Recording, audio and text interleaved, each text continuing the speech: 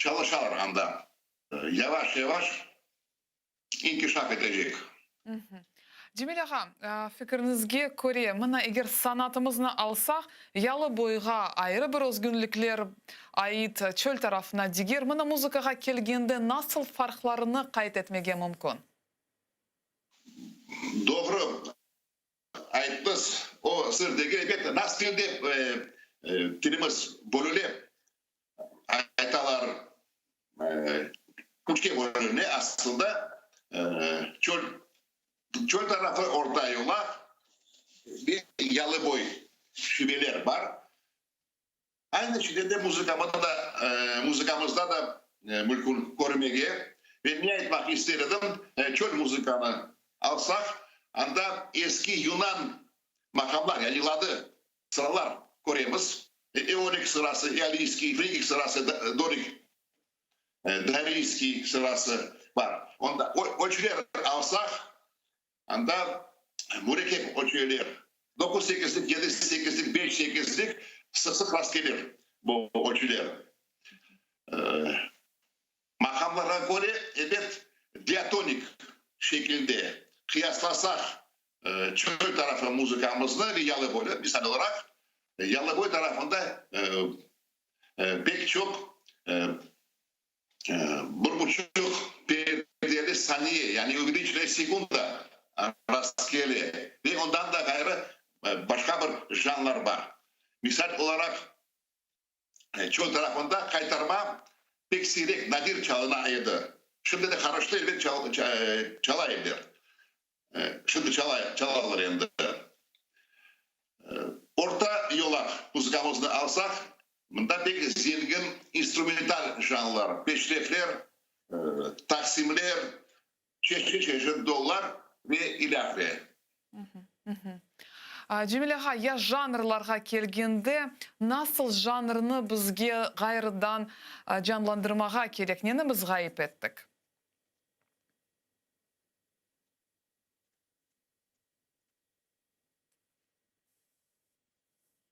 Cemil ağa iştesiniz meni? Sasya mayısı. Bu instrumental müzikamızın.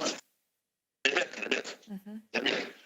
Ben aktarımda yukarıda Sasya mayısı janr. Lakin bu halk müzika değil, bu Türkiye'de kalan rap müzikası, yani profesyonel müzikası. Klasika müzikası, öyle de mümkün aytmağa. Peşrefler. Bu janrlar, evet bu janra ait edip ayrı ayrı şekiller. Biz çok yazık ki bu şekillerini yani formalarını unuttuk. Lakin yavaş yavaş gene dikerek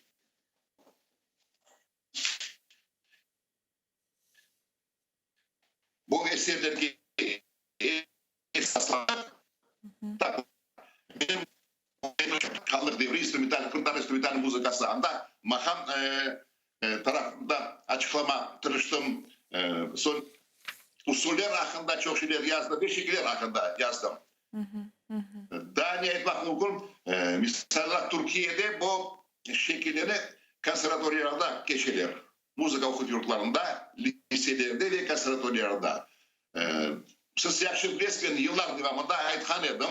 Bunda yani Kırım'da çoktan gerekli başlangıç milli müzik mektebini açma. Lakin çok yazık ki bu mektep açılmadı. Umut edemiz ileride nihayet öyle bir mektep açılır. Kırım serbest olur ve öyle mektep inşallah açılır. Ve o zaman janlarını, makamlarını, usullerini elbet tafsilatlı okup ne birleşsem öğreniriz. Ama müzikamız neyin bağlı? En öyle büyük planlarınız nasıl? Neni de yetiştirmeye tırışasınız, Ben ne etmek aşıkasınız? isterdim? Evet. Ne etmek isterdim? Şimdi bakın ben öyle bir şiar özüme aldım. Halktan aldım. Halkımızga da kaytarmak gerek. Allah'a şükür bu işle becerdim. Yavaş yavaş edip öz icatla uğraşmak istedim. Çünkü ben bestekar olarak konservatörünü bitirdim ve öz eserlerini yazmak gerek. Şimdi misal olarak daha bir ciltlikini göstermek istedim. Bu piyano sonki benim cüydürüm. Aydır usta, aydır çal. Tamamında ondan bir kalk. Kıldılar halk havalara girdi. Piyano için işledim. Aslında bu benim 5. piyano için yazgan cüydürüm. Ve şimdi yol var. Nasıl mümkün Kırmızı halk müzikanı bir taraftan kurtarmak, ikinci taraftan inkişaf etmeye. Benimce piyano olsun, keman olsun, violonsel olsun, üflemeli çalgılar, bizim bestekarlarımız mecbur benimce yazmak bu eserler, bu çalgılar için. O da orkestra için, simfonik orkestra için. Lakin onlar faydalanmaz halk müzikamızdan, yıllardan, instrumental havalardan evet yaşı olurdu. O da bir yol nasıl mümkün Kırımlar müzikanı başka bir şekilde, başka bir renkte göstermeye. Çünkü siz yaxşı bilirsiniz, pek çok haytalar şimdi milli müzikamız gayip ola, toylada, ciyinlarda çok yazık ki başka millet müzikamız, milletler müzikası yankıray. Yani ben demişim o bir yol, klasik tarzında yazmağa, hor için yazmağa. Cemil ağam, çok sağ olunuz. Böyle işler yapkanınız için bu sizge can yürekten minnettarmız ve bu mevzu üzerinde bu sizinle de konuşarak ve elbette ki laf ederek ve elbette ki canlı şekilde inşallah laf ederek ve sizin kitabınızı da takdim ederek ve bütün keşfleriniz, araştırmalarınız için çok sağ olunuz. Siz de sağ olunuz. Saygılı teleseyircilerimiz, yayınımızı devam etemiz. Bizlerine canlı bağımızda halkımızın belli bestekarı, bizim halk müzikamız için bir çok faaliyetler, işler alып bargan Cemil Karikov olgan edi. Ve şimdi bizlerine canlı bağımızda bizim vatandaşımız Ana Yurt Teşkilatı'nın reisi, falci Niyara Hanım Mamutova keliniz onu selamlayık. Selam aleyküm Niyara Hanım. Aleyküm. Niyara Hanım, sizni көрмеге pek memnunuz, bilemiz ki siz bir çok faaliyetler Ukrayna içinde alıp barasınız. Ama men şundan başlamağa isteyim, bu bir ay içinde halkımız pek acı günleri yaşay.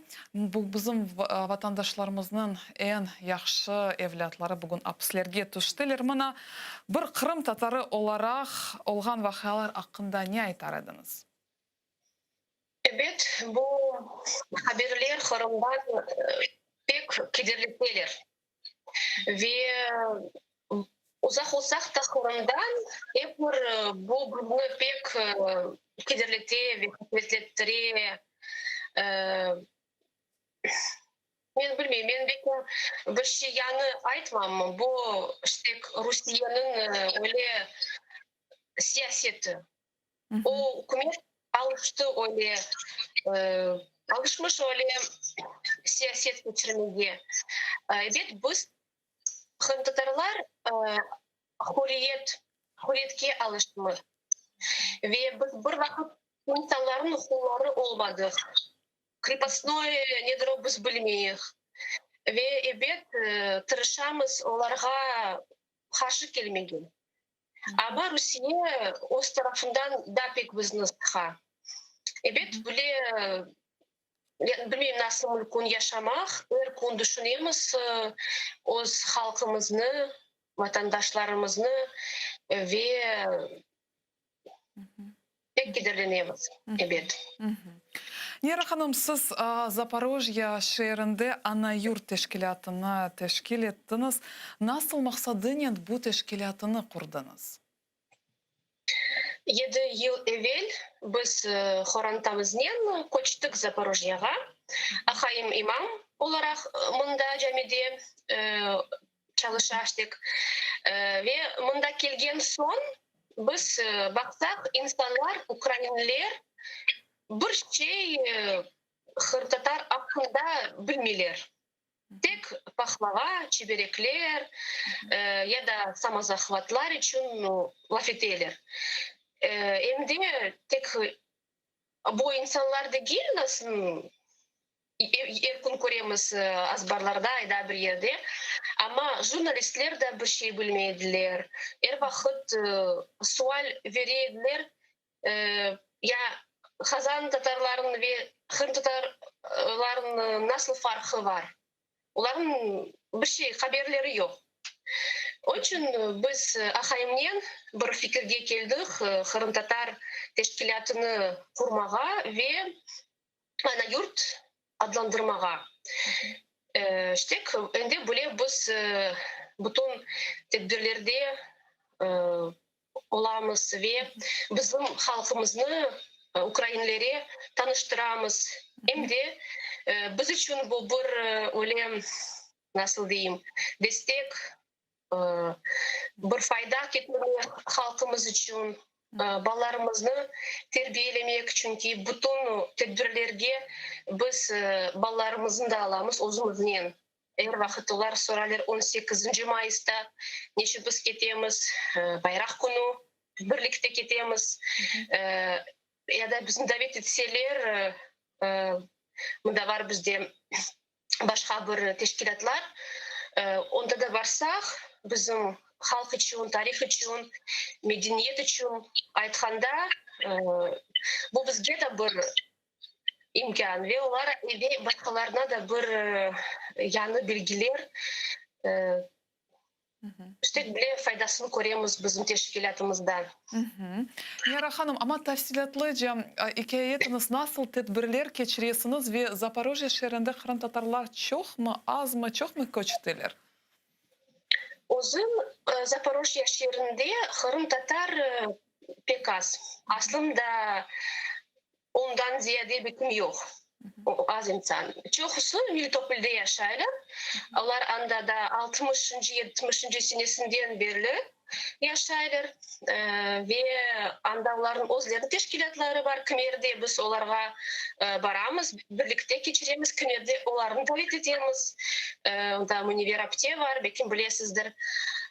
İşte Uzun Zaporojye'de Kırım Tatar az, onun için bizde Kırım Tatarlar için bir öyle bir şey yoktur.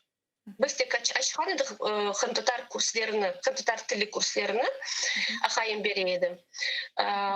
Bizde bütün bizim işimiz o Ukrayna cemiyetine направлено, bağlı. Yani siz bana Ukraynalılarını Kırım Tatarlarıyla tanıştırmak isteysiniz. Evet, çünkü ben anlamayım nasıl mümkün yakın yaşamak birbirimizge ve biz onların edebiyatını öğrenemiz, dilini öğrenemiz, onların tarihini bilemiz ve onlar biz için tek çebirekler ve pahlavalar hakkında düşünürler. Bu pek kederli. Onun için ben isteyim onlara bizim dülber medeniyetimizi göstermeye, bizim büyük tarihimizi tanıştırmağa. Onlar pek meraklanarlar ve kümerde bir şey bilseler, yanılırlar.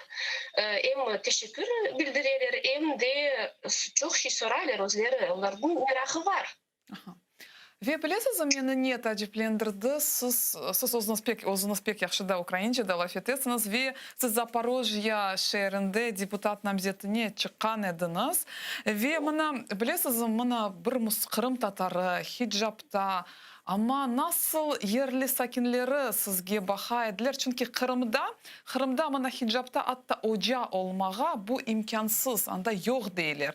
Ama Ukrayna'da nasıl? Sizge nasıl baha edilir? Sizin namzetliğinizge, siz Kırım Tatar adını taşıysınız, hicaptasınız. Hem de Zaporojye şehri öyle şehir, pek spesifik bir şehir. Siz men de özüm men İngiliz dilinin hocası ve 13 yıllarda men Kırım'da yaşaganda iş tap bulamaydım çünkü mekteplere beni almadılar.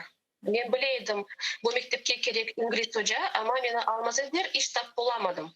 Orada çalışmadım özüm nasıl özüm. Истесеңиз база вакытлары русчада айта билесиңиз, эгер сизге кулай болсо. Тырышам, ama bilgenmeyim de Rusça keçeler. Onun için tırışam ana tilde etmeye. İşte kos profesyonel çalışmadım ve evet Ukrayna'da da men bir vakit ne istegim, ne hevesligim, ne niyetim yok idi bu siyasetke kirmeye. Ama bizim teşkilatımız Zaporojye'de pek aktif, pek faaliyetli ve başka aktivistler bizni bilirler. Çünkü başka aksiyalarda, başka bir tedbirlerde biz tanış olamiz ve bizni o aktif insanlar toplaganda, bu partiya Sila Людей, bizni de davet ettiler. Onda türlü insanlar var idi. Защитники, başka bölgeler hepsini topladılar. Bütün aktif insanlarını kim Zaporojye'de bir fayda getireyim. Ve biz de düşünüp baktık çünkü bizde öyle istek yok idi ve öyle niyet yok idi. Ama düşünüp baktık faydası olacak ya da yok. Ve düşündük fayda olur çünkü nasıl siz değilsiniz şallı insanı, şallı kadını çoksu Ukrayna'da da öyle pek istemiyorlar korumaya. Çünkü bizni yabancı sayarlar, bizni migrant sayarlar. Çünkü bütün haberler Ukrayna'da onları tercüme edip Avrupa'dan gösterirler Ukraynilere ve onlar belliler Ukrayna'da İslam dini bir vakit yok idi ve bizni de migrant sayarlar. Onun için men tanış olsam birisinin aytam men Kırım Tatar insan son tekrar yemşay başkaca baka. Birinciden meni bir migrant belliler. Suriye'den mi, Filistin'den mi da bir yerden. Onun için öyle de var şey. Ama biz her vakit tırışamız stereotiplerden kureşmege.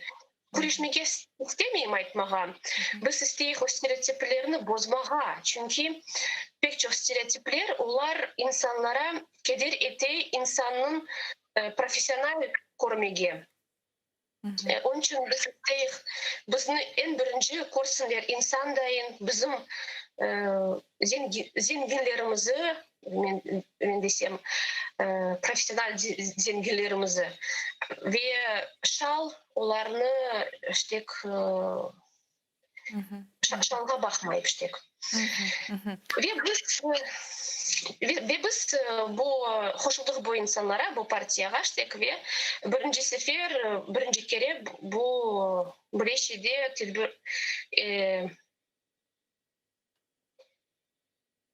unuttum busuz, участвовали işte.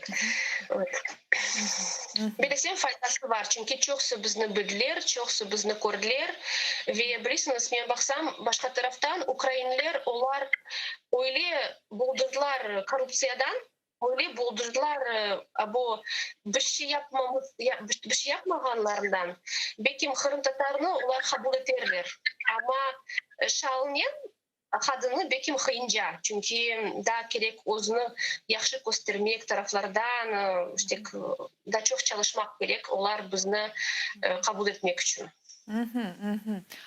Pek meraklı Niyara Hanım, ya mına fikrinizge göre bu yıllar içinde mına 2014 senesinden sonra Ukraynalılar Kırım Tatarlarga münasebetini başkaca bakalar mı ya da yok ya da nasıl ya da bizge de çalışmak gerek, özlerimizni tanıtmak gerek, nasıl fikirdesiniz? Evet, 14. yıldan son Ukraynalılar Kırım Tatarlarga başka taraftan başladılar bakmağa çünkü biz bilemiz Sovet vaktine bütün tarih kitaplar, bütün tarih bütün eski tarihini değiştirgenler bizni yaptılar düşmanlar Ukraynalılar için bütün tarihini başkaca yazdılar ve onu insanların başlarına koyarlar yıllarla. Onun için evet onlar bizni düşman sayarlar. Bütün kitaplarda bizni Müslüman deyip aytarlar, Tatarlar düşmanlar. Onun için onlar da bu fikirlerinden oseyediler. Ve her vakit bizni bir ecnebi sayarlar. Эрвахыт сәйдер біз шынды стемих Украинаның олмаға, весте их Туркияге көчмеге епсіміз. Көчмеге дегел, Қырымненшілік берабер. Ve 14. sene çok sinek gözlerini açkan ve bet çok bizge başka jayında baha ve urmet eteler. Mana kemerde yanıma birleri varsa Ukrainsler, nasionalistler stek yanıma keleler ve Kırım Tatar olganım bilseler, teşekkürler bildireler bana ve uzun duygularını vakit isteler paylaşmaya, vakit isteler bana söyleme nasıl onlar bizni urmet eteler, nasıl biz yaxşı insanlar, bu da pek olayım nasıl. Men evet beğendim öyle sözlerini eşitmeye. Çünkü bütün ömür men Kırım'da oskende edim düşman. Şimdi tekrar başkaca demişti bizge bakışları. Onun için evet onun için men aklımda bu prezident seçimleri olganda çok Ukrainsler deyirler niçin Cemil ağa barmay seçimge. Biz onun için kol tutar edik. O vakitten da aklımda var bu.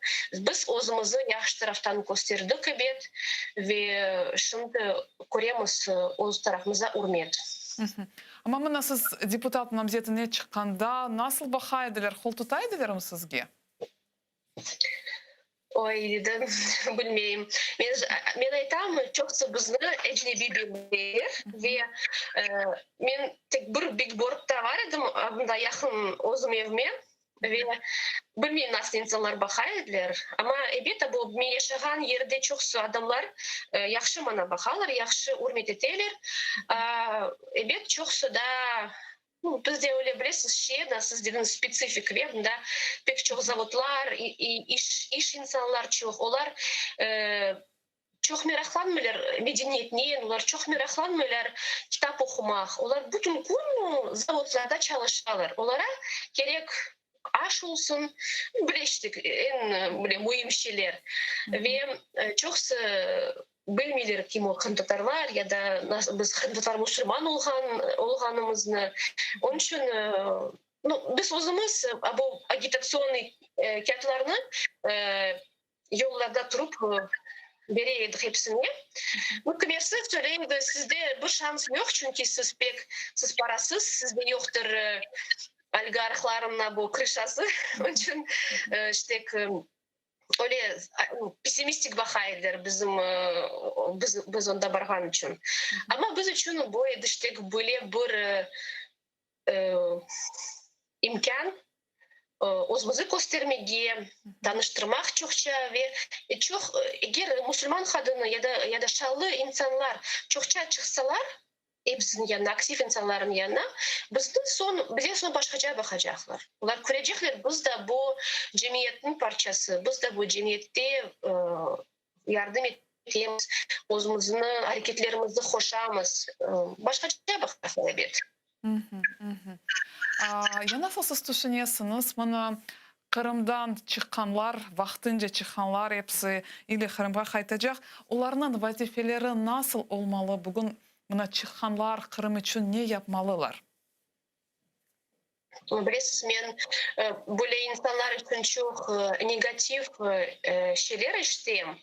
Ama men onlara karşı gelem çünkü men bilesem eğer insan istidatlı, eğer insan gayet dolu, eğer insan inkişaf etmeyi istese, bugün Kırım'da böyle insanlar için pek az imkan. Onlara eğer onlar inkişaf etmek isteseler gerek çıkmak Kırım'dan.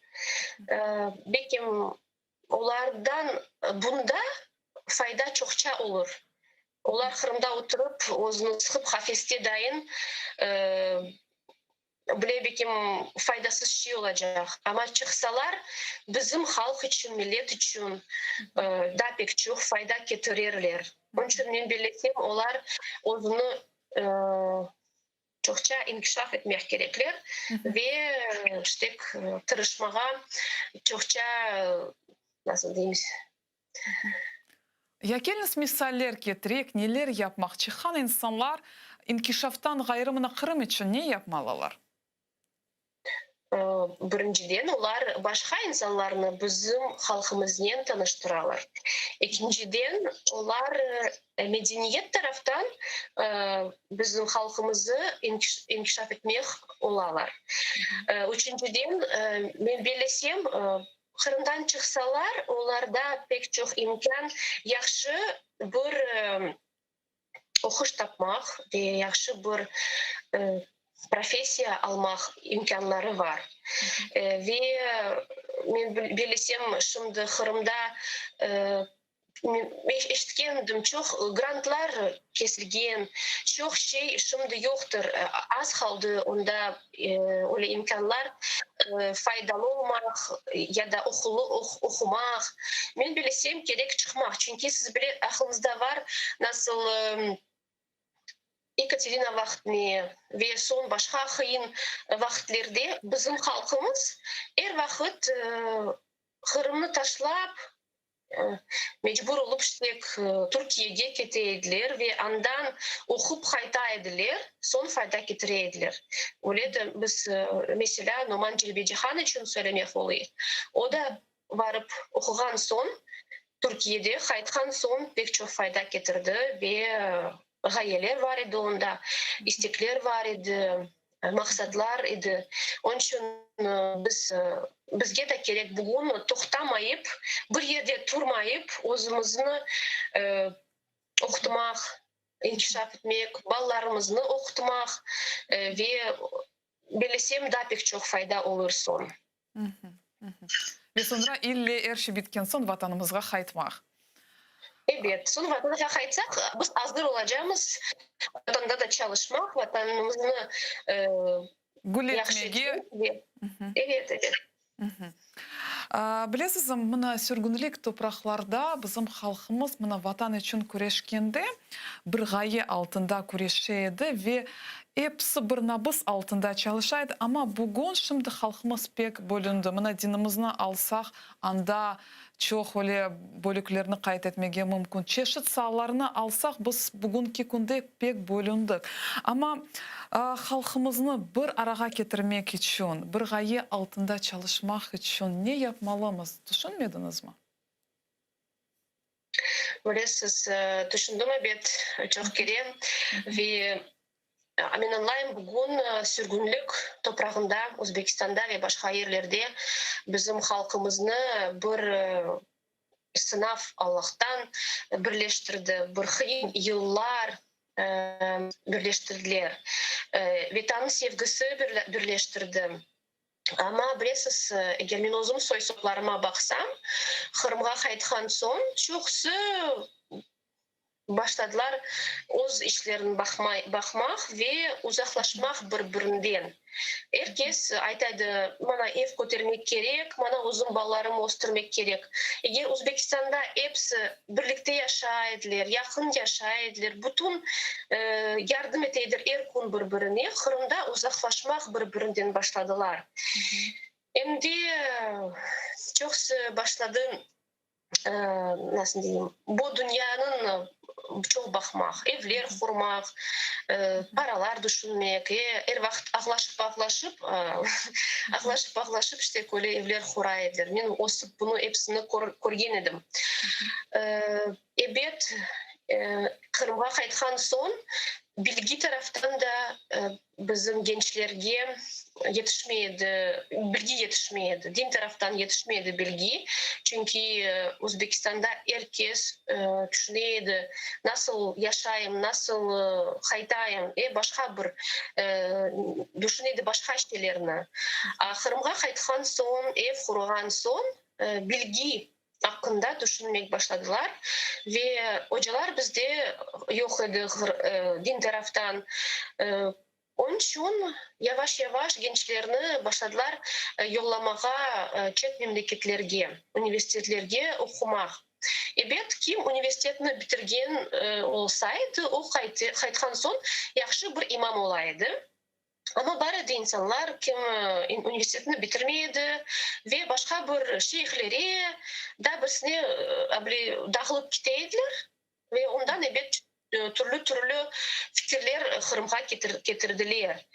не мен істеймін бүгінгі сөйлеймін. Бүгінгі күнде баққанда біз бұл группаларны бірлештірмек, бір етмек olmayacağımız. Çünkü олар хатты тұталы өзінің fikirlerini. Bir etmek biz bir kimseni olmayacağımız. Bizge gerek şimdi tapmağa öyle şeyler ne bizni birleştiriyor. Çünkü kaç grup olmasa herkes özünü Kırım Tatar sayam. Herkes Kırım'ı sevem.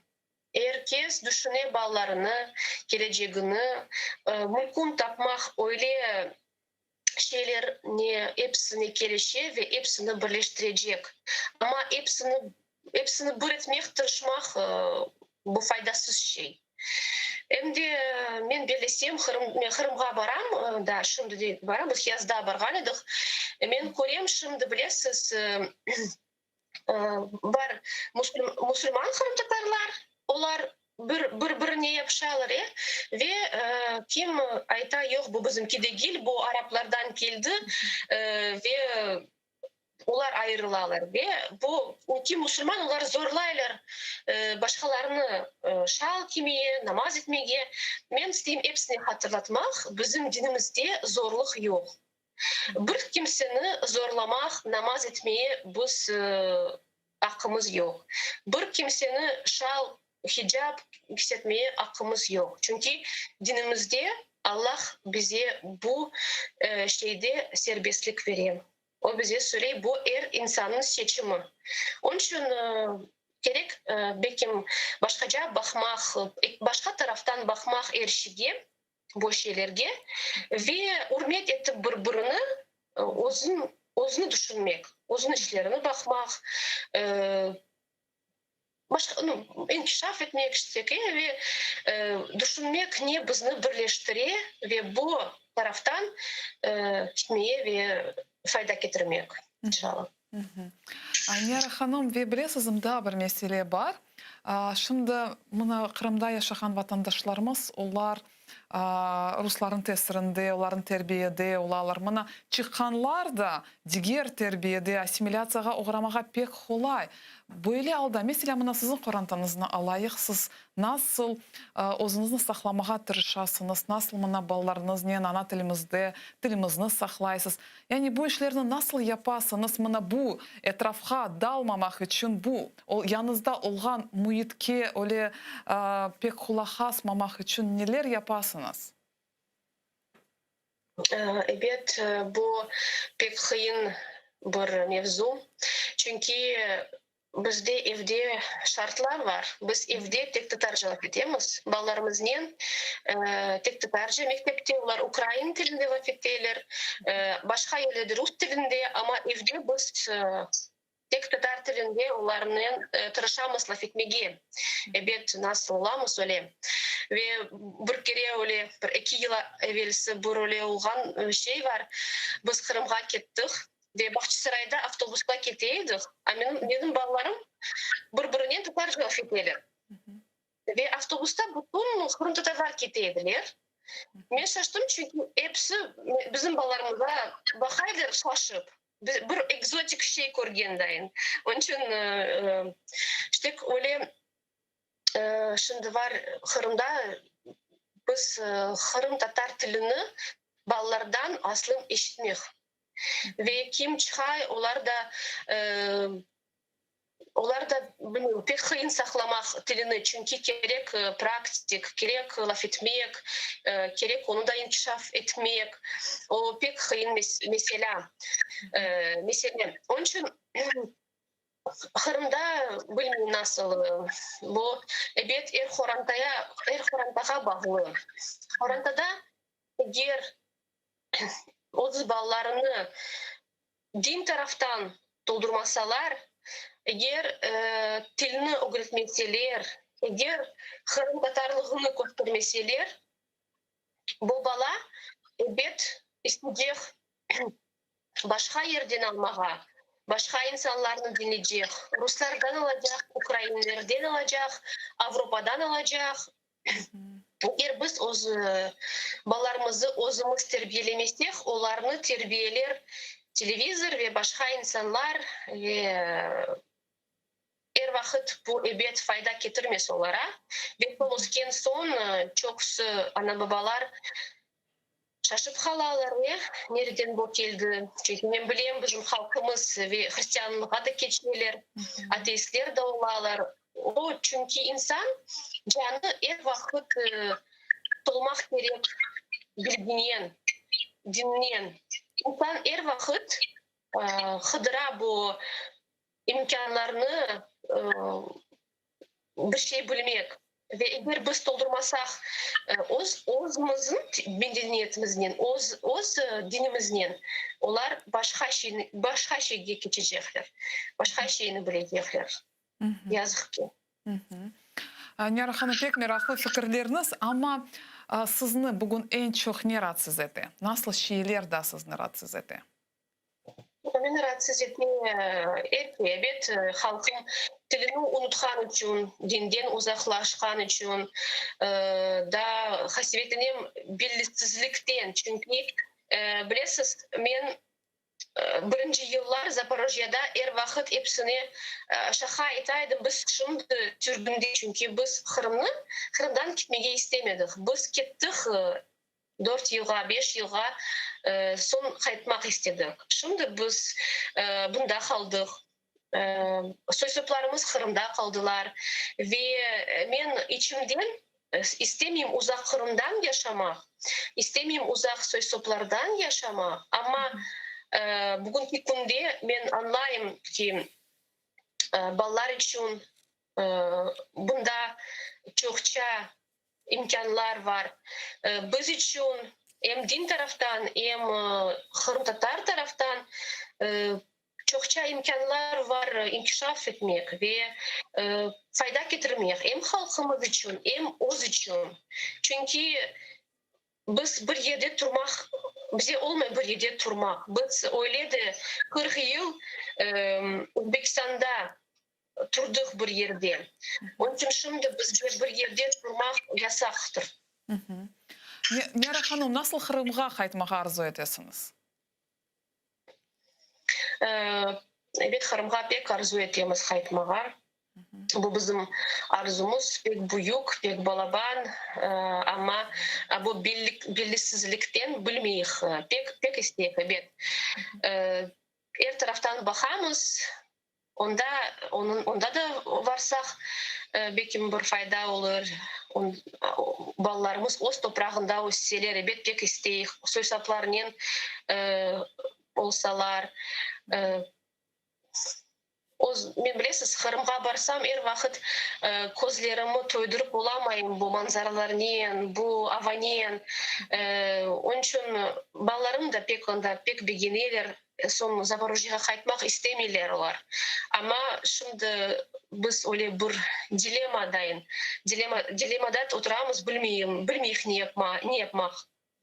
Şimdi işte Zaporojye'da ama arzu ettiğimiz bir vakitte öz vatanımızga kayıtıp yaşamak ve fayda getirmek inşallah.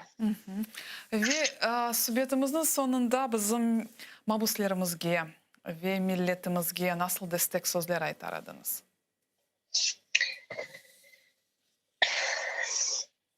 Men isteyeyim hepsini aytmağa. Bizim halkımız pek çok sınavlar geçti. Pek çok ağır yıllar geçti. Ve men bilesem nasıl bizim dinimiz ayta Allah bizni pek sevi eğer bizge o kadar sınavlar yollay. Bizim tarafımızdan biz özümüzü yaxşı taraftan göstermek gerekimiz. Ve sınavdan ve en ağır şeylerden yaxşı insan olarak çıkmak. Ve vakit namuslu kalmak, vakit adalet için kurešmek, vakit hatırlamak kim biz var mı? İşte hem de istedim aytmağa bizim dinimizden da bir şey var öyle bizde Allah söyleyin Kur'an'da eğer bütün insanlar toplansalar sana yardım etmeye onlar yardım edebilir tek o kadar Allah izin verse ve eğer bütün dünya toplansa sana bir zulüm etmek Олар тек o kadar yaparlar zulüm, ne kadar Allah izin verse. Onun için biz ne isteyeyim айтмаға? Bir vakit insanlarga işanmanız, o'zini ishlaringizni tek Allohga ishoniniz, duolar etaylik ve Allah bize yardım etsin. Kırımni qaytarmağa, Kırımda yaşamağa ve ona sahip çıkmağa. Bilsem, biz o'zimiz kim olganını bilsemiz, Allah da bize yardım eder ve eş yerine getir, doğru yola koyar inşallah. Amin. Çok sağ olunuz bizlerden canlı bağımızda olganınız için. Biz sizge can yürekten minnettarmız Niyara Hanım. Ben de pek memnun oldum sizinle görüşmeye böyle ve konuşmağa. Çok sağ olunuz. Sağ olunuz. Saygılı teleseyircilerimiz, bu güzel noktada yayınımızı yekünleyimiz. Hatırlatam, yayınımızın misafiri ana yurt teşkilatının reisi Niyara Hanım Mamutova olgan edi. Biz ise yayınımızı yekünleyimiz. Şunu ayrıca hoşmağa isteyim. Mabuslarımızı unutmayıq, onlarga elinden kelgenini yapmağa aşıqayıq ve elbette ki birligimizni saqlayıq. Yayınımızı ise meslektaşlarım devam edecek. Bizle olunuz.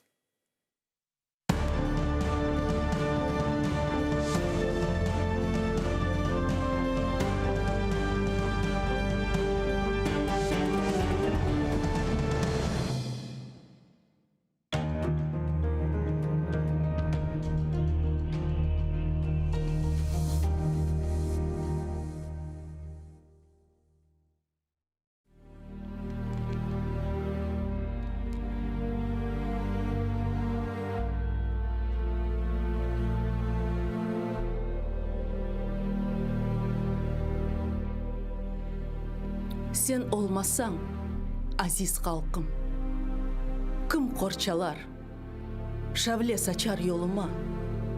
Sen olmasan, bulbul konmaz, kalem tutkan koluma. Sen olmasan, kim parçalar yüreğimnin buzların. Sen olmasan, uşurum men, buzlarım. Sen olmasan, yolda izde kaldırarım sızlarım. Sen olmasan, yerde kalmaz, omur bille izlarım. Sen olmasan, kim eşitir vatan degen sesimi? Sen olmasan, men ölgen son, kim hatırlar neslimi? Sen olmasan, ne ay doğar, ne tan atar dünyada. Sen olmasan, ne vatan var, ne ana var, ne baba. Sen olmasan, yangıramaz yerde kokte yırlarım. Sen olmasan, yansın batsın felaketli şukrım. Sen olmasan aziz halkım, kimge gerek bu dünya? Sen olmasan, güzelim, oksuzum men Kırım'da.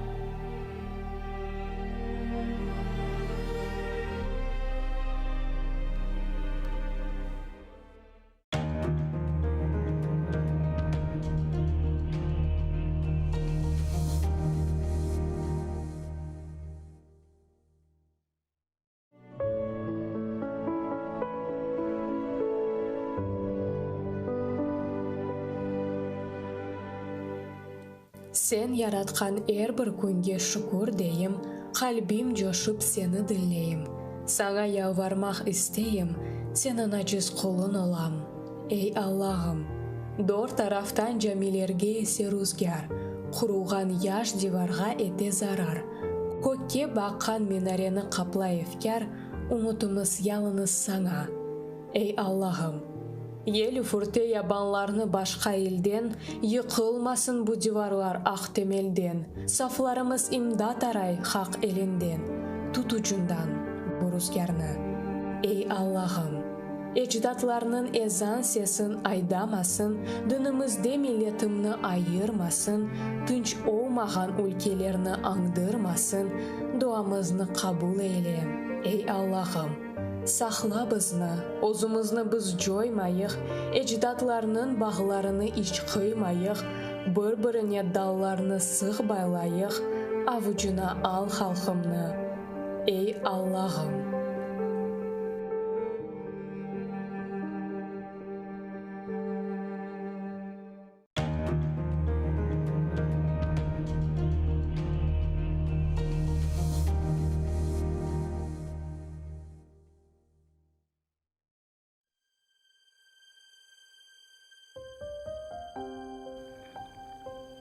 Айт жатыр таусырыңны.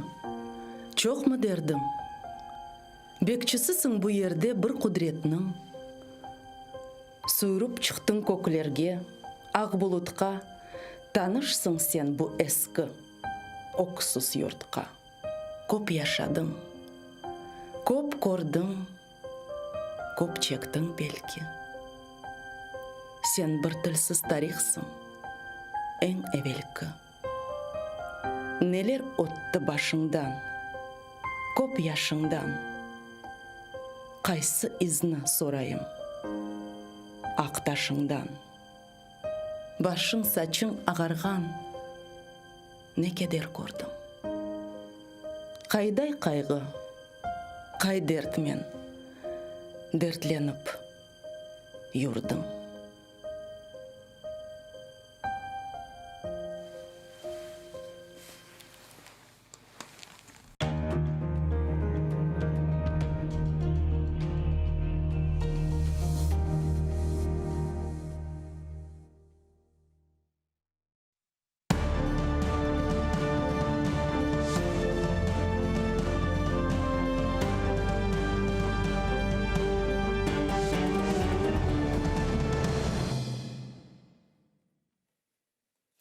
Selam алейкум, хайрлы күнлер, сайгыла ТР телеканалының телесерджилері.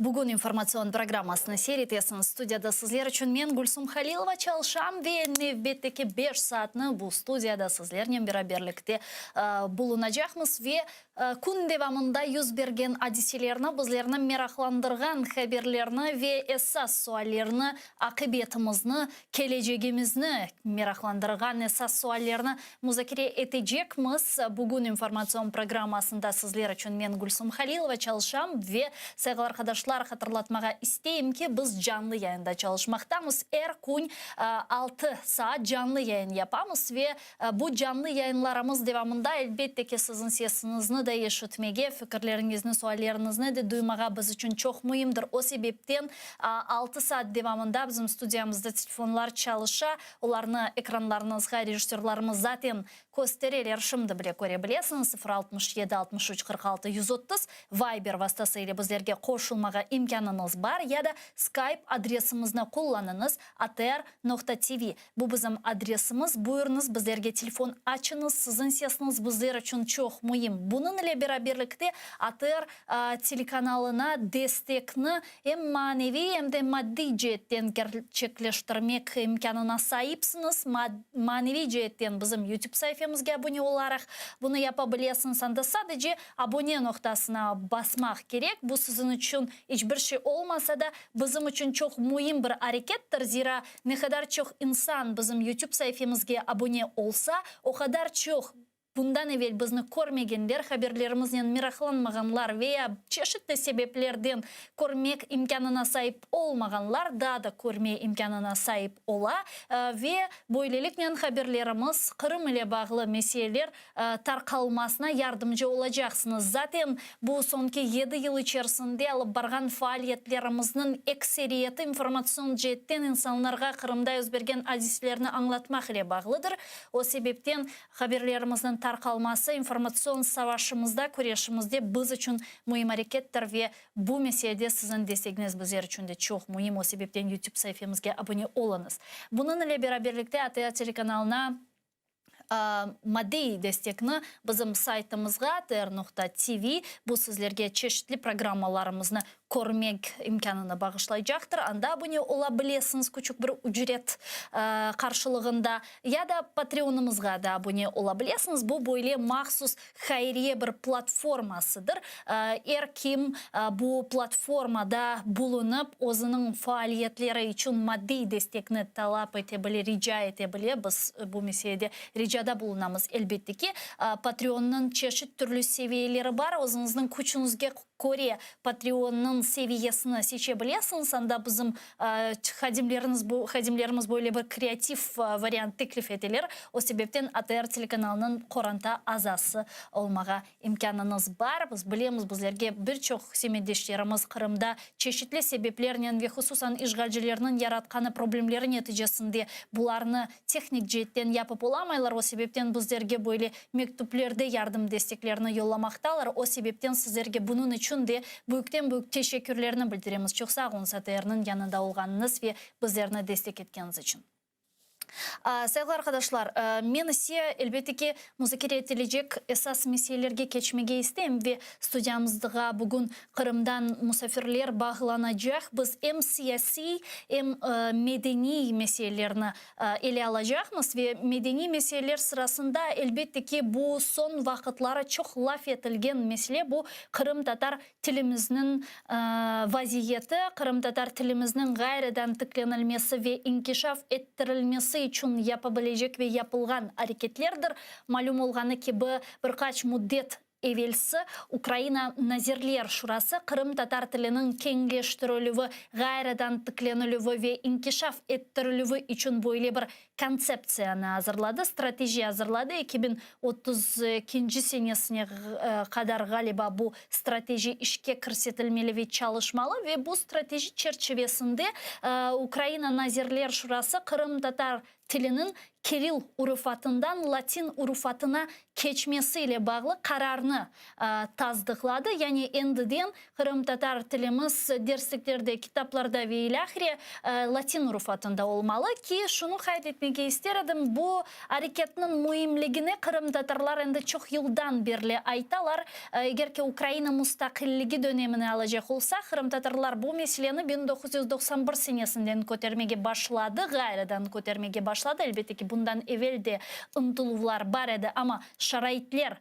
buna izin vermegeni sebebinden 91 senesi bu gibi şaraitler meydanga geldi ve Kırım Tatarlar bilesiniz 91 senesi özlerinin ikinci kurultayını gayrıdan tıkladılar ve ötkerilgen ikinci kurultayda halkımız ile bağlı geleceği medeniyeti, tili, siyasi vaziyeti ile bağlı çok mühim kararlar kabul ettiler ve bu kararlar sırasında Kırım Tatar tilinin Kiril urufatından Latin urufatına geçmesinin mühimliği kararı alındı ve bu geçmek gerek degen böyle bir karar alıngan edi ve fakat bu gibi kararının işke kirsetilmesi ne yazık ki 30 yıl devamında bunu koralmadık çeşitli sebeplerden. Kenedi siyasi sebepler var idi, işte ayak çalma meseleleri var idi. Ne için kirsetip olamadık? Şimdi bu bizlerge hangi bir şekilde yardım edecek? Enver Ağa Kurtiyev'nin laf ettik. O til meselesine çok emniyet bergen, til meselesinin mühimliğini her daim bizlerge anlatkan Milli Meclis azamızdır.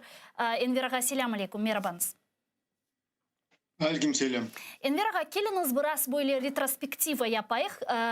Geçmişke biraz bakayık. 91 senesine o vakit yukarıda aytkanım ki bu Kiril urufatından Latin urufatına geçme kararını algan edi ikinci kurultay. Ne için böyle karar mühim sizin fikrinizce o vakit alındı? Hangi bir esas sebeplerge esaslanarak bu kararını algan ediniz? Elbette hepsinize malum bu 91. senesi ikinci kurultayda bu karar alıngan edi ve siz bilesiz evvelden tarihke bakanda başta elbette Kırım Hanlığı devrinde bizde Arap alifbesi var idi. Yeah. Son 19 asırda 20. Senelerinde bu Sovyet devrinde Sovyetler Arap alifbesinden geçirdiler. İşte bu Latin alifbesini. Ama biz kurultayda bu meselenin laf etkende birinciden tilşinazlar bu meseleni köterdiler ve ayttılar bizim tilimizge unayetli bu Kirillisa unayetli değil bizge gerek işte Latin alifbesine geçmegi. Ve 91. senesine ikinci kurultayda bu mesele köterilgen edi ve karar alıngan edi kurultayda. Son bilesiz 1994 senesi bu автономная республика Крым болғандан соң біз анда Крым татар миллеті iştirak etті ve Galibe kazandı. 14 milletvekili saylandı anda. 94 senesinde. 14 vekilin arasında ben de andaydım. İşte bu fraksiya kurultay kararından elbette bu biz kimge esaslandık? Birinciden esaslandık kurultay kararına. Kurultay kararına esaslanıp fraksiya kurultay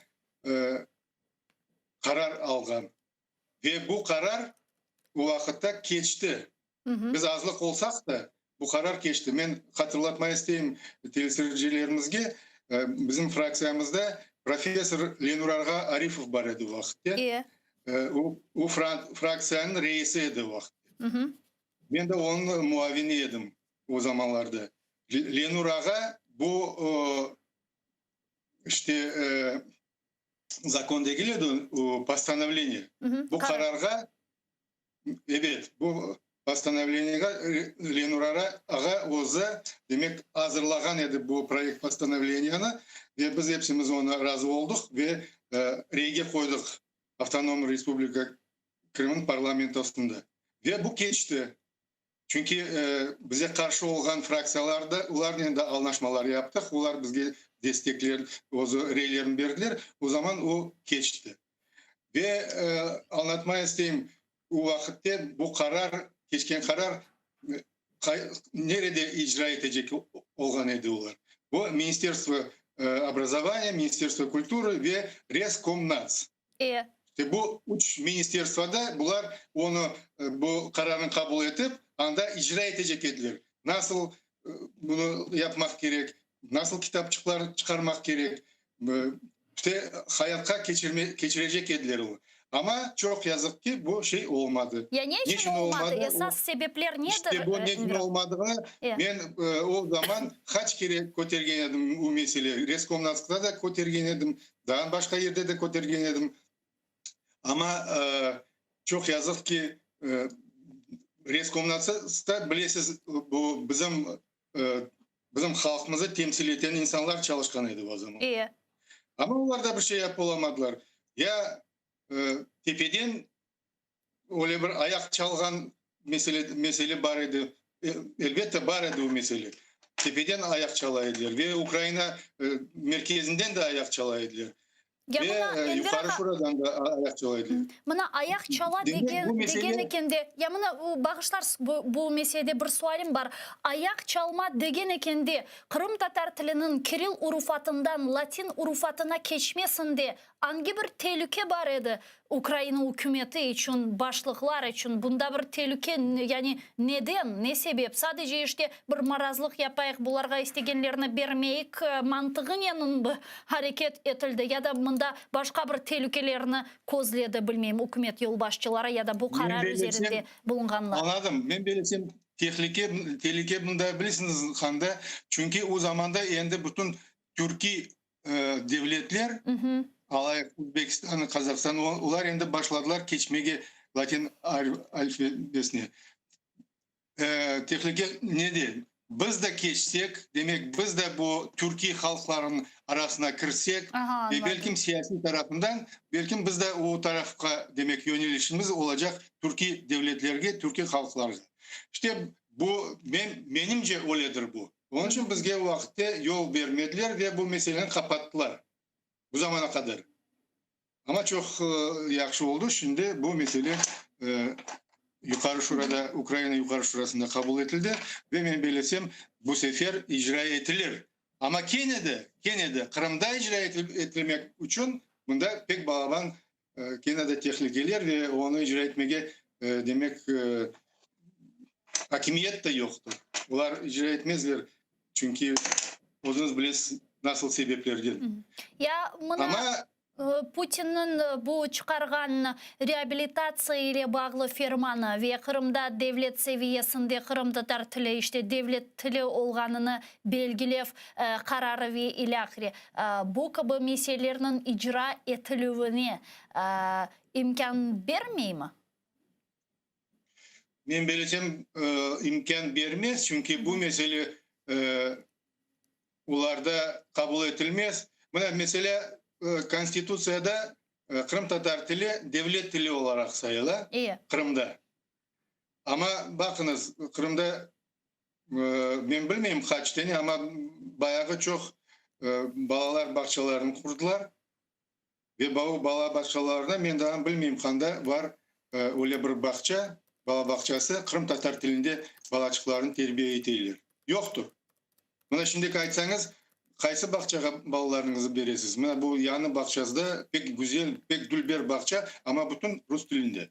Ya ariza yazdınız kaç kere böyle neden çıktım? Ariza yazdınız belki sizin için bu bahçeni ya da birkaç tane gruppa yaparlar.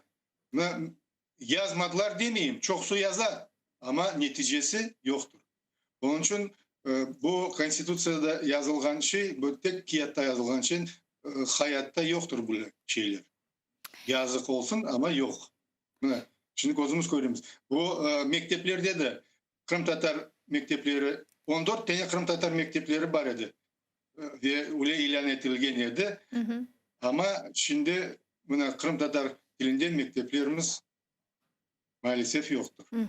Ya bunun için Enver'a sadece korantalarının ariza yazması mı lazım yani mekteplerinin açılması için? Galiba hiçbir şey denişmedi bu yönelişinde. Çünkü hatta men de mektepke işte barmağa hazırlanır eken de işte 95 senesinin balası 2001 senesinde mektepke ayak bastım. O vakit bile bizim koranda babam işte ev kezip keliniz Kırım Tatar mektebini açayık, keliniz arizalar yazıp diğer işte ailelerge müracaat etken edi ve işte arizalar yazıp o vakit 7 bala tapıldı ve biz böyle Kırım Tatar sınıfı açıldı mektepte. Yani şimdi aynı böyle vaziyet mi?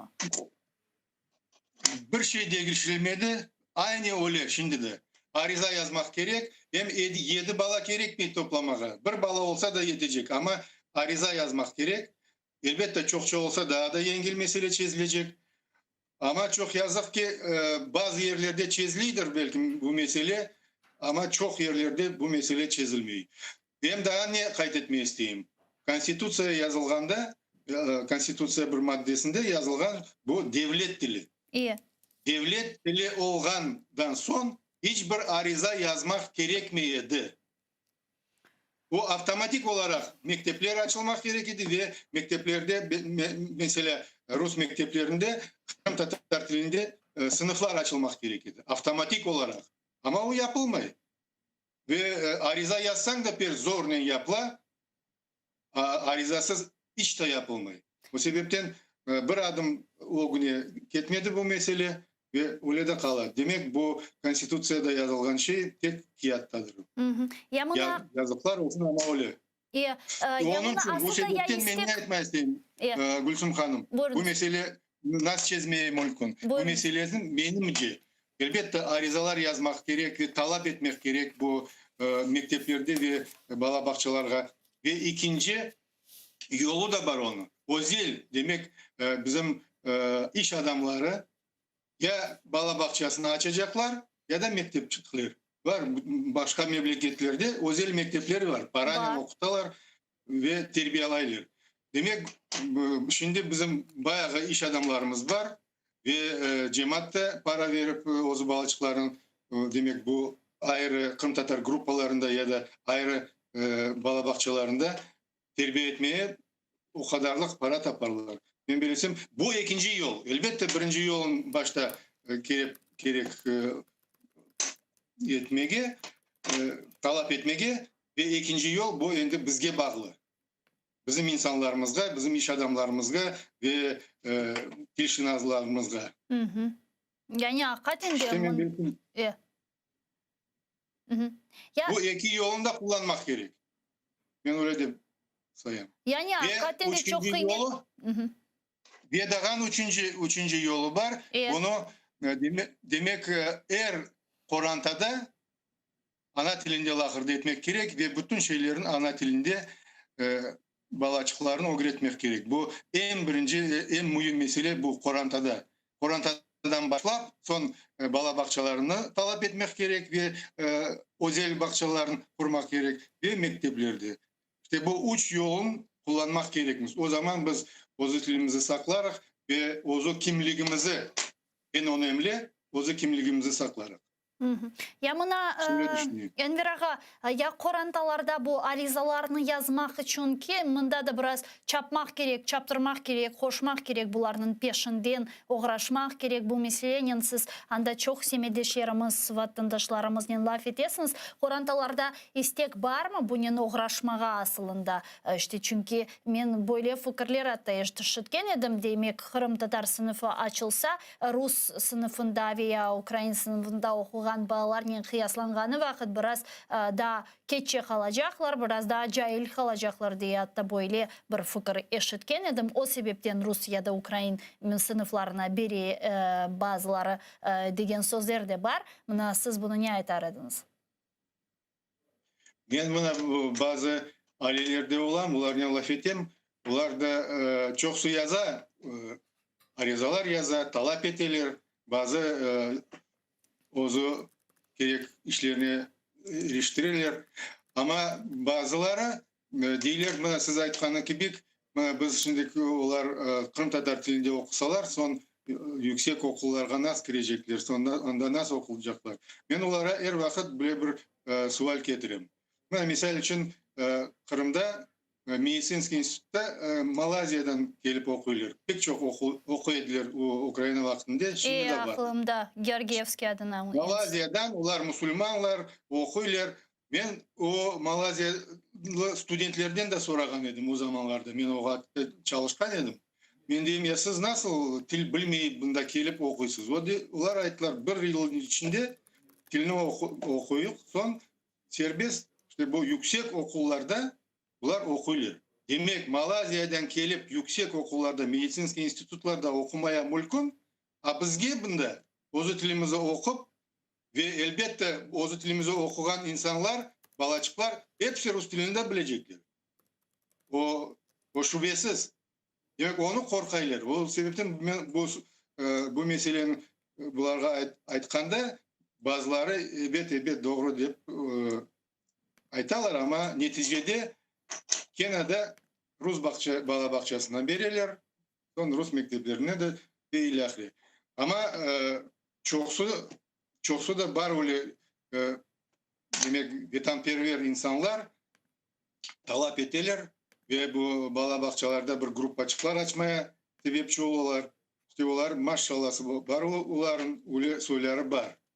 Ve öyle soylarından çokça olmak gerek. Ben öyle düşünüyorum. Ve son olarak bu mesele boyunca böyle bir sualim olacak. Kaytsak en başına ve Kiril urufatından Latin urufatına Kırım Tatar tilinin geçmesi meselesine Ukrayna hükümeti bunun ile bağlığında karar kabul etti. Enver ağa sizin fikrinizce bu gibi gayradan tıklanuvler, yenilişler, değişmeler desem hangi bir şekilde tilimizin inkişafına, semireliğine, gayradan tıklanuluvuna yardım edecek? Elbet bu suali birinciden tilşinazlara vermek gerek. Çünkü anda bazı ince şeycikler var. Bizim tilimizge bağlı. Şüphesiz. Elbette bizge kolayca işte bu alfabesinde okumağa. Bizim balaçıklarımızda. Ve onu kolaylıkla okurlar olar. Ben belesem. Buna şimdi öyle bir multfilmler var. Anda endi başladılar. Bu kanun kabul etmesinden evvel başladılar bizim demek tilşinazlar ve hareketçiler. Multfilmlerde hepsi Kirillitsa'dan değil de Latin alfabesinde yazılan bütün şey. Onun için ben belesem bu bizge pek balaban fayda eder ve elbette Ukrayna'dan bunu başlamak gerek. Çünkü bunda ne zaman gelecek belli değil. Ama anda hiç olmadıkta kitaplarını hazırlasalar, bütün şeylerini hazırlap, bunda da bunların yollamak mümkün. Ve bu işte bu televizya vasıtasıyla YouTube vasıtasıyla bütün meselelerin ülkün bizge bunda okumaga ve öğrenmege. Demek şimdi sınırlar yoktur bu meselede. Biz internet vasıtasıyla bu meselelerin okumak çaremiz olur. Çok sağ olunuz Enver ağa, bizle bağlanıp suallerimizge cevap bergeniniz ve bu sualler etrafında kıymetli fikirler ve gayelerle paylaşkanınız için teşekkürler. Milli Meclis azası Enver Kurtiyev bizle canlı bağda edi. Saygılı arkadaşlar, hakikaten de bugünkü şaraitlerde til meselesi çok mühimdir. Çünkü bu til sadece halkının menligini, hususiyetlerini, halkını halk yapan şeylerden biri değil de şimdiki şaraitlerde ve bulunganımız şartlar içerisinde de büyük bir siyasi meseledir.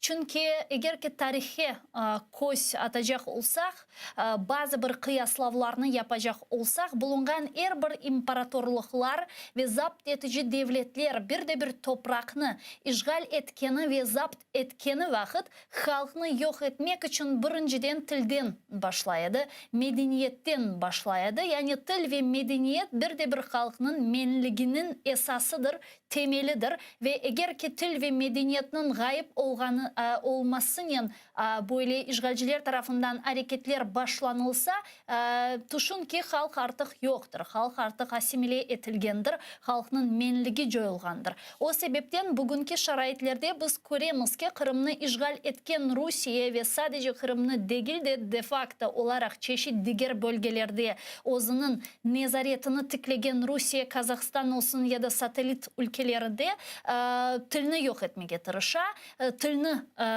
yasak etmeye tirişa, mekteplerde, çeşitli türlü yerlerde, strukturalarda ve ilahri, annen Kırım'da da yapkanı gibi anayasasına Kırım devlet tili degen böyle bir madde eklegeni de jure olarak belki de böyle koregenimizge göre büyük bir koz boyavdır. Fakat de facto çalışmağını çok yaxşı göremiz ve Rusya o'zining bu halkını yok etmek, menlikni yok etmek ve gayip etmek yönelişinde alıp bargan siyasetini devam ettirir. O sebepten bizim yani halk olarak menligimizni korçalamak için yapmak gerek olganımız hareketler sırasında bu gibi siyasetinin üzerimizde gerçekleşmesine izin vermemektir ve bunu biz birinciden tilimizni, medeniyetimizni saklayarak gerçekleştirebiliriz. Keliniz Dilara Hanım Setveliyeva'dan Milli Hareket iştirakçımızdan de bunu sorayık, bizden razı mı eken? Dilara Hanım, selamun aleyküm, merhabanız. Aleyküm selam, merhabanız. Yazık, ben eşitmedim o gide aytkan şeylerinizin, inşallah. Men şimdi tekrarlarım, çünkü bilesiniz şimdi demek Ukrayna hükümeti Kırım Tatar tilinin Kiril urufatından Latin urufatına geçmesi ile bağlı çok mühim bir karar alıp bardı. Siz menden daha yaxşı bilesiniz ki Kırım Tatarlar bunu da 1991 senesi kurultayda karar algan ediler ve çeşitli sebepler ile ne yazık ki bu gibi karar ömürge geçirilip olamadı. Şimdi sizin fikrinizce Kırım Tatar tilinden Kiril urufatından Latin urufatına geçmesinin bizlerge hangi bir faydasını verecektir? Bu bizim tilimizin saklanılmasına, inkişaf ettirilmesine hangi bir yardımlar verecektir fikrinizce? No, inşallah biz ondan o gide de kurultayda karar alınğanda elbette göz önünde tutaydık. Bütün Türk dünyası Latin urufatında her bir şey tillerin çoktan geçirdiler. Bizim tilimizge de bütün alimlerimiz aytkanına göre, özümüz de göremiz daha kolay tilimizni Latin urufatında inkişaf ettirmeye. Çünkü çok sesler aslında yeterli derecede bu Kiril elifbesinin iyice böyle netilmi nasıl aytayım geçirilmi. Onun için evet Latin elifbesine geçirilmesi çok güzel menimce. Ama elbette devlet tarafından bana siz soraysız. Ana 91. senesi karar algan edik kurultayda ama lakin geçip olamadık. Elbette devlet seviyesinde geçilmesi o çok zor. Çünkü çok hareketin işini, inkişafını bu meselede türlü oku yurtlar yapacaklar. Türlü oku müesseselerde alimler çalışacak. bu bütün derslikler, kullanmalar ve ilahire her şey Latin urufatına geçirilmesi için devlet seviyesinde destek gerek. Onun için elbette bu kolay iş değil ve pek tez zamanda olmaz. Ama lakin menimce çok güzel oldu. Bu Ukrayna Yukarı Şurası böyle karar alğanı. İnşallah biz de tilimizni inşallah kısa zamanda geçiririz. Ben bir misal getirmek isteyeyim. Buyurunuz. Bu 2000. seneleri mağa kısmet oldu bu Özbekistan'a varmağa da 90. senelerin sonunda. O zaman onlar da geçmediler ve o toplumun uzun içinde de pek çok müzakereler gidiyordu. Nasıl olacak bu Latin elifbesi çok sık gelişmeyi.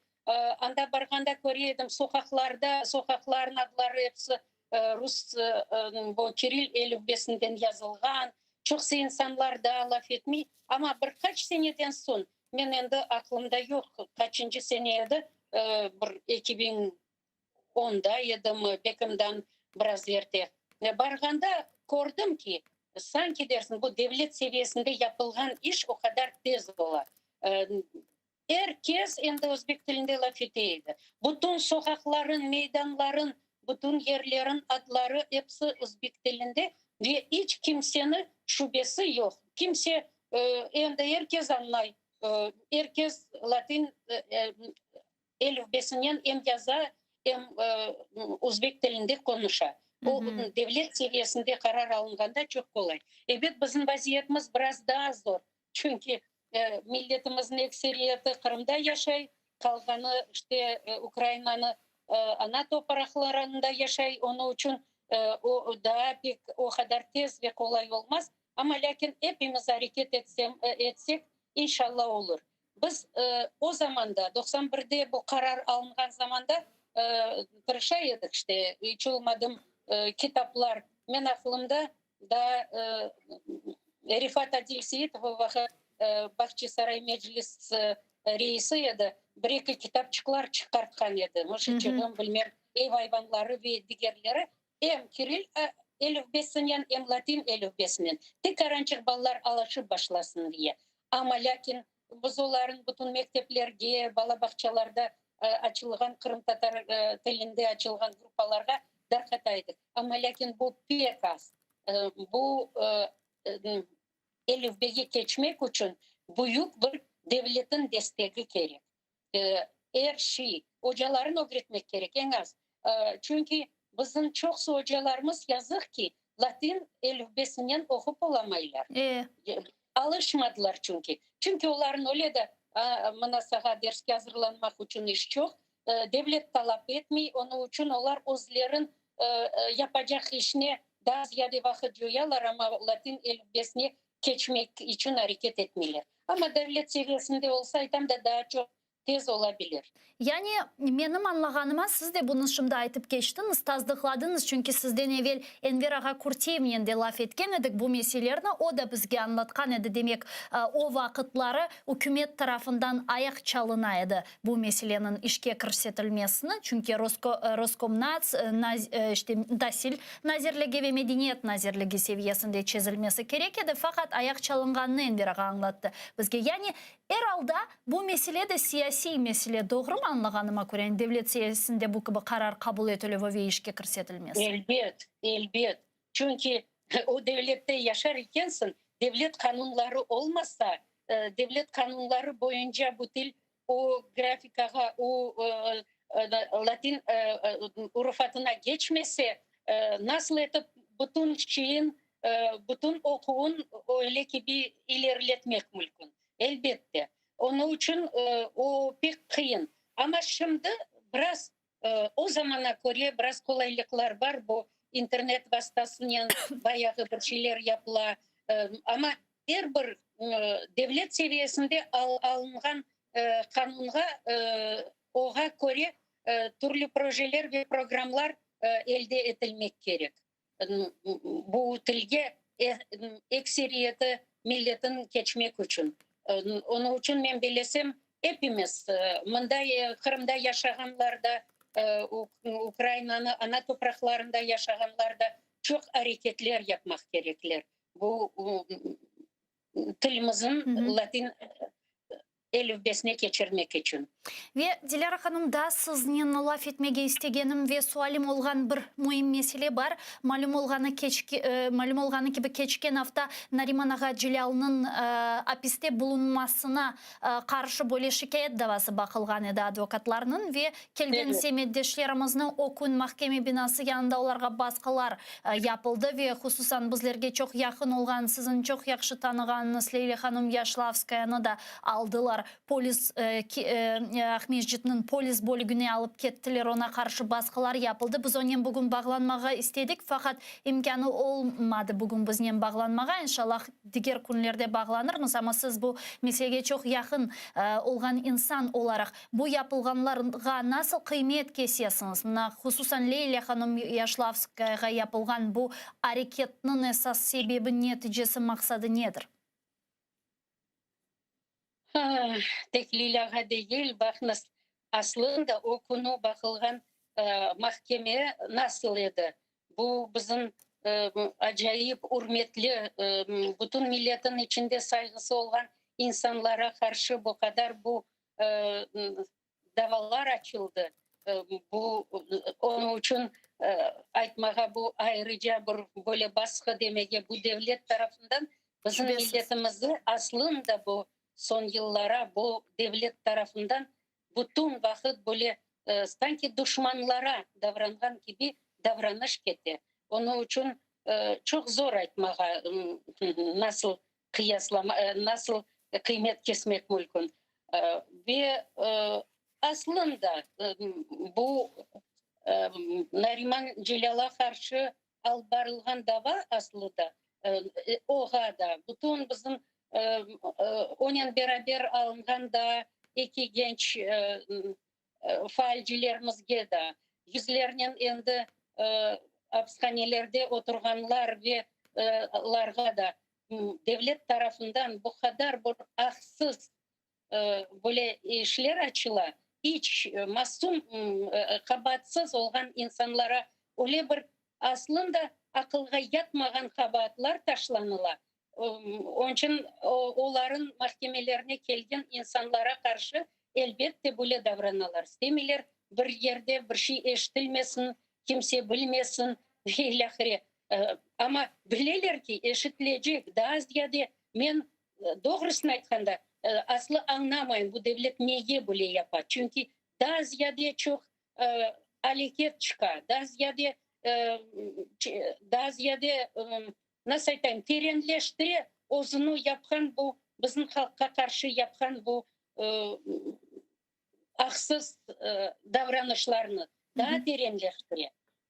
Çünkü aslı sokakta turgan biz o konu işte mahkemeni bu yukarı mahkemesi onun yanına gelgen zamanda endi çevre çeti bu ak koruyucu demege tilinde aylanmaydı. Kimin akların koruyucular bu koruyucular bilmem o silahlı güçler işte. Onlar endi sarıp algan ediler o binanı da yakın yibermeler. İçine de gel, azbarına da gel, onu yanına bile durmağa. Biz Kenya'da çok karşılık görsetmedik. Çekiliniz o yaka dediler, ayda çekildik. Bana Kur'an'ın çetine çekiliniz, hep o yerde durunuz, aydan da çekildik. Kenya'da onlar sanki dersin özleri araylar böyle sebep bir şey, bir provokatsiya yaparlar valla. Biz hem de çette turgan zamanda Kenya'da yanımıza gelip başladılar. Ana dokumentlerini görsetiniz. Kayda yaşaysınız, sadı yolunuz ve ilahire.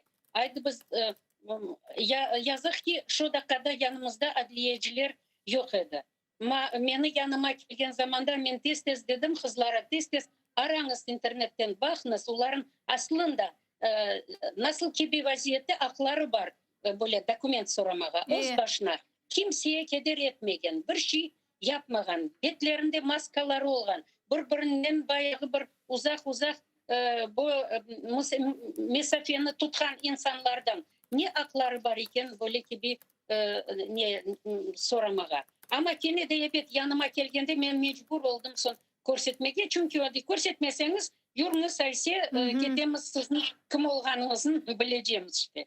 Ay yaxşı biliniz, elbette men mahkemeye geldim, pasportum yanımda da verdim. Kene de bir tarafında aç. Elbet biz başta Ozun'un adını soyadını soradık, onu көрсетті ama oğa ne ondan?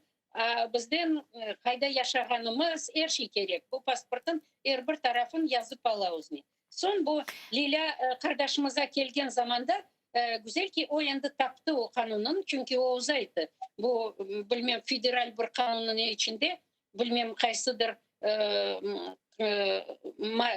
ikinci maddesinde böyle gibi ne var? Nasıl gibi vaziyette insanlardan, acemi insanlardan mülkün soramağa onun dokumentin. Anda yazılgan. Mutlak bu insan bir ne de insanın bir nasıldır onu bir yerde araştıralar. То есть в розыске находится. Или daha bir başka bir olarda böyle gibi bilgiler olsa o zaman tek hakları var soramağa. Onun için Leyla kardeşimiz dedi, bana pasportum elimde. Onun adın yolundaydı. Ama dedi, men sizge onu көрсетмем, siz mağa başta көрсетiniz. Ne sebepten mende teşkerecek olasınız. Öylelikle onu işte oturttu arabağa aldı kettiler. Son biz onu kayerde olganını bilip o yerge varıp işte bekledik. Ve şükürler olsun bu yerde inşallah işte yenip çıktık. Çünkü ondan protokol bile yazmadılar. Çok Çünkü sağ olun. Bizim hakkımız yok onu yazmağa. Çok sağ olun Züleyha Hanım, bizlerge tafsiyatlıca yüz bergen hadiseni ve vatandaşlarımızga anlatkanınız için büyük teşekkürler, vakit tapıp yayınımızga bağlanğanınız için. Milli Hareket veteranımız Züleyha Hanım Sitveliyeva bizle canlı bağdaydı. Sayılı arkadaşlar, biz programımızı devam ederken de men Rus tilinde devam etmege isteyim, çünkü siyasetşinas yayınımızga bağlanacak. Мы продолжаем информационно-аналитическую программу «Бугуня». Стоит отметить, что сегодня министр иностранных дел Украины Дмитрий Кулеба начал рабочий визит в Польшу, где он планирует обсудить ситуацию в Балто-Черноморском регионе в рамках Варшавского форума. Об этом глава украинского внешнеполитического ведомства написал на своей странице в Facebook. Его цитируют наши корреспонденты. Давайте послушаем.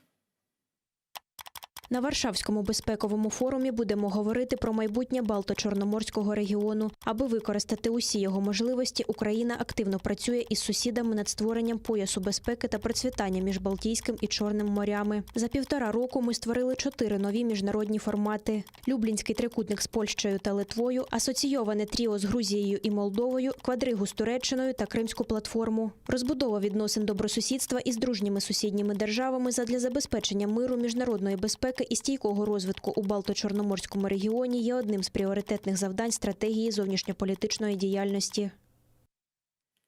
С нами сейчас на прямой связи политолог и керівник Центру військово-правових досліджень пан Олександр Мусієнко. Давайте его поприветствуем. Пане Олександре, вітаємо вас. Салям алейкум.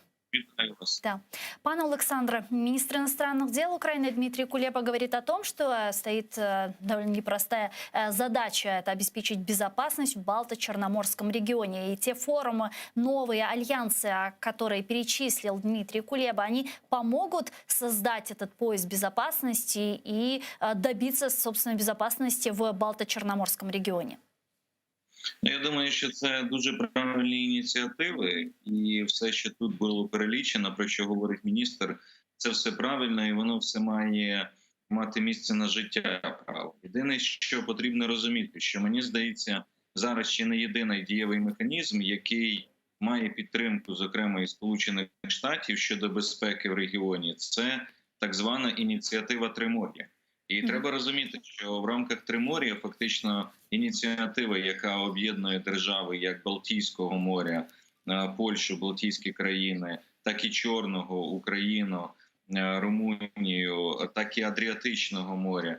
Це дуже важливий механізм, який, як на мене, є і безпековим, є і економічним, є і в енергетичній безпеці також. Його потрібно розвивати і наповнювати, безумовно, тому що ці країни, вони є союзниками України, у нас є спільні виклики, зовнішні загрози, які є Я думаю, що 3 держави мають як ніколи відігравати ключову роль в цьому форматі. Хотілося б, щоб це було 3 держави: Україна, Польща і Туреччина. Пане Александр, а вот когда мы говорим о создании пояса безопасности и работы в этом направлении, давайте попробуем понять содержание этих всех слов и предложений, что именно они в себя включают. Это какое-то военно-техническое сотрудничество, это строительство, совместное строительство кораблей. Что включает в себя это понятие? Я думаю, воно може включати все. І коли ми говоримо про наповнення, от треба сказати, наприклад, чому я кажу про Тримор'я. Наприклад, на ініціативу на розвиток такої організації Сполучені Штати минулого року виділяли $1 мільярд. Вони виділили на те, щоб дійсно починати змістовно наповнювати. Про що йде мова? Мова йде про дійсно спільну військово-технічну співпрацю. Давайте подивимося, як ми в рамках цієї ініціативи вже реалізуємо на практиці військово-технічну співпрацю з Туреччиною. Так. Я думаю, що помітно контракти, які укладаються між нашими країнами, це доводять. Військово-технічна співпраця, яка в нас розвивається з Литвою і з Польщею в рамках нашої спільної бригади Укрлитпол, так званої, Україна-Литовська польська бригада військова, коли ми координуємо взаємно дії. У нас йде обмін розвідданими, у нас ідуть на рівні консультацій, на рівні безпекових діалогів і ініціатив щодо безпекової ситуації в регіоні, ініціативи також. Нам би ще активніше почати залучати Румунію, тому що в них є багато цікавих ініціатив і проєктів, і країни Адріатики, Хорватію і інші, я думаю, які також зацікавлені в розвитку цього діалогу. Що стосується зброї, наприклад, якби ми залучили в ці ініціативи країни так званої Вишеградської четвірки, ту ж саму Чехію, яка володіє і технологією виробництва гармат Дана, наприклад, в артилерії, це дуже важливо. І ми б налагодили постачання їх сюди. Це також було б важливо.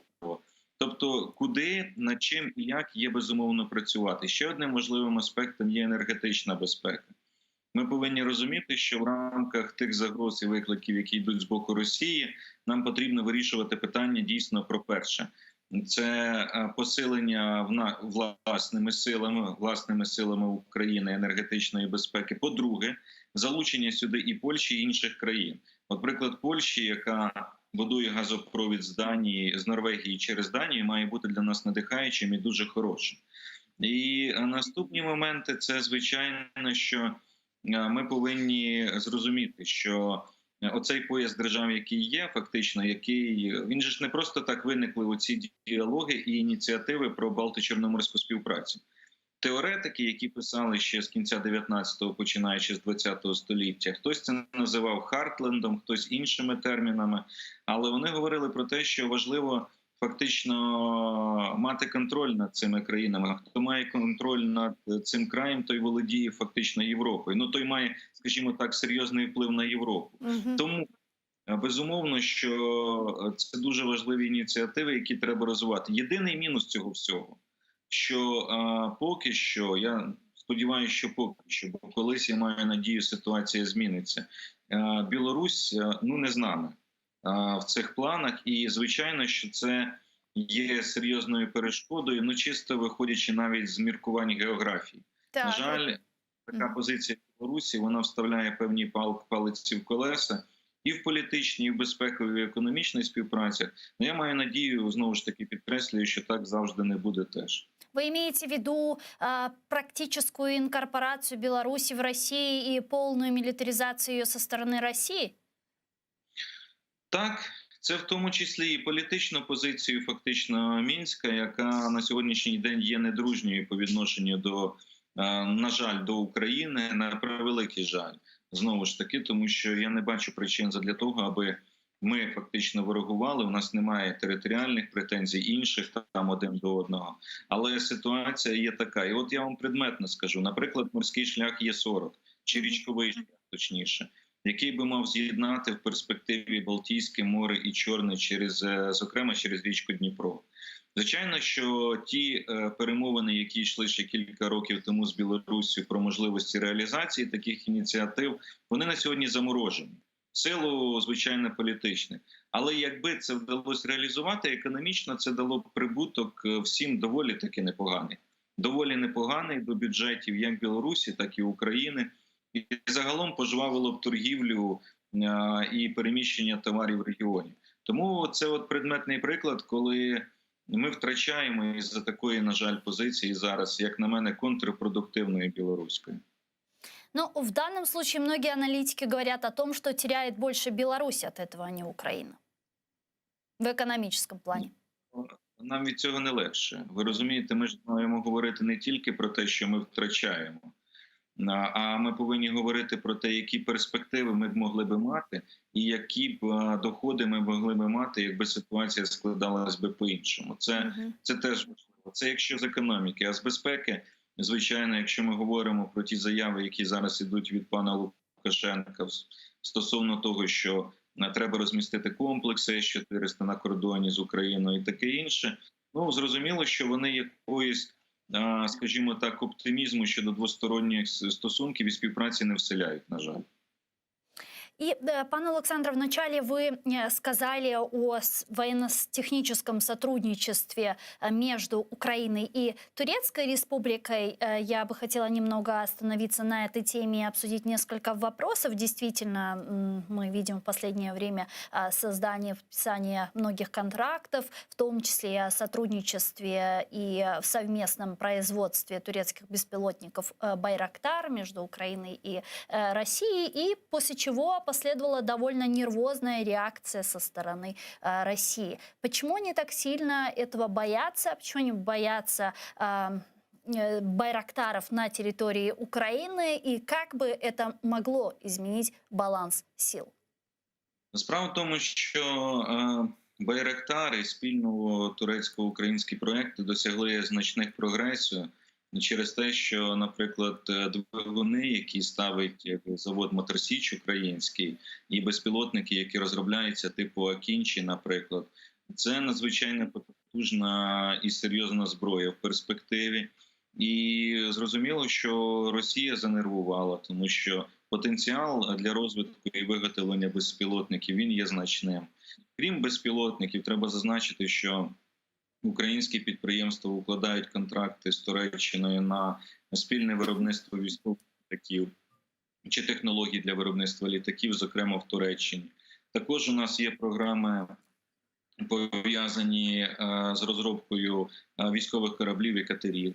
І треба сказати, що загалом у нас є дві держави, які в принципі переважній більшості ніколи не відмовляли в Україні в військово-технічній співпраці за багатьма проектами і в допомозі навіть це Литва і Туреччина. Це дві держави, які від початку фактично російсько-української війни завжди так сприятливо ставились. Є куди і над чим працювати. До прикладу, у нас один харківський завод «ФЕД» уклав контрактів в цьому році на $500 мільйона з Туреччиною про залучення наших технологій в виробництво турецької зброї.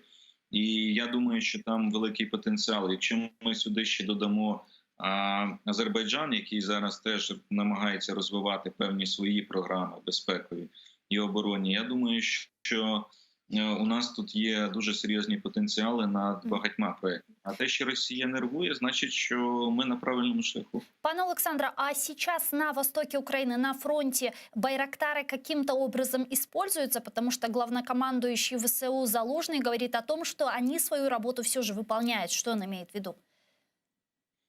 Вони, я вам скажу, що до тих байрактарів, які мені відомо, вони прийняті на озброєння військово-морських сил України. І вони в їх. А на сьогоднішній день йде мова про те, щоб брати на озброєння інші байрактари. І ті, які є дійсно в районі, які виконання ОС, вони також своє завдання, що стосується проведення розвідувальних завдань, вони, звичайно, виконують. У нас немає жодних, чому важливість цієї співпраці?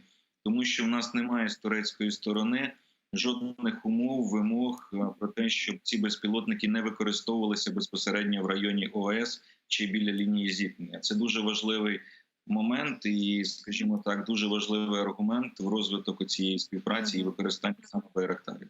Пане Александре, если со временем в перспективе такой парк байрактаров будет увеличен. Может ли в будущем беспилотники турецкие Байрактары стать такой палочкой-выручалочкой для Украины на примере как Джевелины?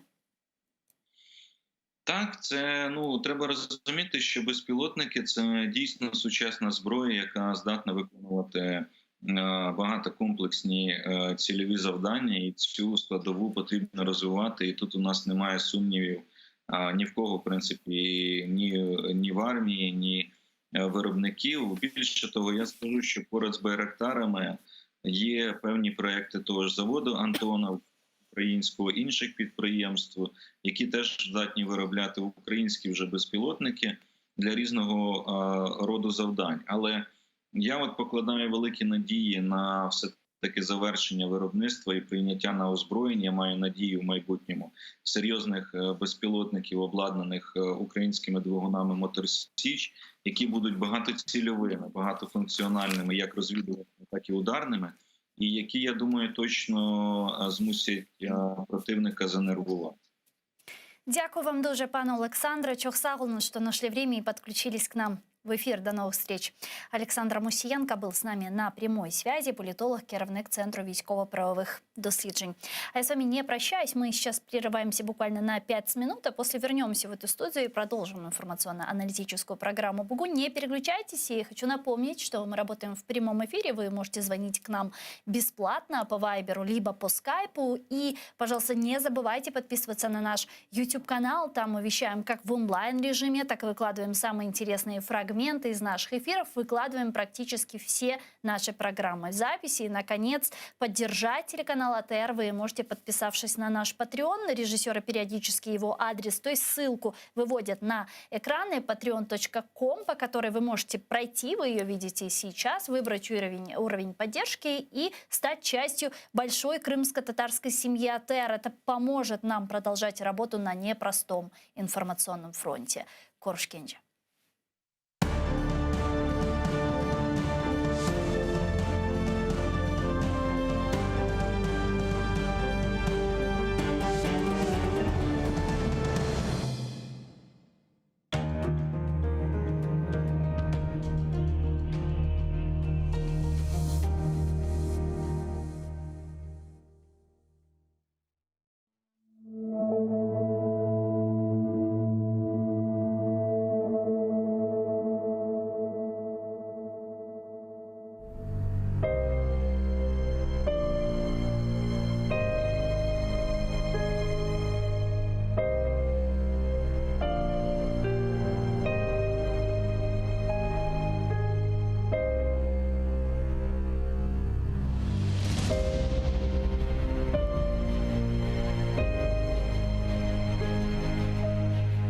Бақи дүния яратылған, дейлер қиямет қопқанжы. Қалқымыз чоқрақлар, Венеде өзен қошылып олған. Ама біз деңізні yok etmek istегенлерге бір илян. Миллетім бар олыр, Раббіміз яратқан дүния тұрғанжы.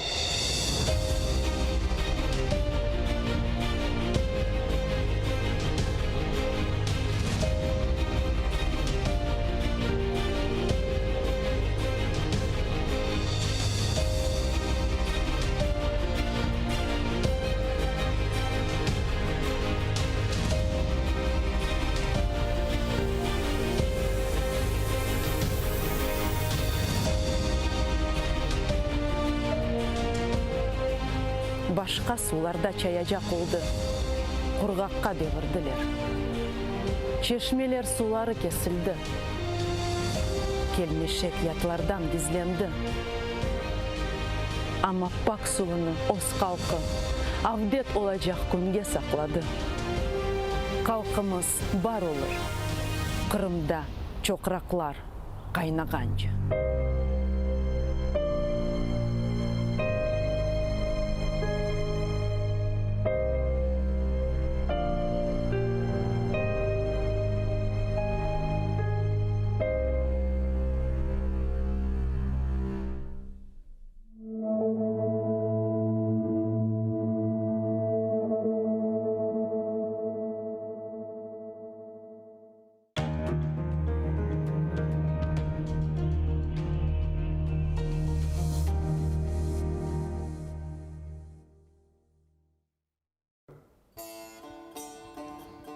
Ей, ватандаш, атешке кір, азыр ол сен янмаға.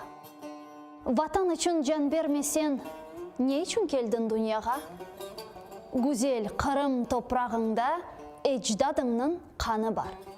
Әрбір терек япрағында миллетіңнің жаны бар. Керек олса фортунадай атыл дұшман үстіне. Көстер она асырларнен топланған бар күчіңні. Енмегенже омыр білля көреш кене ве кене. Ал деделер ала алмаған интиқам бе очыңны. Сен миллетсің, бір вақытлар Москвада ат ойнатқан. Ажиз қалған гетманларға ярдым қолы ұзатқан. Бүгін не үшін андамында қорқып пысып жүресің. Өз юртында сұчлы кебі бойнын қысып жүресің.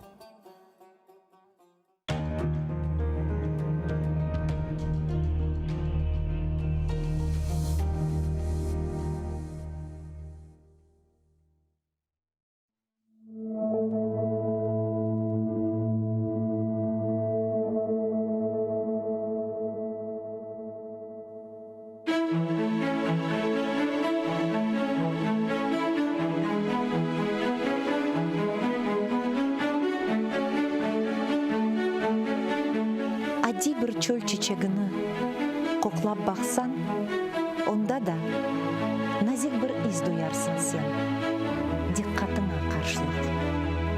Жүрегіңні аңлап олсан, ен яман деп белеген кішінде де, илле бардыр, аз олса да, яқшылық.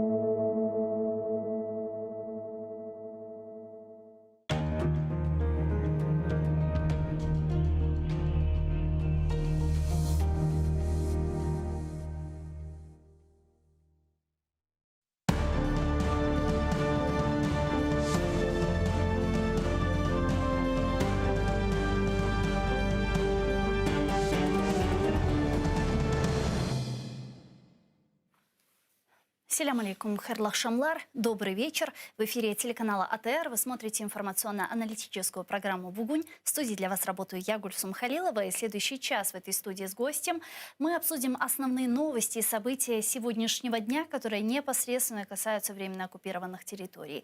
Я напомню, что мы работаем в прямом эфире, так что вы можете звонить к нам абсолютно бесплатно по Вайберу. Номер вы видите на ваших экранах, +38 067 63 46 130. Можете присоединяться по скайпу.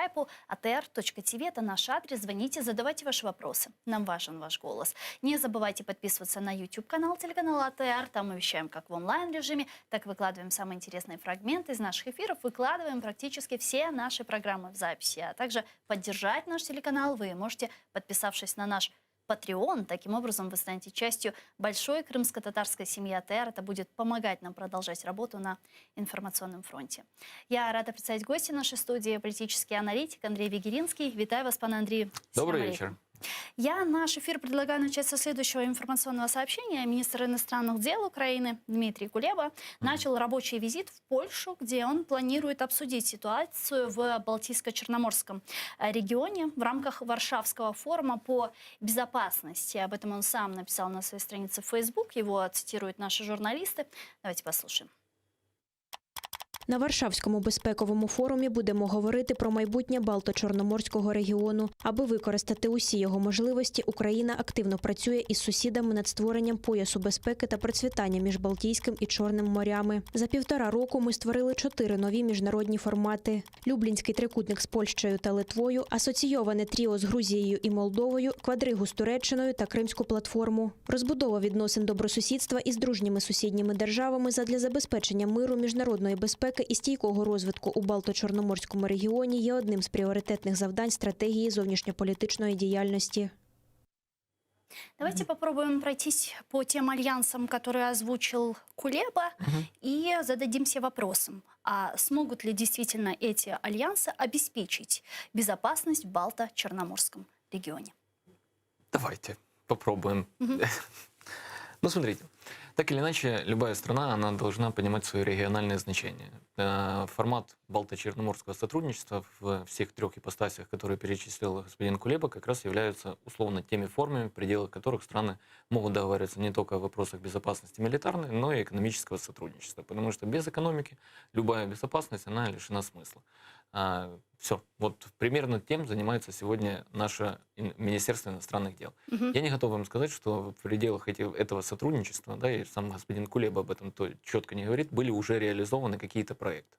Ну, то есть проекты, когда транспортные коридоры, увеличено, допустим, товарооборот между странами, либо же реализовываются какие-то совместные милитарные мероприятия, помимо учений, участие в которых там принимают, возможно, принимают представители вооруженных сил этих стран, либо, допустим, планы, которые касаются усиления, ну, скажем так, военной мощности Молдовы и Украины в акватории Черного моря. Это же планы были озвучены, да, немножко ранее. Поэтому переговорный процесс идет. Во время этого переговорного процесса будут определены, наверное, мы бы хотели, чтобы был совместный документ. Этот совместный документ так или иначе предусматривал какие-то конкретные шаги. И самое главное, чтобы потом был отчет о том, что достигнуто, либо что реализовано. Что объединяет эти все страны?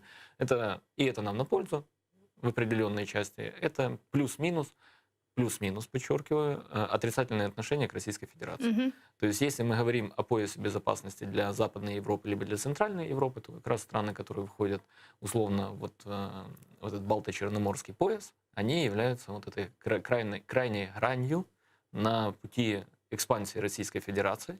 А если мы говорим о странах Балтии, да, то они являются вот сейчас уже такой перемычкой союзника Российской Федерации Беларуси с континентальной Европой. Поэтому вот вроде с врагом плюс-минус, либо враг это, ладно, не совсем корректно. То есть вместе дружим против России? Ну, опять же таки, мы дружим, но это же неоднородная дружба. То есть, если мы говорим о странах Балтии, их независимость, допустим, от энергетического ресурса, который генерируется в Беларуси, либо который генерируется в Российской Федерации, она существует. И плюс-минус они сотрудничают. Как минимум в вопросах, которые касаются поставки газа, они не противодействуют друг другу. В то же время, допустим, с Польшей у нас немножко другие отношения по поводу, скажем так, коммерческих отношений стран с российским «Газпромом». Польша, в силу того, что не используется мощности ее газопровода, которые проходят в том числе через территорию Беларуси, и потом последующем идет через территорию Польши, они не бронируются «Газпромом», они не бронируются в силу того, что концепция третьего энергопакета, то есть концепция идеального рынка, по мнению Европейского Союза, который не предусматривает долгосрочных контрактов, да, она предполагала то, что они не подписывают долгосрочный контракт с «Газпромом» на транзит.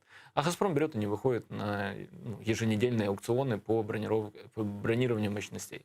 В этом вопросе Украина, вероятнее всего, предполагает, что такая же судьба может ожидать и украинскую ГТС, ну, то есть факт неиспользования. И в этой части с Польшей мы находимся в союзнических отношениях в части, которая касается энергетической безопасности. Но с Молдовой ситуация немножко другая. Она уже менее зависима от нас, как от транспортного моста в части поставки энергетического ресурса. Она может позволить себе получать тот ресурс, который ей необходим, через турецкий поток и соответствующий газопровод, который соединяет Турцию и страны Южной Европы. Да? Грузия?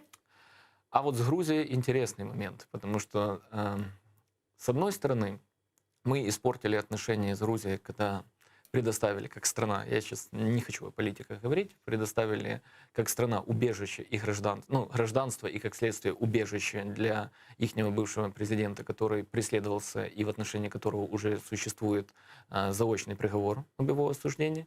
С другой стороны, сегодня, когда я слушаю политические комментарии и президента, и министра иностранных дел нашей страны по факту задержания гражданина Украины Саакашвили в Грузии, они не настолько резкие, как когда-то могли бы быть.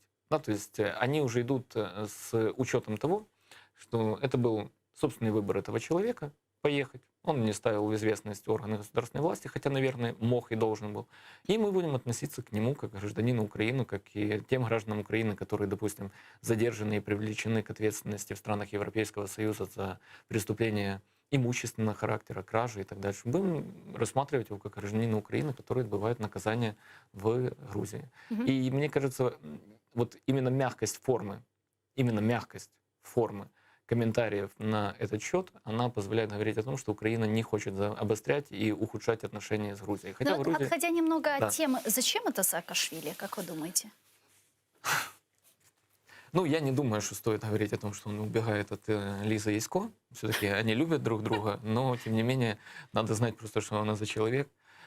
Уходя от темы, которая также обсуждается, но она обсуждается более кулуарно, все-таки о том, что, наверное, у него возникло очень много финансовых обязательств в стране неофициального характера, от которых проще было в том числе укрыться в Грузии. Этого подтверждения нет, но такая коммуникация имеет место. Мы можем говорить о том, что человек сделал ставку на политическую жертву во имя, скажем так, более долгосрочного политического будущего. Вот примерно вот так. Я не уверен, что... Очень дипломатично вы сформулировали. Да, я пытаюсь быть максимально корректным, потому что господин Саакашвили, у него прекрасная аудитория поддержки в виде ботов в интернет-ресурсах, медийных ресурсах, и как только ты начинаешь что-то не очень приятное в отношении него либо саквилизировать, озвучивать, возникают, наверное, не самые хорошие комментарии. Но дело не в этом. Он принял для себя решение. Там многие проводят параллель с Навальным, о том, что это тоже было осознанное решение. И в одном и в другом случае люди, которые осуществляли возврат на территорию, где их так или иначе ожидала камера, раз, и в одном случае это мера пресечения в виде содержания под стражей, да, и неизбежность последующего заключения, а в другого уже был приговор, то они этот шаг не могли делать неосознанно, либо под воздействием каких-то других факторов. Да. Значит, они поступили вполне понимая последствия своих действий. Насколько долгосрочный прогноз последствий их действий? Да, возможно, Саакашвили ожидал, что на местных выборах его партия наберет, я не скажу большинство, то есть не победит правящую партию, да, но, допустим, сможет составить конкуренцию, это политическое внутреннее давление позволит говорить о том, что его помилуют, либо каким-то другим образом освободят от отбывания наказания согласно приговору суда. Но судя по тем заявлениям, которые сейчас озвучиваются, и президентом Грузии, да, не похоже на то, что будет помилование. Возможно, будет давление Запада, да, какое-то в том числе. Собственно, на это я ожидал, на это рассчитывал, я думаю, часть... В особенности на США.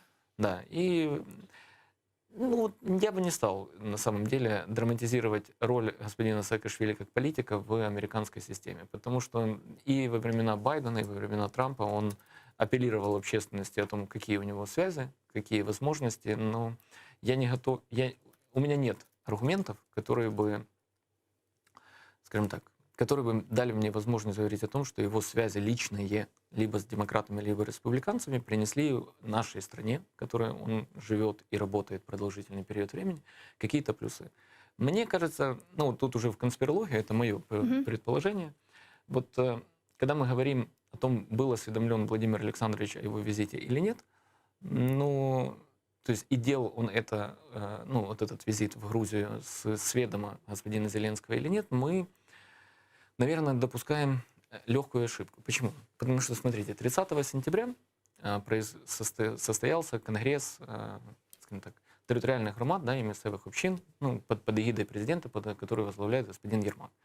В работе этого конгресса так или иначе принимали участие представители, по крайней мере, на предыдущих заседаниях в Раде реформ и простых решений господина Саакашвили. Они часть решений готовили по поводу реформы системы здравоохранения в регионах, опираясь на их видение модели, при которой, скажем так, медучреждения перейдут, будет сформированы напсоветы, они перейдут немножко на хозрасчетную форму оплаты.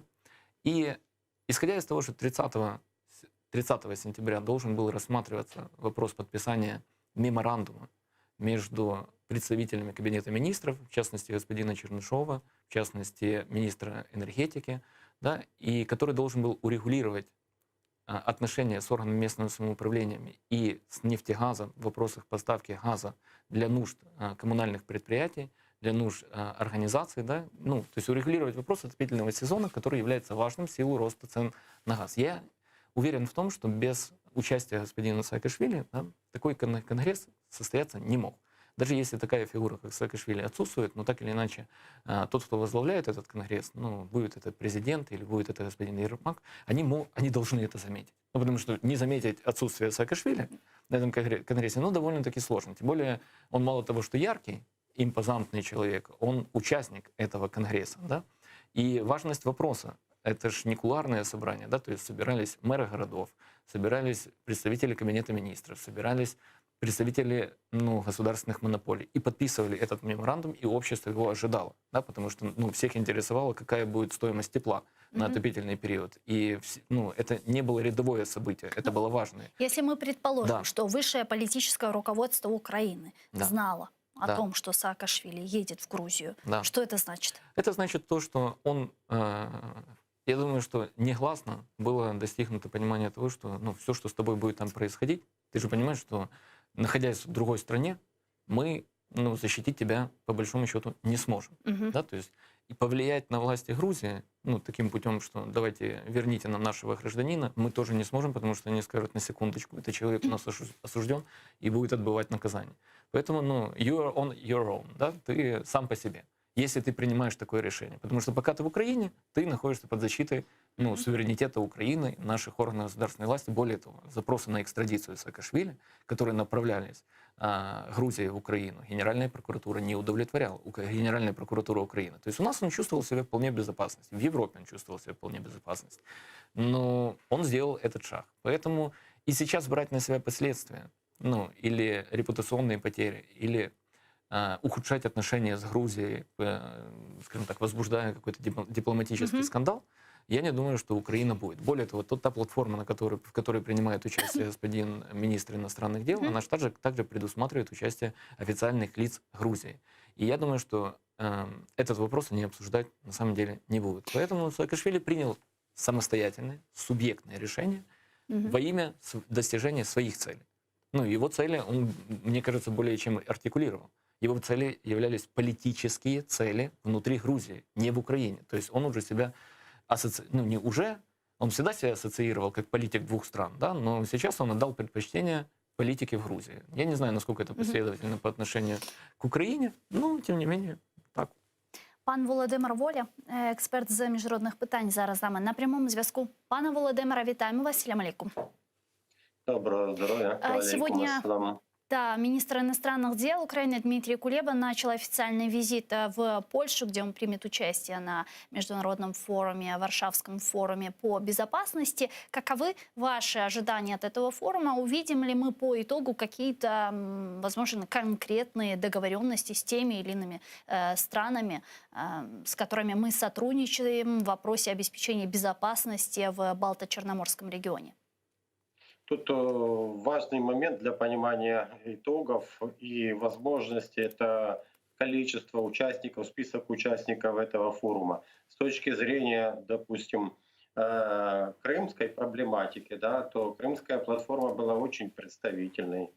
Поэтому если на этом Варшавском форуме соберется меньшее представительство, чем на крымской платформе, то, ну, знаете, это само по себе красноречиво.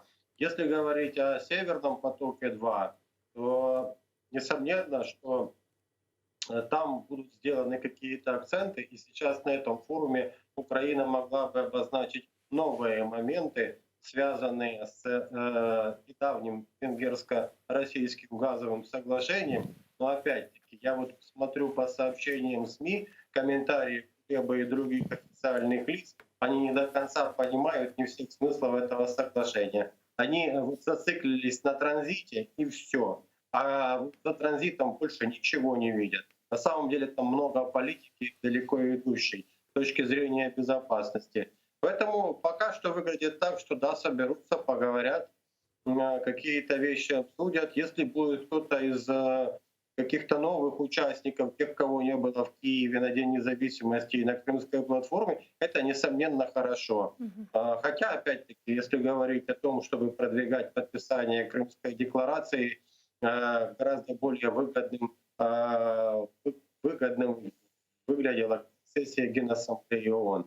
Ну и вопросы, какие могут еще обсуждаться. Я думаю, что 2 дня вот визита Кулебы — это каком-то смысле чисто символический визит, потому что там он будет встречаться в этом Люблинском треугольнике, от которого кроме бумаги ни холодно, ни жарко никому, да? То есть чисто символические вещи.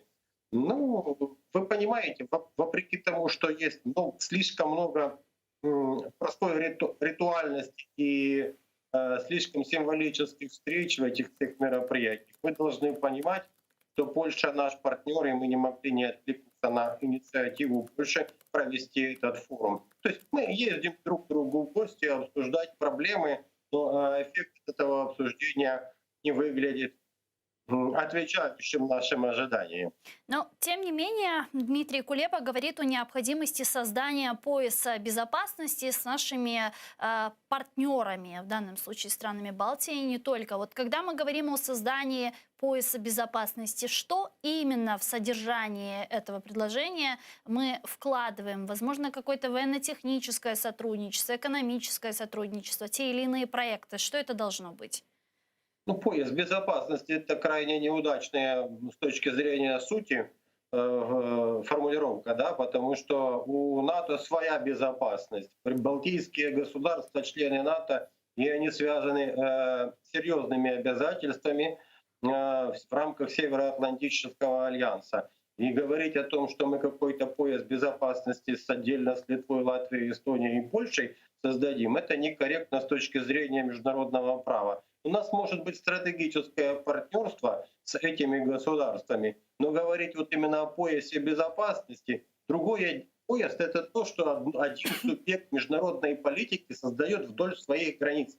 Вы понимали, да? Допустим, Польша создает пояс безопасности, ну так, для примера, это оторвано от реальности, чтобы вы понимали. Польша создает пояс безопасности от России, это Балтийские государства, Беларусь, Украина. То есть пограничная зона, буферная зона. Вот что такое пояс безопасности. Поэтому, если говорить о формулировке именно пояс безопасности, это буфер безопасности. От кого-то отгородились, да, создали зону. И опять-таки, если говорить о безопасности, то это вопрос в таком контексте, то это скорее практика 20-го и ранее веков, когда речь шла о территориальной масштабной экспансии. Для Украины это был пояс безопасности. Он Украину ни от кого, от России не отгораживают. Риски, связанные с дальнейшей российской агрессией, они остаются, и этот пояс никого и ничего... Хорошо, давайте отойдем тогда от формулировки «пояс безопасности» и скажем сотрудничество во имя противостояния агрессору России в данном случае. Вот как это сотрудничество должно продвигаться, какие проекты оно должно в себя включать? Ну, нужно отдать, так сказать, должное. Литва нам предоставила немало военного снаряжения и там что-то еще, да. Польша тоже какую-то помощь оказывала. С точки зрения высказывания, вот именно политической позиции, да, они громче всех звучат в Европе и в НАТО. Но звучат в Европе, да, вот еще раз, звучат. С точки зрения реального влияния на защиту нашей страны от дальнейших происков Российской Федерации, этот формат недостаточен, крайне недостаточен. Поэтому, если говорить о том, что нужно делать сейчас, вот это свежее событие, венгерско-российское соглашение, и вот это очень хороший подарок на самом деле Украины, вот с таким, знаете, двойным дном, для того, чтобы начать наконец-то вести политику не символическую. С одними мы ругаемся, с Германией, а с Эрдоганом мы улыбаемся. Даже по сути дела венгерско-российское соглашение стало для Украины ударом с фланга, ударом с тыла. Потому что венгерское соглашение — это соглашение с помощью турецкого потока. Оно в итоге. То есть заработали все вокруг Украины.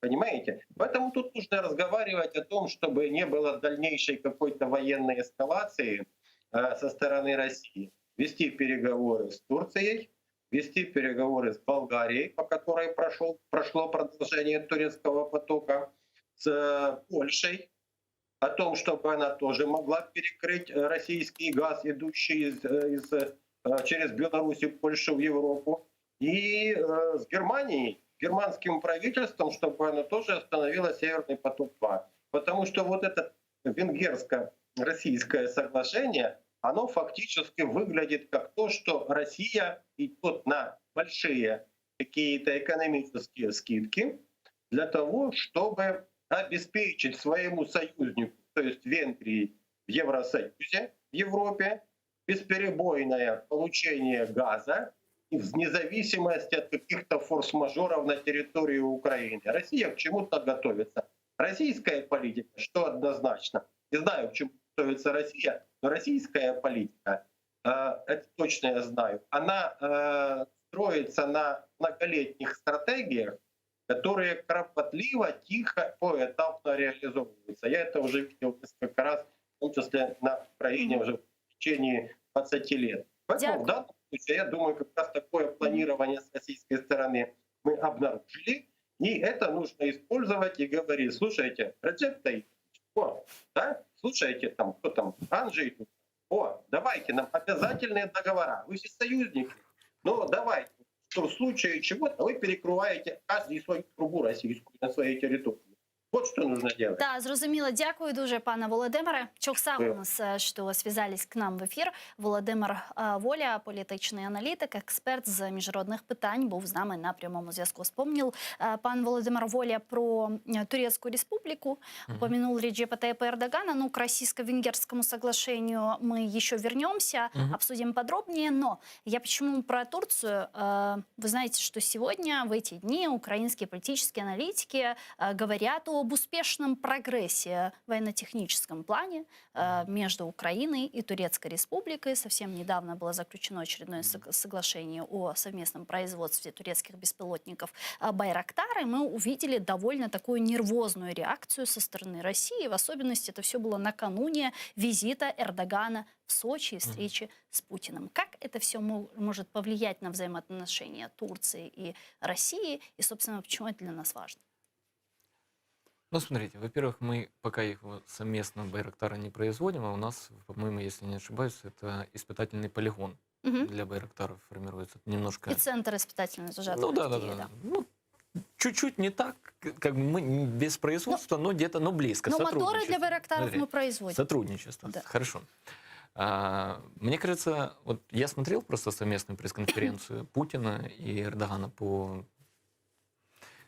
время визита его в Сочи. Они не касались просто военного сотрудничества, и они не касались вопроса Крыма в обсуждении. Ну, то есть зачем трогать те вопросы, в которых позиции стран расходятся? Они говорили о строительстве атомной электростанции. Эрдоган говорил о том, сколько людей, 10 тысяч, да, по-моему, 10 тысяч работников на станции будет. Из них, по-моему, 7 прошли обучение в российских соответствующих учебах. Да, но было бы странно, если бы они выносили на всеобщее обозрение все вопросы, которые обсуждались тет-а-тет. Это я к тому веду, что каким образом это может повлиять. У них нет отношений безапелляционной дружбы, либо безапелляционной вражды. Это Украина. Все международные отношения почему-то толкует именно категоричностями. Венгры нам либо друзья, либо враги. Белое, черное. Да, белое, черное. А вот Турция и Россия — это, по-моему, эталонные, ну, для нашего понимания, потому что близкие страны, да, и мы все-таки так или иначе больше обращаем внимание на такие встречи в международной повестке, того, как все то, что нас разъединяет, мы убираем за скобки, ну, потому что у них же есть еще ситуация с Идлибом, связана с Сирией, да, то есть в Турции свои моменты, свои проблемы, которые связаны с подготовкой к выборам, да, и будущему самого Эрдогана, но у него свои сложные отношения с Соединенными Штатами, это уже слишком много для нас, но мы видим, с одной стороны, радость украинских официальных лиц от того, что во время заседания Генеральной Ассамблеи ООН Эрдоган сказал, что никогда не признаем аннексию Крыма. Мы радуемся. С другой стороны, ну, проходит не так много времени. Эрдоган едет к Путину, они встречаются, обсуждают вопрос газа в стабильных ценах, да, 140 или 170 долларов за 1000 кубов. Это та цена, по которой турецкие промышленные мощности, турецкие предприятия получают ресурс, из которого они изготовляют в последующем продукцию, которая в том числе продается у нас. Мы же получаем по цене, ну, условно, 500, 600 и выше долларов.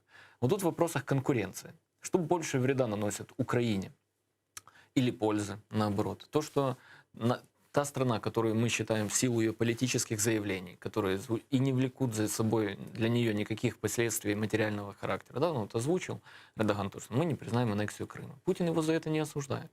Путин не перестает с ним торговать газом за счет этого. Они не перестают сотрудничать в вопросе, опять же, строительства атомной электростанции. Они не перестают, и они не прекращают сотрудничество в части поставки С-400 и последующим С-500. То есть у них торговля, туризм. Они говорят о восстановлении товарооборота, да, который сначала упал в ковидный год на 24%, а тут мы нарастили до 27%. Где у них портятся отношения? На уровне символических высказываний? Они не считают это поводом для того, чтобы причинять вред своим экономикам. Мы же мыслим, ну вот, категорически по-другому. Поэтому, когда Турция подписывает с Украиной, ну, скажем так, соглашение о совместном сотрудничестве в части производства беспилотников, да, я не вижу, ну, от Российской Федерации высказывание. И оно, кстати, вряд ли может прозвучать. Ну как Песков, помните, недавно. Не, оно не может прозвучать в том плане, что вы будете использовать байрактары, да? Ну, то есть как оно могло бы быть, если бы Россия признавала, что, ну, байрактары будут использоваться для нашими вооруженными силами на территории Луганской, Донецких областей, да, в противостоянии с силами.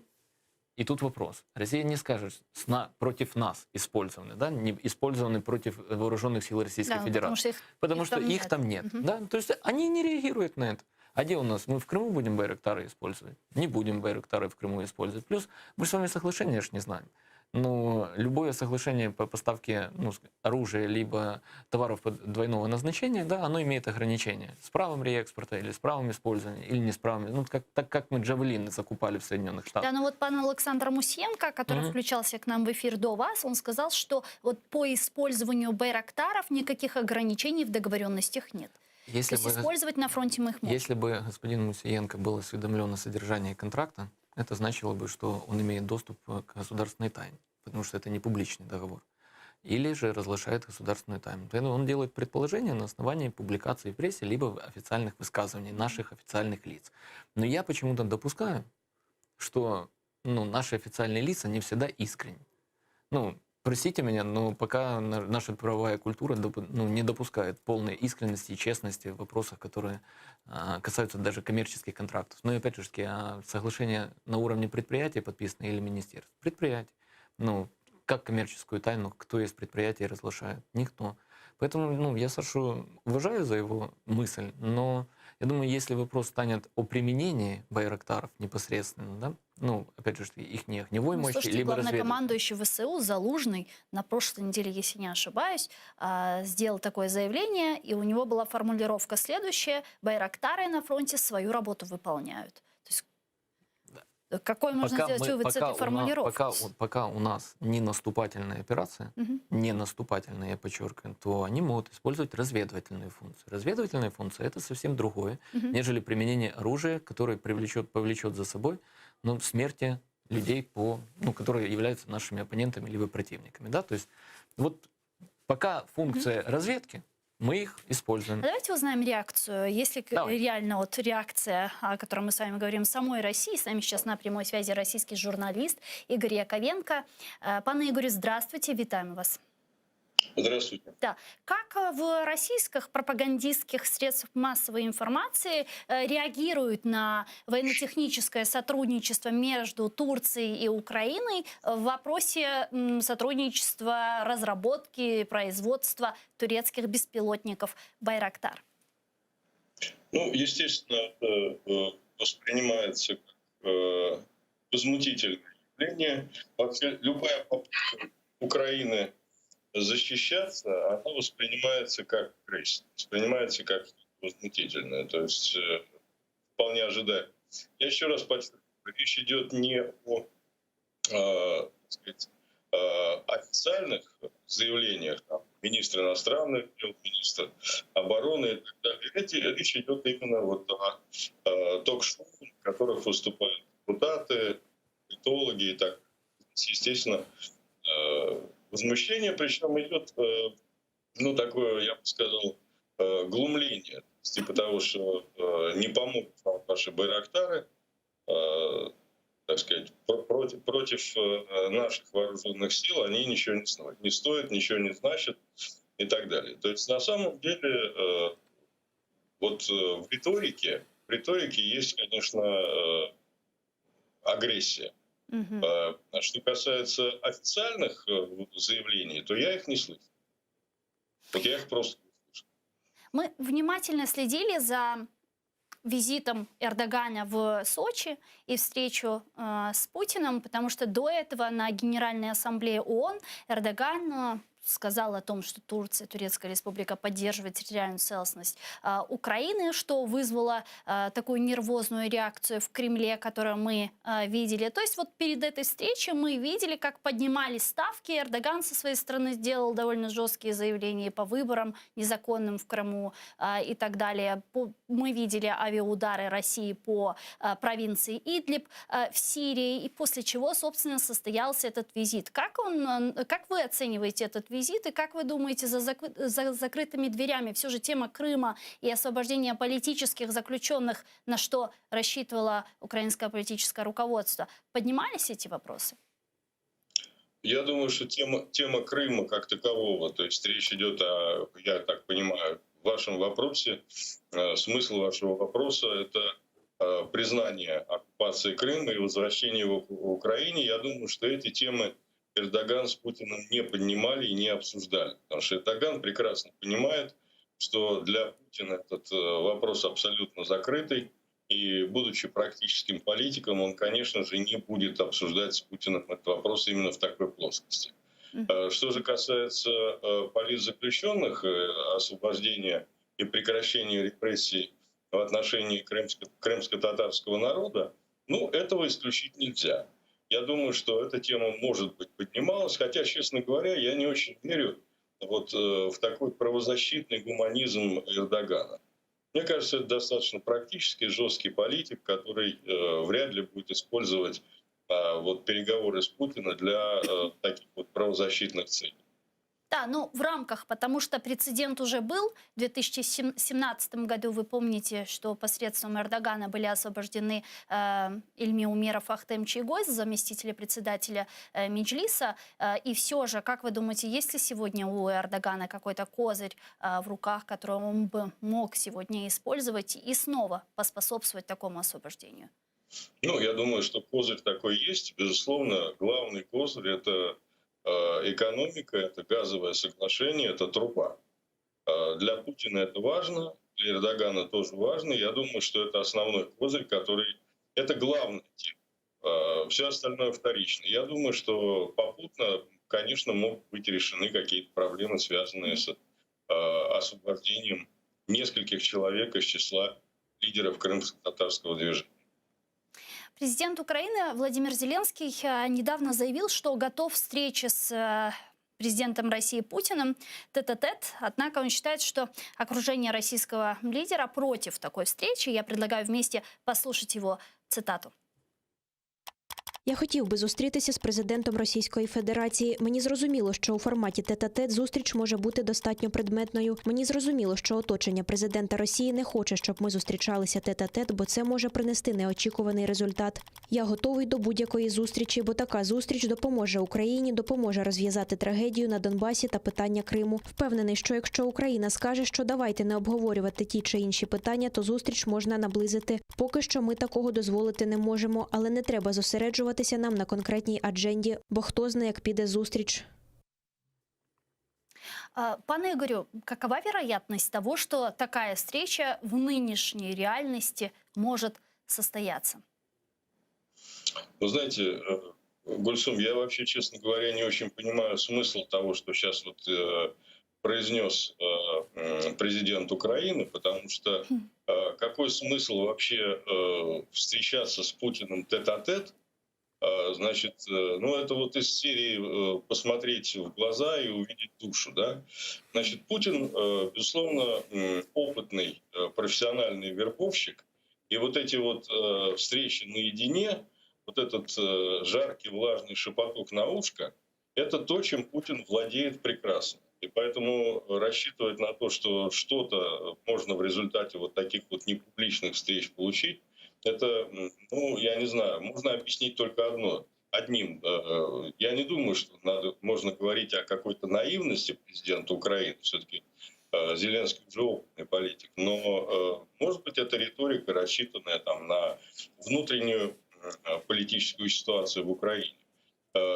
Смысла вообще в этих встречах, конечно, нет абсолютно никакого, потому что особенно вот в контексте тех двух вопросов, которые Зеленский обозначил. Это Крым и Донбасс. Ну, никакого соглашения с Путиным по Крыму и Донбассу не может быть по определению. То есть нет точки компромисса. В принципе, ее не существует. Вот нельзя предположить какую-то точку компромисса между Зеленским и Путиным по Крыму и Донбассу, который можно было бы достичь. Вне зависимости от того, будут это публичные переговоры, будут это закрытые переговоры тет-а-тет, которые зачем-то хочет Зеленский. Ее невозможно сконструировать. Вот если вы попробуете сейчас вместе со своими экспертами представить себе, просто представить, о чем могут договориться Путин с Зеленским по поводу Крыма и Донбасса, ну, я думаю, вам это не удастся. Даже просто провести такой мысленный эксперимент. Я думаю, это риторика, может быть, она рассчитана на внутриполитическую ситуацию в самой Украине. Тоже касается и нормандского формата, потому что до этого украинское руководство, глава президента и министр иностранных дел Украины говорили о том, что идет подготовка к встрече 4 лидеров в нормандском формате. И было бы хорошо, чтобы такая встреча состоялась до ухода канцлера Германии Ангелы Меркель. Вы знаете, я думаю, что единственный смысл вот всех этих встреч, всех этих переговоров, это попытка все-таки, так сказать, не допустить эскалации, не допустить каких-то боестолкновений. То есть единственный смысл — это не допустить, то есть разговаривать для того, чтобы не стреляли. Вот продолжать вот эту имитацию каких-то переговоров для того, чтобы не было стрельбы. Ну и в отдельных случаях может быть, так сказать, разговор о каком-то обмене пленными. Все, никакого вот, опять-таки, понимаете, ну давайте так, это тот случай, когда, опять-таки, невозможно себе представить какой-то точки компромисса с участием американцев, с участием Меркель, ну или там Германии, Франции, кого угодно. В принципе невозможно. Путин с Донбасса не уйдет. Это очевидно совершенно. Ну, я уж не говорю о Крыме. То есть понятно, что все эти вопросы будут решены только после ухода Путина из Кремля. Пока Путин в Кремле, российские вооруженные силы будут находиться на Донбассе, в Луганске и, естественно, в Крыму. Мне кажется, это совершенно очевидно. Я не могу себе представить вот ситуацию, при которой, значит, о чем-то здесь можно было бы договориться. Дякую вам дуже, пане Ігорю. Спасибо большое, что нашли время и подключились к нам в эфир. Российский журналист Игорь Яковенко был с нами на прямой связи. Пане Андрію, я вспоминаю 2019 год, перед встречей 4 лидеров в нормандском формате. И до этого мы видели такую прелюдию, можно сказать, с разведением войск на Донбассе, там, согласованием формулы Штайнмайера, освобождение политических заключенных, в том числе из оккупированного Крыма, 33 человека тогда освободили, среди которых были украинские моряки, задержанные в Керченском проливе. И риторика, в принципе, отличалась от той риторики, которая сейчас есть у Зеленского, у Дмитрия Кулебы и так далее. То есть говорит ли это о том, что вот такие взаимоисключающие заявления двух сторон, нашей стороны о том, что мы будем говорить про Крым, про Донбасс, сторона России, которая говорит о том, что мы это не обсуждаем, это их вечная мантра, говорит ли это о том, что такой встречи не будет вообще в ближайшее время? Да, это говорит именно об Тогда здесь вопрос, зачем тогда сегодня мы слышим такие заявления из уст Зеленского? Потому что чем-то надо забивать информационное пространство. Понимаете, Крымская платформа, как последнее громкое мероприятие, имела место 23 августа. Августа, да. Прошел месяц. Да. Но пока ее не расшили, как говорил Кулеба, да, мы будем ее расшивать и обязывать стран-участниц подписывать соглашение, и это повлечет за собой там какие-то последствия. Ее не расшили, страны-участницы особо не рвутся выполнять условия Крымской платформы, ну, просто потому что декларации по итогам Крымской платформы. А все, что касается урегулирования конфликта на Востоке, ну, у нас абсолютно полная тишина. Соответственно, к Владимиру Александровичу возникает вопрос, чем мы же занимаемся в этой сфере хоть чем-то? Он говорит, занимаемся. Каким образом? Я инициирую встречу. Я не против встречи. Но в то же время, ну, диалог, по-моему, более чем четкий. Да? Встреча возможна. Она с Кремля аж артикулируется. Но Крым нам обсуждать нечего. Да. Да. А по поводу Востока, ну, у нас, вы абсолютно правильно вспоминали 19-й год. Да? Какая была подготовка к нормандскому саммиту. Кто был в команде у Владимира Александровича Зеленского? Да? Давайте вспоминать, что по части переговоров по газу, да, это был один из ключевых вопросов для Путина, и он решил вот так, как он его хотел решить. Но там стороны представлял господин Ветренко. Нужны ли сегодня Российской Федерации переговоры в части, которая касается, ну, допустим, урегулирования каких-то газовых вопросов с Украиной? Нет. Потому что свое роуд-шоу сделала госпожа Меркель. Северный поток практически запущен. Северный поток запущен. Транзит газа через территорию Украины до 2024 года обеспечен. После этого он не нужен России. Ну, он может быть нужен, но если Европа нарастит добычу, США не давят, с Байденом свои договоренности. То есть внешнеполитическая конъюнктура немножко поменялась. Да? Лидеры стран поменялись, конфигурация поменялась. Газовый вопрос для России решать не нужно. Вопрос Востока. Те мероприятия, которые реализовывает Российская Федерация, да, в части выдачи паспортов, участия в выборах, смена, ну, скажем так, бизнес-элиты на территории, которая сейчас оккупирована, говорит о том, что они не готовы признать их отдельными субъектами Федерации, они не готовы интегрировать эти территории. Но они понимают, что эта история надолго. Кто готовил господина Зеленского к саммиту в нормандском формате и к, скажем так, был таким предохранителем от необдуманных решений либо поступков неопытного политика Владимира Александровича Зеленского. У него в команде к тому моменту был господин Аваков. У Авакова было свое видение, которое он тогда представлял как стратегия малых шагов, да, в части урегулирования конфликта на Востоке. И он от любых тех, скажем так, опрометчивых поступков, которые мог осуществить Владимир Александрович Зеленский, в том числе взглянув в глаза, да, он его пытался уберечь. К тому моменту, к счастью, мы не перешли к реализации политической части Минского процесса. Гуманитарно мы получили то, что могли, то, что хотели, и то, к чему стремились. Мы получили обмен, ну, более чем 200 военнопленными, в том числе моряками.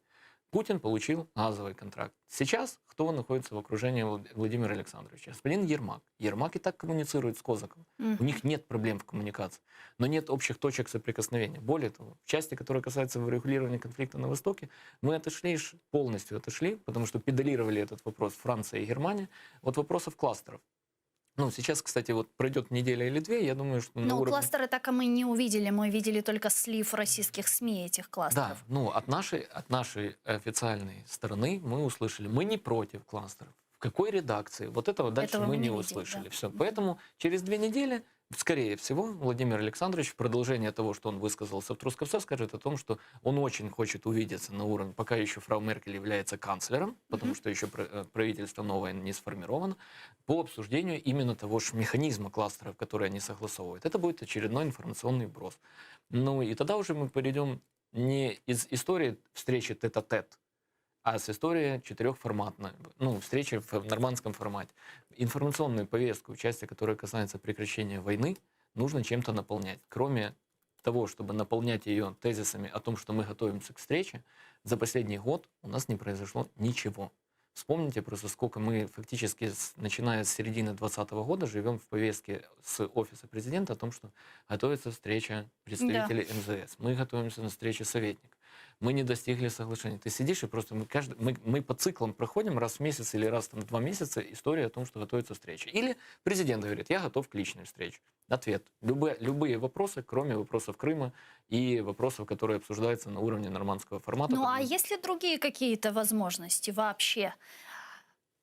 Возможности здесь же все равно мы перейдем к тому, что, к сожалению, многие вопросы завязаны на желании и на политической воле в Кремле у Путина. Нет, не так.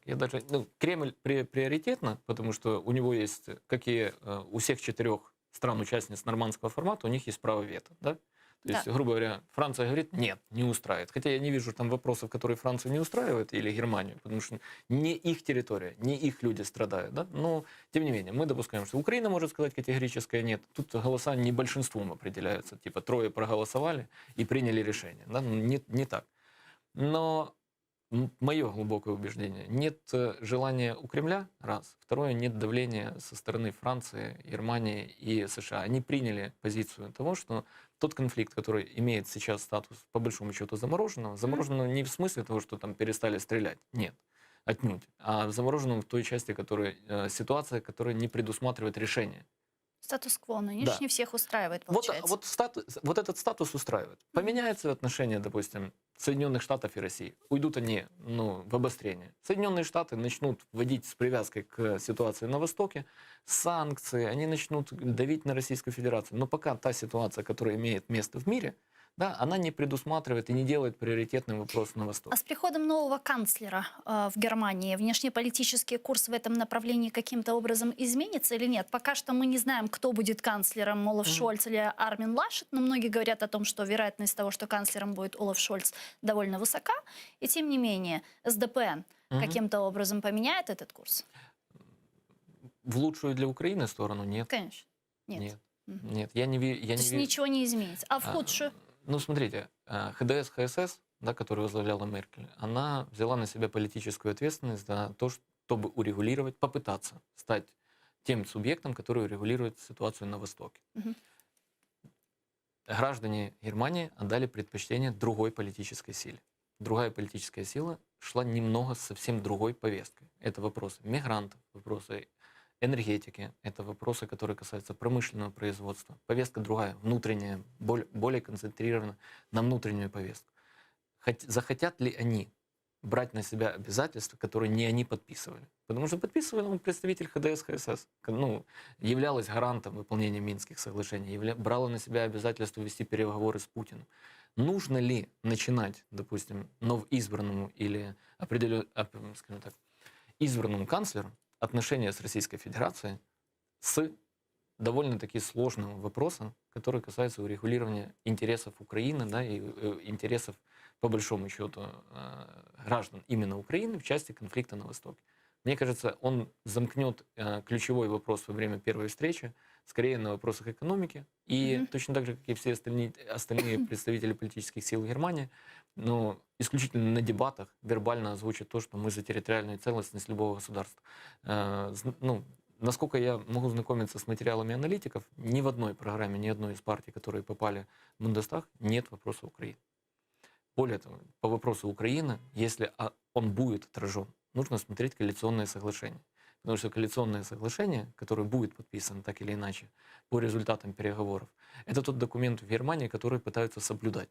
В отличие от Украины, где коалиционное соглашение, это такое, знаете, что-то надо подписать для того, чтобы начать формировать правительство. Потому что важно это правительство, портфели и деньги. Там это то, за что избиратели в последующем спросят, выполняешь или нет. И вот там, я думаю, тоже будут весьма такие абстрактные формулировки о том, что мы в целом за то, чтобы люди не страдали, права человека соблюдались. Вернемся к этому вопросу, когда увидим создание коалиции, поймем, кому примкнут зеленые и кто будет все же канцлером Германии. Да, возможно, и зимой. А я предлагаю перейти к следующей не менее важной теме, которую мы с вами уже несколько раз упоминали вскользь, но я предлагаю все же остановиться на ней подробнее. Главный кризис в Европе создан в ручном режиме. В Европе существует мнение, что будет найдено решение с РФ, и вопрос стабилизируется. Об этом заявил министр иностранных дел Украины Дмитрий Кулеба на фоне нового соглашения контракта между концерном «Газпром» и Венгрией. Вот его цитата. Всі розуміють джерело кризи, як вона була створена. Тому що навіть у найстрашніших снах західноєвропейський політик або бізнесмен не може собі уявити, що Росія все ж їх кине і заморозить будинки, фабрики і заводи. Ми бачимо неординарну ситуацію в Китаї, яка теж офіційно пояснюється зеленим переходом, скороченням видобутку вугілля. Я не виключаю, що проблеми нашої труби можуть стати лише маленьким елементиком загальної енергетичної світової кризи. Північний потік-2 ще не запрацював, це треба враховувати. І коли газ піде до Північного потоку-2, незважаючи на всі переможні реляції Газпрому і Росії, поки невідомо. Россия не восстанавливала транзит газа в Венгрию через украинскую газотранспортную систему. Об этом сообщил директор оператора ГТС Украины Сергей Макагон. Вот его цитата. В пресі поширюється інформація про те, що «Газпром» відновив транзит газу через Україну до Угорщини. Це не відповідає дійсності. Так, наразі є незначний потік газу з України до Угорщини, але це не транзит, а реекспорт газу європейськими трейдерами, який вони зберігали в українських ПСГ. И тем временем глава НАК «Нафтогаза Украины» Юрий Витренко убежден, что остановка «Газпромом» транзита газа в Венгрию через Украину должна повлечь за собой санкции в отношении оператора «Северного потока-2». Давайте послушаем его цитату. «Газпром» припинив транзит газу через Україну в Угорщину, незважаючи на заброньовані потужності до 30 вересня 2022 року. «Газпром» має таке право за контрактом не подавати газ для транзиту через заброньовані потужності, але разом з тим оплачувати ці потужності. Ми публічно і непублічно попереджали наших партнерів у Німеччині і США, що так може статися і що припинення фізичного транзиту через Україну створить величезні загрози для України і Європи. Кремль це робить спеціально. Це навіть не брязкання зброєю, це очевидне використання газу як зброї. Когда было строительство турецкого потока-2 и запуск турецкого потока, все знали о том, что этот поток предусматривает снабжением газа Сербии, Болгарии и Венгрии.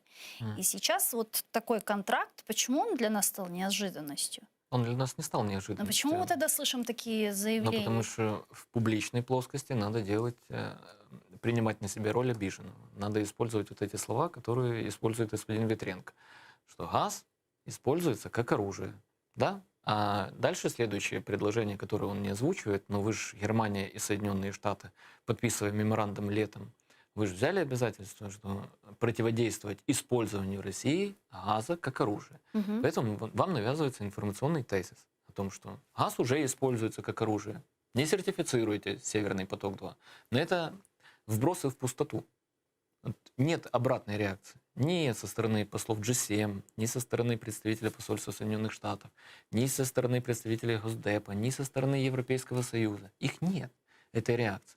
Соответственно, и меморандум ни о чем. Ну, это просто вот бумажка, да?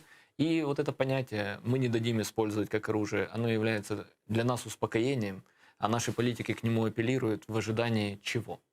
Давить на «Газпром». Здесь, понимаете, «Газпром» имеет долгосрочный контракт, тот такой же, который он подписал, допустим, Eonfan, компания до 40-го года, австрийский трейдер, с которым подписан долгосрочный контракт. Есть контракт, который подписан, допустим, с венгерским потребителем газа, да, ну или они выполняют условия. То есть есть там определенный график поставки, они его просто не увеличивают. Но если бы они нарушали твердые контракты, к ним бы обращались с финансовыми санкциями. Когда сейчас происходит история, что они не прокачивают в сторону Венгрии, тем самым обязывая венгерских трейдеров, которые закачали наши подземные газовые хранилища газ, доставать его оттуда, да, поднимать, они по большому счету тоже содействуют тому, чтобы росли цены в Европейском Союзе. Но уличить их в том, что они что-то нарушают, невозможно. Потому что контрактные обязательства они выполняют. То, что вы придумали себе биржевую цену, да, которая формируется из баланса спроса и предложения, то, что вы не можете закачать, допустим, чуть-чуть вам Норвегия не продает газ по $100, ну, или по 100 евро. Норвегия же поставщик, что она на рынке Европейского Союза продает по тем же ценам, по которым продает «Газпром». Ну, вроде бы надо же протянуть руку помощи. Но видите, французы уже выступают с заявлением о том, что не будет Франции для французских предприятий газа по эквиваленту 1000 евро. То есть они будут тоже, они отказываются от рынка. То есть модель рынка, энергетических ресурсов, которая строилась в Европейском Союзе, на балансе спроса и предложения спотовых цен, она не рабочая. И от нее отказываются сами страны, которые являются членами Европейского Союза.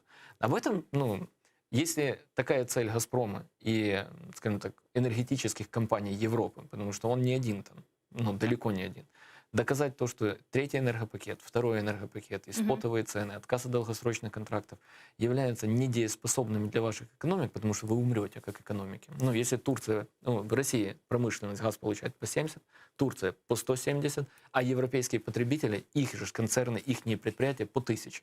У них себестоимость продукции и инфляция, промышленная инфляция, да, она же, соответственно, отразится на цене конечного продукта. И ваша продукция становится неконкурентной. Соответственно, вы либо хотите покупайте по 1000 евро, согласно правил, которые вы определили, но вы убьете свою промышленность, свою занятость, потому что вашу продукцию никто не будет покупать. Либо меняйте правила, ну и они поменяют правила. Потому что они понимают, что вот такая ситуация может повториться. Так, И а как же принцип солидарности в Европейском Союзе? Принцип солидарности, знаете, это как мы с господином Землянским общались, это когда Чехия подает в суд на Польшу по поводу использования угольной генерации и угольных шахт, а Польша говорит, что мы не будем выполнять решение суда Европейского Союза и не будем платить штраф по 500 000, потому что для нашей экономики уголь важен и необходим с точки зрения национальной безопасности. Но принцип солидарности – это цена электричества в балтийских странах, которая возрастет еще в следующем месяце примерно процентов на 40. Она сейчас составляет 14-20 евроцентов за 1 киловатт-часов. И с прогнозом того, что будет возрастать, это для бытовых потребителей, не для промышленности, еще на процентов от 20 до 40 в зависимости от того, какая будет стоимость угля и какая будет стоимость газа. Ну, солидарность – это когда в Великобритании, ну хотя ладно, уберем ее, она не член Европейского Союза, но, допустим, та же Франция говорит о том, что все, отказываемся от биржевых цен. Где тут солидарность? Тут каждая страна защищает свой интерес. Но при этом прецедент с опалом уже был. И какова вероятность того, что Еврокомиссия сейчас может стать на нашу сторону? А у нас нету, то есть, у нас нету спора. С чем мы обращаемся в Еврокомиссию? Проверьте соглашение между «Газпромом» и компанией в Венгрии. Ну, на предмет Украина чего? теряет транзит газа. До 24 года 4,5 нет. миллиарда, да, кубометров? До 24 года мы ничего не теряем. А после 24 подписывайте контракт. А, не подписывайте контракт, хорошо, ждите, пока мы выйдем на аукцион, ну так как в Польше. Так, ну мы же понимаем, что после 2024 года России незачем подписывать, в принципе, с нами контракт. Зачем? Нет, Россия, подождите, что значит нам незачем? Да? Мы же можем по-другому работать, где не нам дают, а мы создаем условия, при которых от нас отказаться не могут. И на нашей стороне должны быть, допустим, компании-потребители из Германии, которые будут настаивать, большие потребители, которые будут настаивать в отношениях с «Газпромом» на то, чтобы точкой передачи газа была западная граница Украины. Все, мы у вас покупаем газ на западной границе Украины. Соответственно, ваша ГТС, она задействована. Где у нас переговоры ведет представитель «Нефтегаза» с немецкими, австрийскими, чехословацкими, венгерскими, словацкими компаниями о том, чтобы они покупали газ на западной границе Украины. Мы же заинтересованная сторона в транзите. Мы хотим сохранить транзит, а не Россия хочет нам обеспечить транзит. Да? Ну, то есть мы же часто используем тезис о том, что газ – это оружие России. Но у нас был транзит, он был оружием, подчеркиваю, который можно было обернуть против России. Да? Ну, потому что их поставка газа зависела от того, как стабильно работает наша система. Мы могли их крутить. Мы их не крутили. Мы скидки на газ по $100 когда-то оформляли, да, за 1000 кубов, в обмен еще. В нагрузку к этому мы еще получали Черноморский флот, который базировался в Крыму. Да? Ну, мы свое оружие продавали задешево. Ну, нам создали пояс совсем другого оружия, который называется Турецкий поток, Северный поток-1, Северный поток-2, и сказали: ребята, у вас больше нет оружия. И мы ничего при этом не нарушили. Потому что Европа говорит, что они ничего не нарушили. Мы можем возмущаться. Солидарности нет. Нет солидарности совсем. Но если нет ни одного потребителя, который хочет получать газ через территорию Украины, этого потребителя нету в Польше, этого потребителя теперь уже нету в Венгрии, но осталось еще Словакия. Обсуждая политический аспект этого конфликта, который произошел, ни для кого не секрет, что у нас с Венгрией и так были довольно сложные и напряженные отношения. Это и вопрос образования, вопрос паспортизации жителей Закарпатья, то, что они блокировали переговоры Украина-НАТО. Кстати, этот вопрос также был недавно еще раз проартикулирован со стороны министра иностранных дел Венгрии. Как далеко мы можем зайти в конфликте с Венгрией? Чем это для нас чревато? Мы не настроены на конфликт. Мы, по-моему, уже дали заднюю. Как в вопросе, который касался паспортизации украинского населения на Закарпатье, так и в вопросах газа. Ну, потому что сначала громкие высказывания и вызовы представительств, ну, соответственно, в МИД, да, и Венгрии наших, и мы венгерских. А потом, да, официальное высказывание Шкулева, да, мы понимаем, что мы на это повлиять не можем, но все-таки, как-то неприятно. Осадок остался. Остался. Живите с ним. Все, мы дальше, мы не зайдем дальше в клинч. Мы либо начинаем как-то субъектно Понимаете, что такое условно субъектность или заинтересованность страны? Это взаимные права и обязанности, это контрактные обязательства, взаимосвязь экономик. Если мы строим отношения, простите меня, на культурном, этническом, историческом, разном прочтении фактов, которые имели место на территории сегодняшней Украины и сегодняшней Венгрии, то, наверное, мы тут консенсус не найдем. Ну, а я не слышу о том, что мы совместно с Венгрией какие-то экономические проекты реализовывали. Вот они реализовали с «Газпромом» проект. А у нас, похоже, есть. Ну, где мы сближаемся? У нас, если вопрос языковой, если вопрос меньшинств, то мы не сближаемся, мы его замалчиваем. Ну, ни закон не меняем, ни особо, ну, скажем так, публичной полемики не обсуждаем вопрос того, что же вы творите на территории Закарпатья. Поэтому мы замалчиваем. Потом нам прилетает еще одна ситуация с Венгрией. Пожалуйста, получите, распишитесь. Вся Европа борется за вашу энергетическую независимость. Все противодействуют Северному потоку. Мы вас лишаем транзитов 4,5. Ну, их контракт 4,5 миллиарда. Через нас там шло немножко меньше, но тем не менее. Все. Вот такой вот дружественный шаг страны Венгрии. Хорошо, можем ответить взаимно. Для этого надо, чтобы проанализировали, допустим, взаимную заинтересованность Венгрии в Украине или в другой стране, где мы имеем вес. И мы, допустим, сделали им больно. Ну, для того, чтобы выйти на паритет какой-то. Да, ну, и потом вышли на равные. Да? Вы нам сделали, мы вам. Давайте как-то пытаться дружить или находить взаимную заинтересованность. А так, если оно все время пролазит, и Украина все время, ну, простите меня, подтягивает сопли, ну, сначала возмущается, а потом все равно утирается, то Венгрия будет и дальше давить. Дякую вам дуже, пане Андрію. Да не за что, я что-то вам хорошее хотел бы сказать. Закончим на этой ноте. Да, вы великолепно выглядите. Давайте хорошим. Да. Дуже дякую. Чок Сагаловна, что приехали к нам в студию, Спасибо. ответили на наши вопросы. А мы с вами не прощаемся, буквально прерываемся на 5 минут. Далее эфир телеканала АТР мы продолжим уже на крымско-татарском языке нашу программу. Не переключайтесь. Коршкенджи.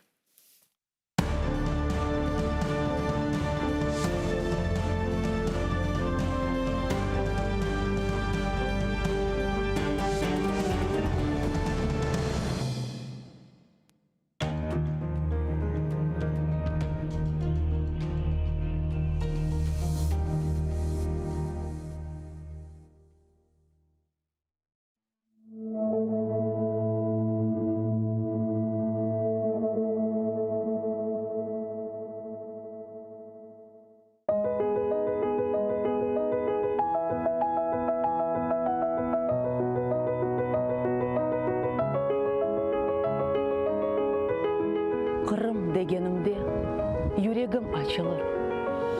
Yağmur olup buluttan güller saçılır. Dağ, çöller, denizden tebessüm yayılır. Kalbimnin melyemiz, ey ana vatan.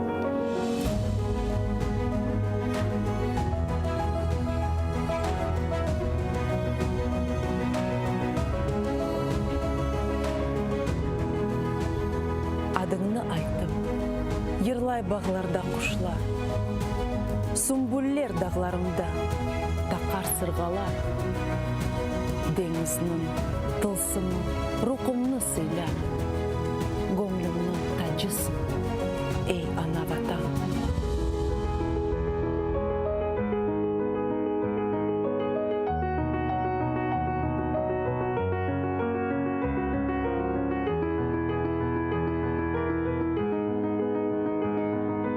Sayıller sokaklarda cennet havası. Bahçe bağlar kalkın çün, dertler devası. Budur asıl insanın omur sefası. Kozumnun nurusun, ey ana vatan.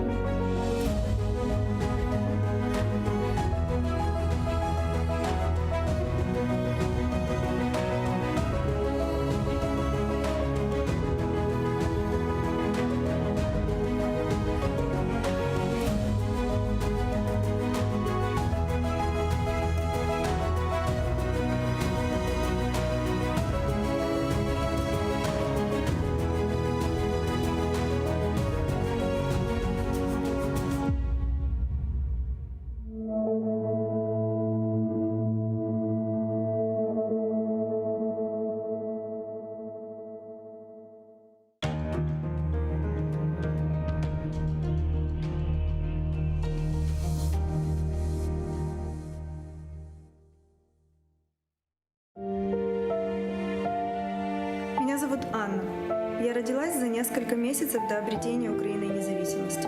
Весной 14-го я вынуждена была уехать, когда под моим домом начинали распускаться деревья. Скоро снова весна, и я хочу спросить, когда я снова смогу увидеть цветущие крымские сады.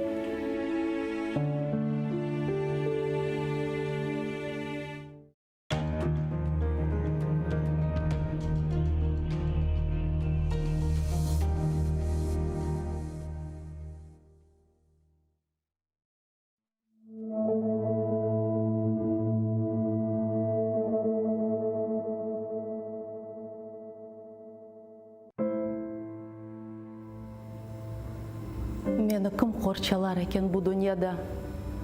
Meni kim parchalar ekan bu dunyoda? Meni kim qirpalar ekan bu dunyoda? Qirmim, eğer sen olmasan dünyada. Seni kim sızlatır ekan bu dunyoda? Seni kim yırlatır ekan bu dunyoda? Seni kim ağlatır ekan bu dunyoda? Qirmim, eğer men olmasam dünyada.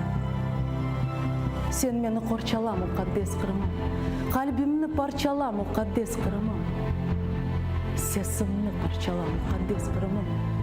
Sana qul olurum, saq qalsam dunyoda. Yurtuna qul olmaq baxtdır bu dunyoda. Vatanlı baxtsızlar yoxdur bu dunyoda. Qirm, sen menim uchun taxtsin bu dunyoda. Senin için o'lerim, saq qalsam dunyoda.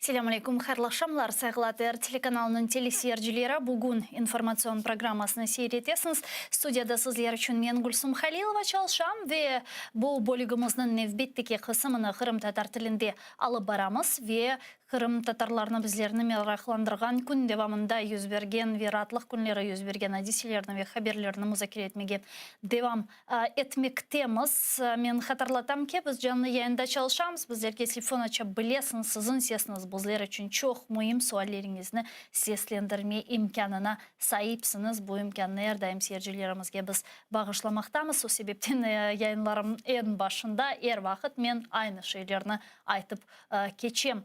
Bunun beraberlikte bizim YouTube sayfamızga abone olmağı unutmanız ve bizlerge destek göstermege isteseniz hem saytımızga hem de Patreon adresimizge aza ola bilesiniz. Bu bizlerge informasyon cephede kureş alıp barmağa yardım edecektir. Muayirlerimden mana şimdi aytkanına ko'ra bizde canlı bağda Milliy Meclis azamız Rizağa Shevkiyev var. Kelin son selamlar. Rizağa selam aleykum.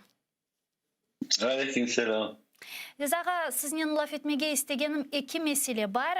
Birincisi şudur ki 29 sentyabr günü keçken hafta malum olğanı ki bu Ukrayna Nazirler Şurası Kırım qaytarılığı boyunca kabul etilgen strategiyanın realizasiya planını yani omurga keçiriv planını tasdiqladı. 76 sayfeden ibaret olğan bu planının hayatqa keçirilüvi Kırım qaytarılığına yardımcı olmalı ve qaytarılığına ketirmeli dep aytsam da doğru olur. Siz bu stratejini yani planını okumağa yetiştirdiniz mi? Beğendiniz mi? Sizin fikrinizce bu strateji neticesinde Kırım qaytarılığını ko'rejekmiz mi? Ben o dokumenti okudum. Öyle bir tereden öğrenmedim. Ama böyle okup çıktım. Bayağı maddeleri beğendim. Birincisi neyse bir strateji yaratıldı da ortaya çıktı ve hükümet onu yol başlık yapmak için bir yol algan gibi bu dokument altına çalışmalar yapacaktırlar. O birinci. İkinci de böyle strateji dokumenti olganda çetler etrafında, hükümet etrafında çeşit bölgeler Ukrayna'da ve Avrupa'da bu stratejiyanın kocaman tutup çalışmalar yapacaktırlar. Daha bir mesele var. Mesela Kırım platformasına bir kararlar alganda, çalışmalar yapkanda o strateji dokumentin kocaman tutacaktırlar. Çünkü eğer karar alınsa stratejiye girilmeyen bir karar alınsa o az bir şey uygunsuz olacaktır. Onun için strateji birinci o yerinde durmak gerek de onlar da ona bakıp çalışmalar yapmayla. Onun için ben onu olganın, böyle strateji çıkanın ve karar alınganı ona ben kol tutan ve begin. Mına Ukrayna Тышыш Назиры Дмитрий Кулебаның Кырым платформасы өткерілгенінден sonra айтқанына көре, Украина çeşit türlü hareketlerinin, faaliyetlerinin Kırım platformasının kengleştirilmesi için çalışacak. Yani diğer mühim ülkelerinin anda koşulması için faaliyet alıp baracağını aytkan eden de Kırım platformasının ötkerilgeninden bir aydan çok müddet geçti. Bu aman aman 1,5 ay devamında Kırım platformasının yapkan hangi bir hareketlerini kaydeteredin seni Kırım platformasının semereliğini ne vakit korup olacakmız, görmeye başlayacakmız. Belki de şimdi hazırlık işleri alıp barıla bilmeyeyim. Ama Kırım platformasının işte neticevi işleri hangi şekilde ve ne vakit olmalı fikriniizce? Ben belirlesem Kırım platforması az bir şey atikçe çalışmak gerek. Bugünkü bakanda çeşit taraflardan böyle bir hareketler yapılar. Bu Kırım platformasını sanki başka unutulga ya da taldağa halga öyle bir işler yapılar. Mesela Kırım'da bizim aktivistlerimiz başladılar karşılarına alıp kapatmaya.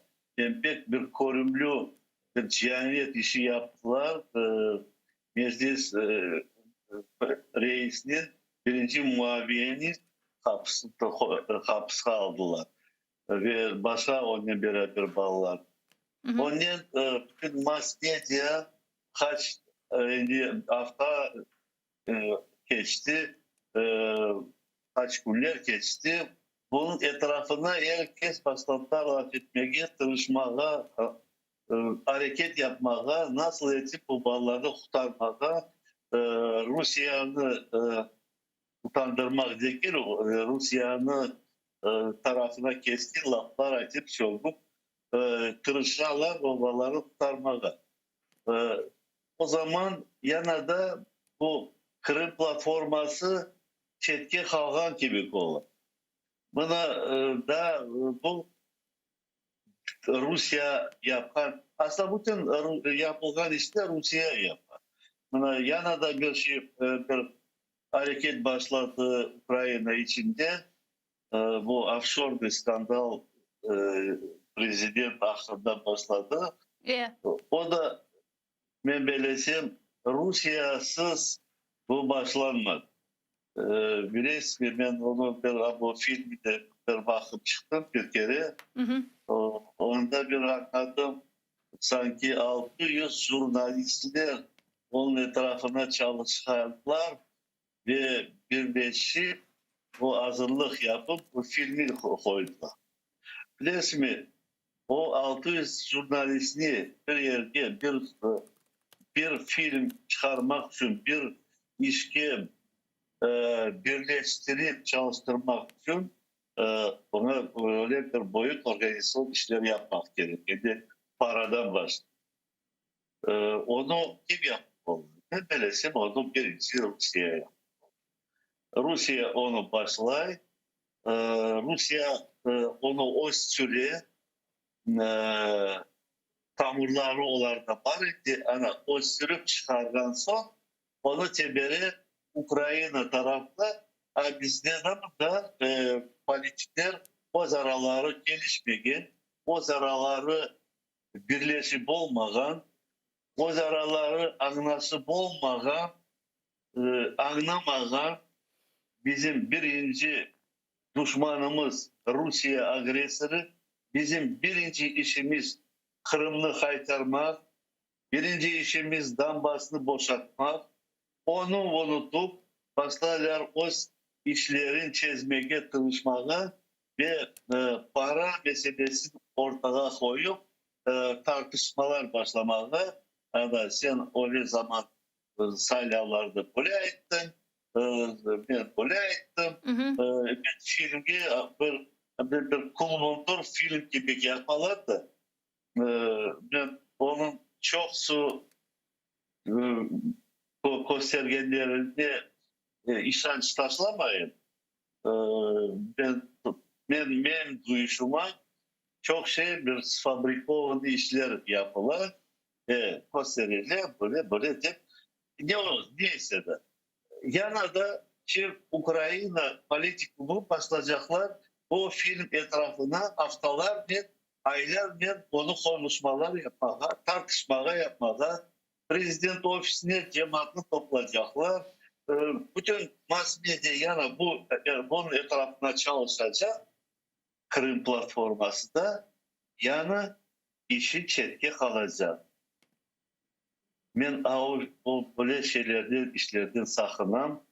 Eğer böyle FSB çıkarılan bir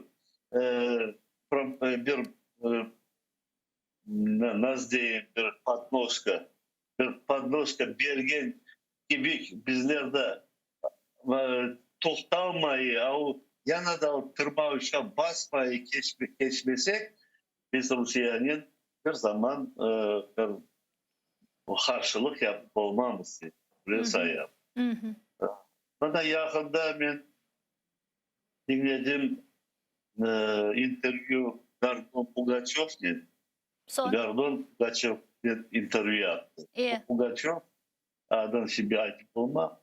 O birinci yardımcısıydı Putin. Hem onun açısından o interview'den anlattım.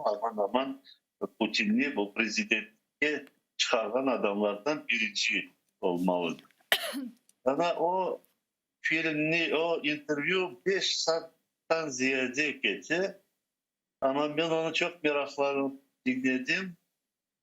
Çünkü o anda Putin'in tabiatın anlattıra da ve çeşitli sualler verilgen son onun cevapları bakanlarda anlatta Putin kim olganın, ne olganın, tabiatın, tahattın, dostların, soyların, hatta çok büyük bir analiz yapmak mümkün. Ondan ben anlayayım ki Putin özü böyle bir onun akıllı yerinde, akılsız demek mümkün değil.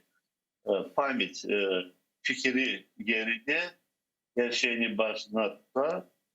Ama da etrafına çalışkan, etraftaki adamları ona bir teşhis edelim.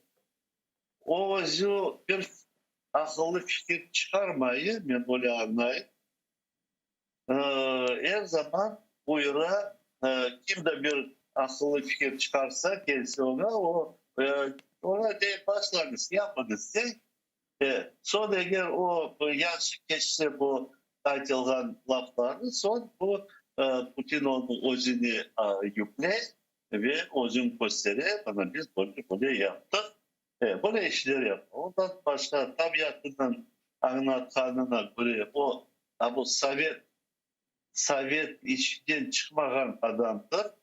Yani bütün istegi yana bir Alman bir Sovyet hükümeti kurmağa SSR adını koyacaktır mı ya RSFSR başta koyacak mı ne olsa da. Onun için bizler de bunu anlamak gerek. Putin'in etrafına çalışan FSB başlıkları, milyarderler, onlar politikanı, onlar alıp paralar ve bugün bu birinci bir ona tesir etken adam Patrusev'tir. Ben öyle anladım. Ama o FSB'nin onun koluna onu çalıştırarlar ve Putin'de bir onun mesela koruysa ben belirleyeyim onun laf etkende bir Pastanova uyduralar var o neler laf etken gibi hazırlaylar bir Patrusev'de o beceri. Onun için ben yana da haytayım arka Ukrayna ayakta durmak için içindeki o zararlı savunmaları toplatmak gerek mutlaka. Bugün Prezident Zelenski, bugün ona halk tutmak gerek, çalışmak gerek. Yakınlaşa yedi sayılar da uzak değil. Sayılardan aslında sayılarda kim ise olmadan Prezident namzetini göstersin, çalışsın ve saylansın. Ama Prezident çalışan vaktine böyle ayak çalmasın. Kırışınlar ona yardım etmek. Ve eğer hükümet, eğer Ukrayna bu işgallıktan tutulmasa Ukrayna gayip olacak. O zaman onda Prezident de gerek olmayacak. Ama ben öyle bir düşünceler aytacaktım. Ve işaretçim var. Ukrayna halkı, Ukrayna politikleri anlarlar ve bu böyle bir öz yaşta bir kararlar gözlerine çıkarırlar. Kırım platformasından ben bekleyenim ondan başka bizim Kırım Tatar halkımızın sualleri de asılıp kalgan gibi oldu. Kamu halk kanunun alındı. Yani onu etrafına çalışmalar oladır. Ama ikinci, üçüncü adımlar da yapmak gerek. Kırım Tatar halkının statüsü ve Kırım Tatar halkına nasyonel teritorial otonomiya verilmesi Kırım'da. Eğer bu sualler uzakta kalsa yanadayken bu kalabalıklar tek Ukrayna'nın o stratejik süreçini tesir etse ondan başka bizim halkımızın sualleri de unutulup kalır. Onun için pek isterdim ki Prezident ve onun ofisi ve başka bir hükümet adamları, deputatlar bir doğru yol alıp beraberlikte çalışmaları isterim. Bunun birlikte til meselesi de çok mühim müzakere etilgen meseleler sırasında bilesiniz geçenlere Ukrayna Nazirler Şurası Kırım Tatar tilinin Kiril urufatından Latin urufatına geçmesiyle bağlı karar kabul etti. Sizin fikrinizce bu ne kadar mühim? Evet, o karar geç olsa da yana skor bu karar alındı. Endişe hazırlık yapmak gerek. Bizim bu hocalarımız, bizim bu taraftan çalışan adamlarımız onu hazırlamak gerektir. Kitaplar çıkarmak gerektir.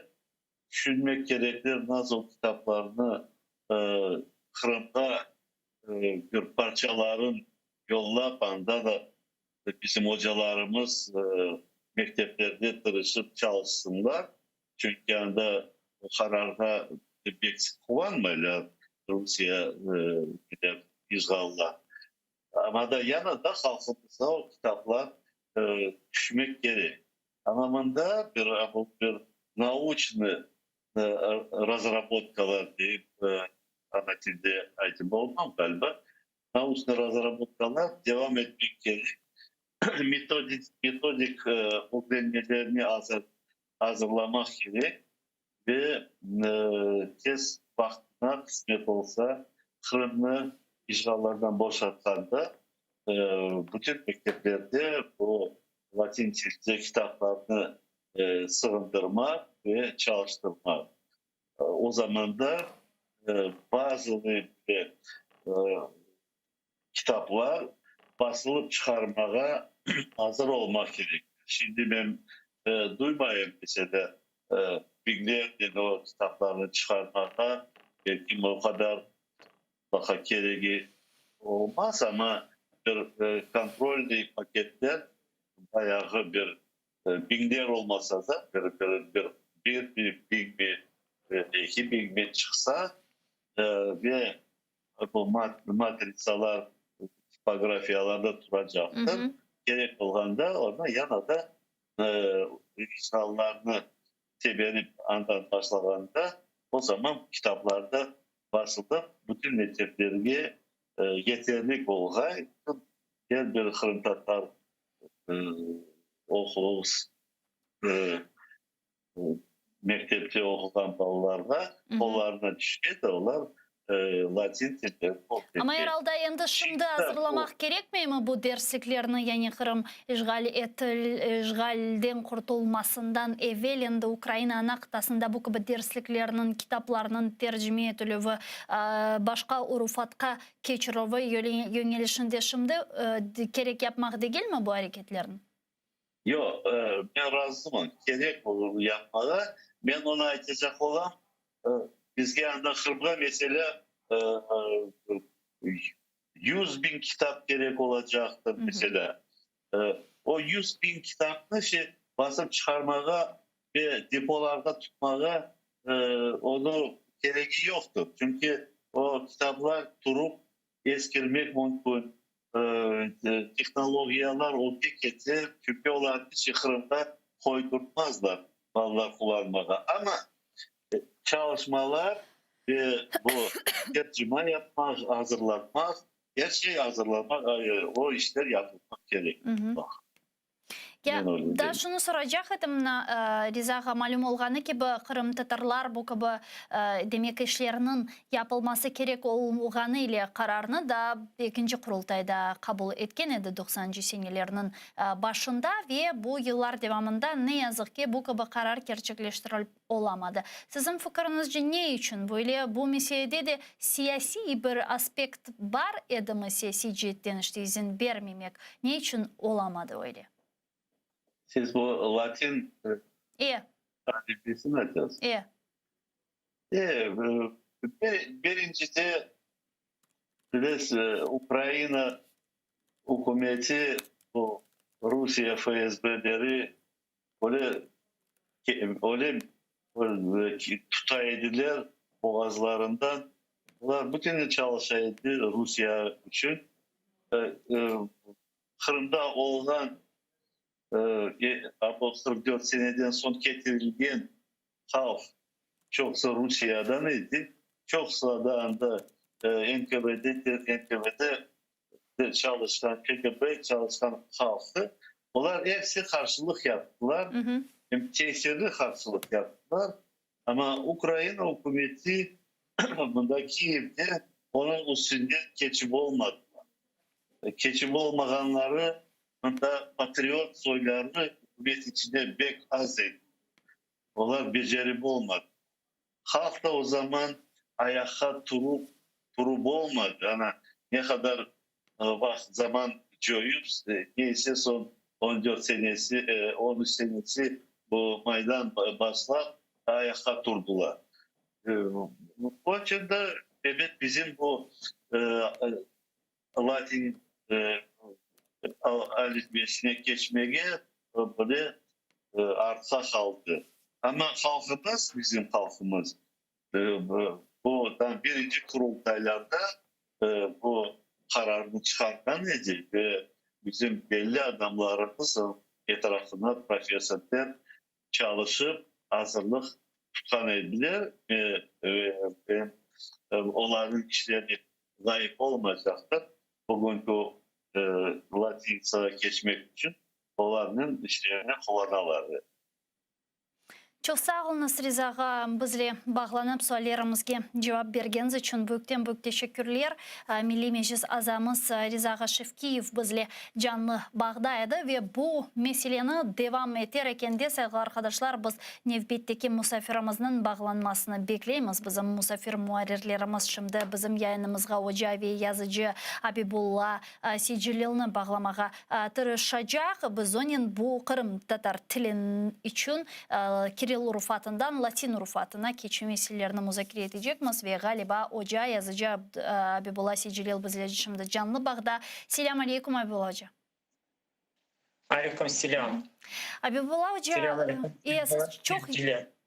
çok yıllar devamında ve Kırım'da bulunganınız vakit mekteplerde dersler berediniz Kırım Tatar tili ve edebiyatı boyunca. Bugün Ukrayna'nın meşhur üniversitelerinden birinde Kırım Tatar tili fakültetinde çalışmaktasınız ve yani Kırım Tatar tilinin uğraşkan bir insan olarak Kiril urufatından Latin urufatına geçme müddeti ne kadar zor sizin fikrinizce? Zor mu, ağır mı ya da aksine bizler için daha kolay olacak ve tilimiz için daha da kolaylaştırıcı böyle bir hareketler getirecek. Bakınız kıskadan ve umumen aytganda eğer hangi keçuf men bilesem öyle bir zararsız ya da kolay olmaz. Buna isbat yani bu yolunu bu nasıl aytayım mürekkep elbette lakin gerekli yolunu zamana uygun yolunu endi Türkiye memleketlerinin çoksu keçi boldular demek mümkün. Hem de keçi yatalar dep aytsak yanlış olmaz. Hem de bakınız şu meseleni biz Kırım'a kayıtkanının müzakere etmeye başlayan edik. Men alimler adından şimdi aytabilirim. Derslerde aksı olungan malumatından faydalanıp ve elbette halkımızın ağır vaziyetinde o Kırım'a kayıttı, o yanı yaşayışı kurmağa başlaganda bu da başımıza gelgende bu ne kadar kıyın olur dep herkes düşüngen edi. Elbette bu vakittan, bu yıllardan endi mına bakmaz. 30 yıl geçti demek mümkün. Ve şu hepsi meselelerini göz önüne alıp alimler bütün müsbet menfi taraflarını bakıp da şu yolga hazırlık gördüler de eğer hangi yerde peyda olabilgen meselenin üstünde yıllarca onlarını deneyip çalışıp bir doğru neticeye gelmeye tırıştılar. Şimdi Kiril urufattan Latin urufatına geçme bizlerge ne verecek? Yani hangi bir hususiyetlerini göz önüne almalı bu keçuf müddetinde ve bu keçuf müddetinin mürekkepligi hakkında aytkanımız vakit siz şahsen neni kaydeterdiniz buna konkretik mesele boyunca? Bakınız siz muayyen sorularını verirsiniz. Doğru. Çünkü bizim çoksa adi insanlar, tilinin erkun uğraşkan insanlar değil. Bakın. Biz elbette bunu kolay tarafını müzakere etmek gerekmez. Bakınız, men aytım bayağı müddet geçti şu alınan karardan. Ve elbette çok iş yapıldı. Ama onun mürekkepliği hakkında men şimdi aytmak pek istemeyim. Çünkü men şahsen özüm Ali Okuv Yurtunda faaliyetim başlaganda şu mesele üstünde çalışkan alimlerimizin, kafedrada alimlerimizin işini görgen edim de ve birden koşulmayım. деген edim. Çünkü bana biraz kolayca elbette Kiril alifbesi көрінеді. Мен мектеп çağımdan, balalıktan onu korup, gazetlerden okup ona alışkan edim. Ve nasıl olacaktı bunu biz kabul edecekmiz ve bütün halk kabul edecek degen mesele üstünde toxtalgan edim. Ama kete şu meseleler çizilgeninden aslında yanı bir tertip daha da olaytlı, daha da zemanevitilimizin yapacağını korup, yavaş yavaş men de şu işke verildim demek mümkün ve aslında aytam da sizge ne Kırım Tatar, ne ecnebi til olarak öğrengen bir talebimnin o günde bir mesele turmaydı. Onlar hakikaten şimdi şu iki elifbeni kolaylıkla kullanırlar da birbirinden ikincisine geçebilirler ve aksine. Ama bakınız kolaylaştırıp, yanı bir tertipke getirip, ondan kendi milli varlığımızı saklap kalmağa tırışma istesek, buna bu tırışkan halklar birinci elbette Türkiye halklar öz ana tilinin alını, geleceğini kaygırgan, tilini zaman talaplar seviyesini yükseltmeye çalışkan, til normalarını işlep çıkarı ve gerek olğanında yanıdan işlep, tildeki değişmeler ile bağlı faal esnaslarını öğrenmek için, leksik zenginliğini arttırmak için durmadan uğraşanlar ve uğraşmaktalar. Buna bütün kayıt etüvlerini göz önüne alsa, ben bilesem keçuf esnası biz için kıyın olmaz. Elbette yanı nesil bir olaytlı şey isteydi. Ve bu tertip Latin elifbesi esasında tizilgen Kırım Tatar tilinin esas normaları menimce en şimdi kolaylı zamana uygun bir tertip olacağında men hiç şüphem yok. Men buna inanam ve koşulam. Bunun beraberlikte birçokları ayta ki aslında Latin urufatı Kiril urufatından daha onaytlıdır. Çünkü misal Kiril urufatında olmayan bazı bir arifleri artık Latin urufatında bulunacak ve birçok sözlerinin telaffuzu Kırım Tatar tilinde daha da doğru olmasına umut besleyler demek Kiril urufattan Latin urufatına geçişülüğü. Siz bunun razısınız mı? Elbet razım çünkü Kiril elifbesi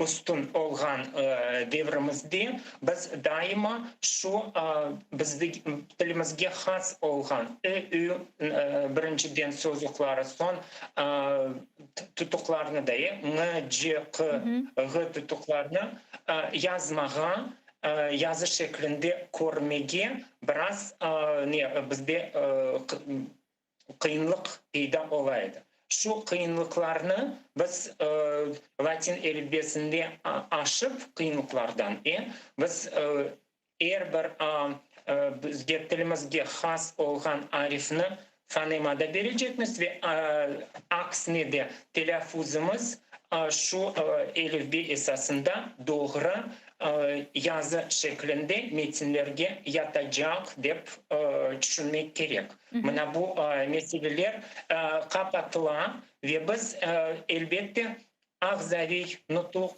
ve yazma yutuk arasındaki farkını sezip Kırım Tatar til taşıyıcılar olarak biz elbette lahırda da bir türlü lahırda edecekmiz yazıda ona esas imla normalarına riayet etip endi işlep çıkarılgan, çoktan işlep çıkarılgan imla kaydelerini esaslanıp doğru yazmağa tırışırmız.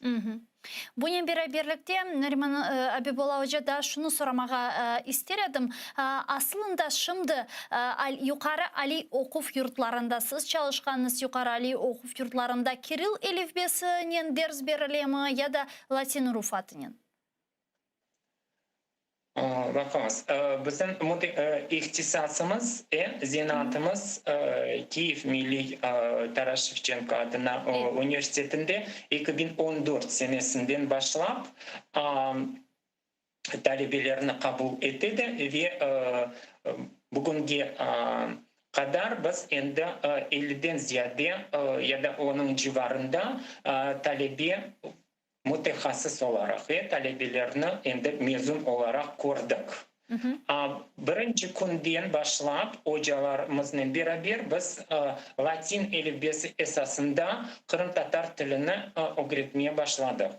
Elbette o vakit malumat pek az idi. Kitaplar, derslikler aslında Kiril elifbesinde kullansak da biz Latin elifbesinde onlarını yazmagan, her şeyini yazdırdık ve özümüz de şu yazı metinlerini, malumatını şu elifbede vermeye tırışaydık.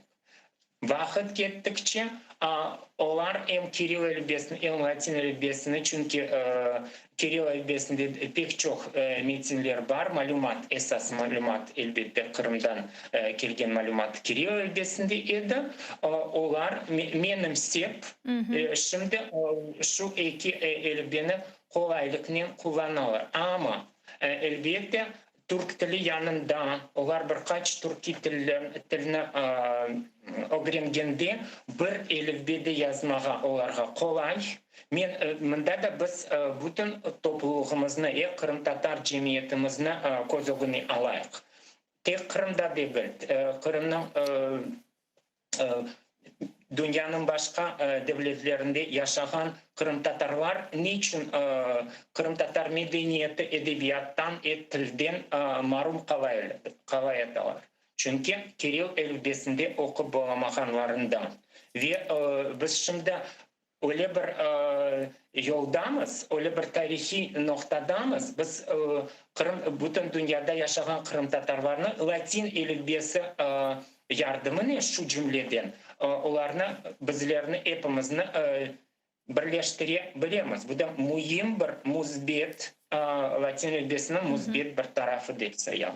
Elbette talebelerimiz endi ketkete Latin elifbesinden Kiril elifbesine bir vakit kaytmazlar. Çünkü Latin elifbesi onlarga oңайтlı ve tilge gelişikligini kayıt ettiler. Bakınız, men bilesem Kırım'da da ketkete zaman değişse, çünkü şimdiki vaziyette Kırım'da halkımız Kırım ana tilini saklaf vaziyetinde. Onlar istemese de yanı şarayit, yanı ketişatqa benzeşmege uğraşmayık dep, özünü korçalamağa böylelikle tırışalar. Lakin tilini siz bilesiniz, tek inkişaf etkende saklamak mümkün. Bunda da büyük bir mesele. Ve şimdi evvelki sizde çıkışta bulunan misafirimiz aytkanı gibi biz bu 30 yıl içinde yapılgan ve ilerleyebilgen bunda Ukrayna kıtasında varlığımızı bütün zenginliğimizni tek inkişaf etmeliyiz. Tek o vakit biz tilimizni de saklayabiliriz. Ve şu gelecek 10 yılga işlep çıkarılgan strateji bizge pek kolaylı ve pek faydalı dep sayım. Büyükten büyük teşekkürler. Çok sağ olunuz yayınımızga bağlanıp kıymetli fikirleriniz ile paylaşkanınız için.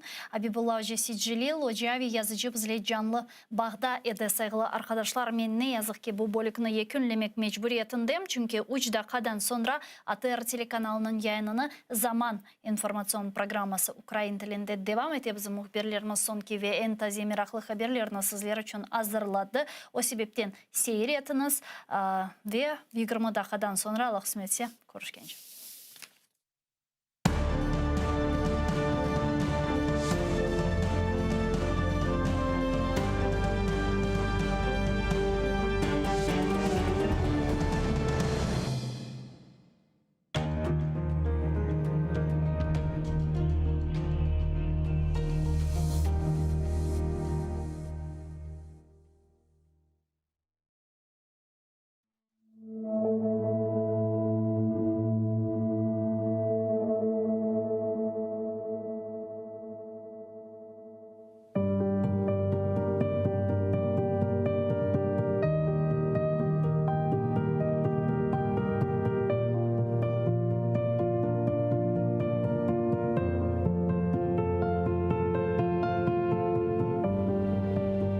Қырым татарым, бұ бұйық бір ғұрырымдыр.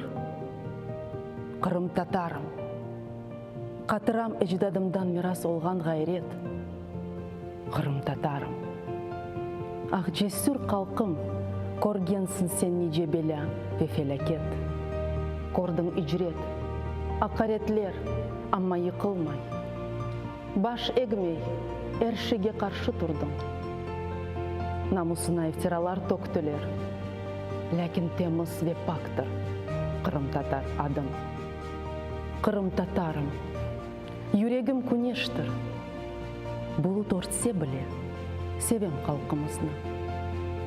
Қорқу білмес, сав көңіллі, жесаретлісіз. Мен теменна етем оғымызде. Сорары семенден бірі, сен кімсің? Сөйле қалқын тәртіп низам ве адетні. Айтырым, бұ бұйық бір ғұрырымдыр. Шүкір, Қырым татардыр, миллетім.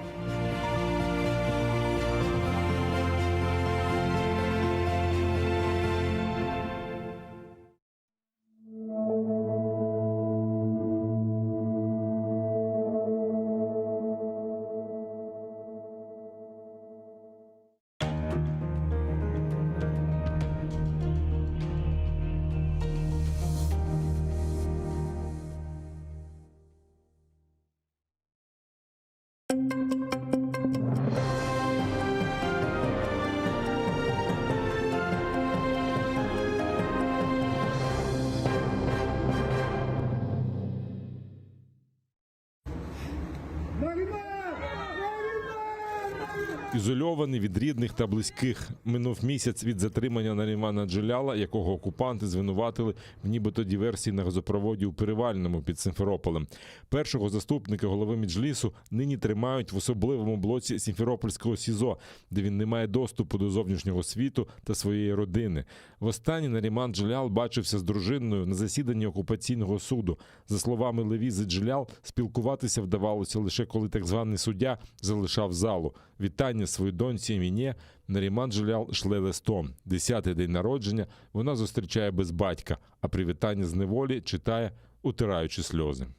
Привіт, моя люба доню Міне. Від усього серця вітаю тебе з днем народження. Нехай Аллах подарує тобі здоров'я, щастя, достаток, довгі роки життя.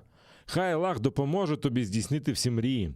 Я хотів би бути поряд з тобою, обіймати тебе, цілувати, бачити, як ти ростеш. Хотів би тобі в усьому допомагати. Бажаю, щоб ти гарно провела свій день народження з нашою родиною та зі своїми друзями. Твій тато, який тебе дуже любить і сумує за тобою. Нарімана Джеляла затримали 4 вересня і звинуватили спочатку у підбурюванні до диверсії, а згодом і до вчинення підриву на газопроводі та нібито незаконному зберіганні вибухівки. Разом з ним судять братів Азіза та Асана Ахтемових, яких окупанти нещадно били та катували струмом. Про це Азіз розповів своєму адвокатові Айдеру Азаматову. После этих угроз и пыток током я им сказал, что соглашусь со всем, что они мне скажут. После этого меня подняли наверх, посадили на лавочку, опять угрожали, после чего я почувствовал сильный удар в область шеи, в затылок, и меня куда-то потащили. Потом сняли маску, пришел человек, который назвал себя доктором, но был в военной форме. Этот человек сказал мне, чтобы я говорил все как было. Видимо, я сказал не то, что им нужно, после чего мне опять опустили на глаза маску и один раз ударили в область шеи. Минулої п'ятниці окупаційний Верховний суд Криму відхилив апеляцію на арешт Нарімана Джеляла, цинічно скоротивши термін перебування в ізоляторі на 1 день до 3 листопада. Судилище відбулося в закритому режимі. Наріман Джелял своєї провини не визнає. Мне неоднократно приходилось быть свидетелем различных политически мотивированных судебных процессов, поэтому я не питаю иллюзий касательно сегодняшнего решения. Я должен заявить, что совершенно не верю в российское правосудие, когда дело касается политического преследования, как в моем случае. Однако это не останавливает меня в деле борьбы за права человека, свободу и справедливость. А тих, хто прийшов підтримати бранця, гнали якнайдалі від стін окупаційного суду, а громадську діячку Лейлу Яшлавську окупаційні поліціянти навіть відвезли до відділку для встановлення особи. чистого, честного человека вы ночью, вы хоть немножко думаете, ночью зашли в дом, 4 детей у него, старики, и вы его судите за что? Это стыд какой-то. У Меджлісі цю сфабриковану справу називають помстою окупантів за саміт Кримської платформи, який відбувся у Києві 23 серпня, де серед інших брав участь і Наріман Джелял. Там впевнені, що таким чином Росія планує визнати представницький орган кримських татар терористичною організацією та розпочати ще масштабніші репресії проти корінного народу Криму.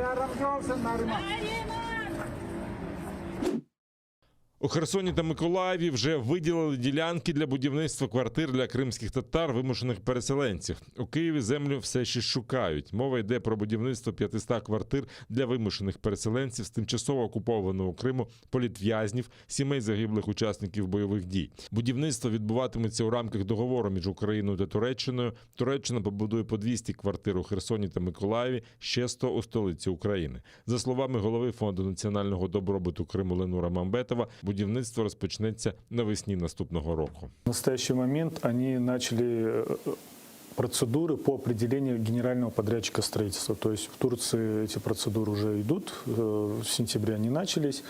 Я думаю, в течение осени они закончат эти процедуры, затем мы совместно выйдем на участки, проверим участки, и начнутся уже подготовительные работы.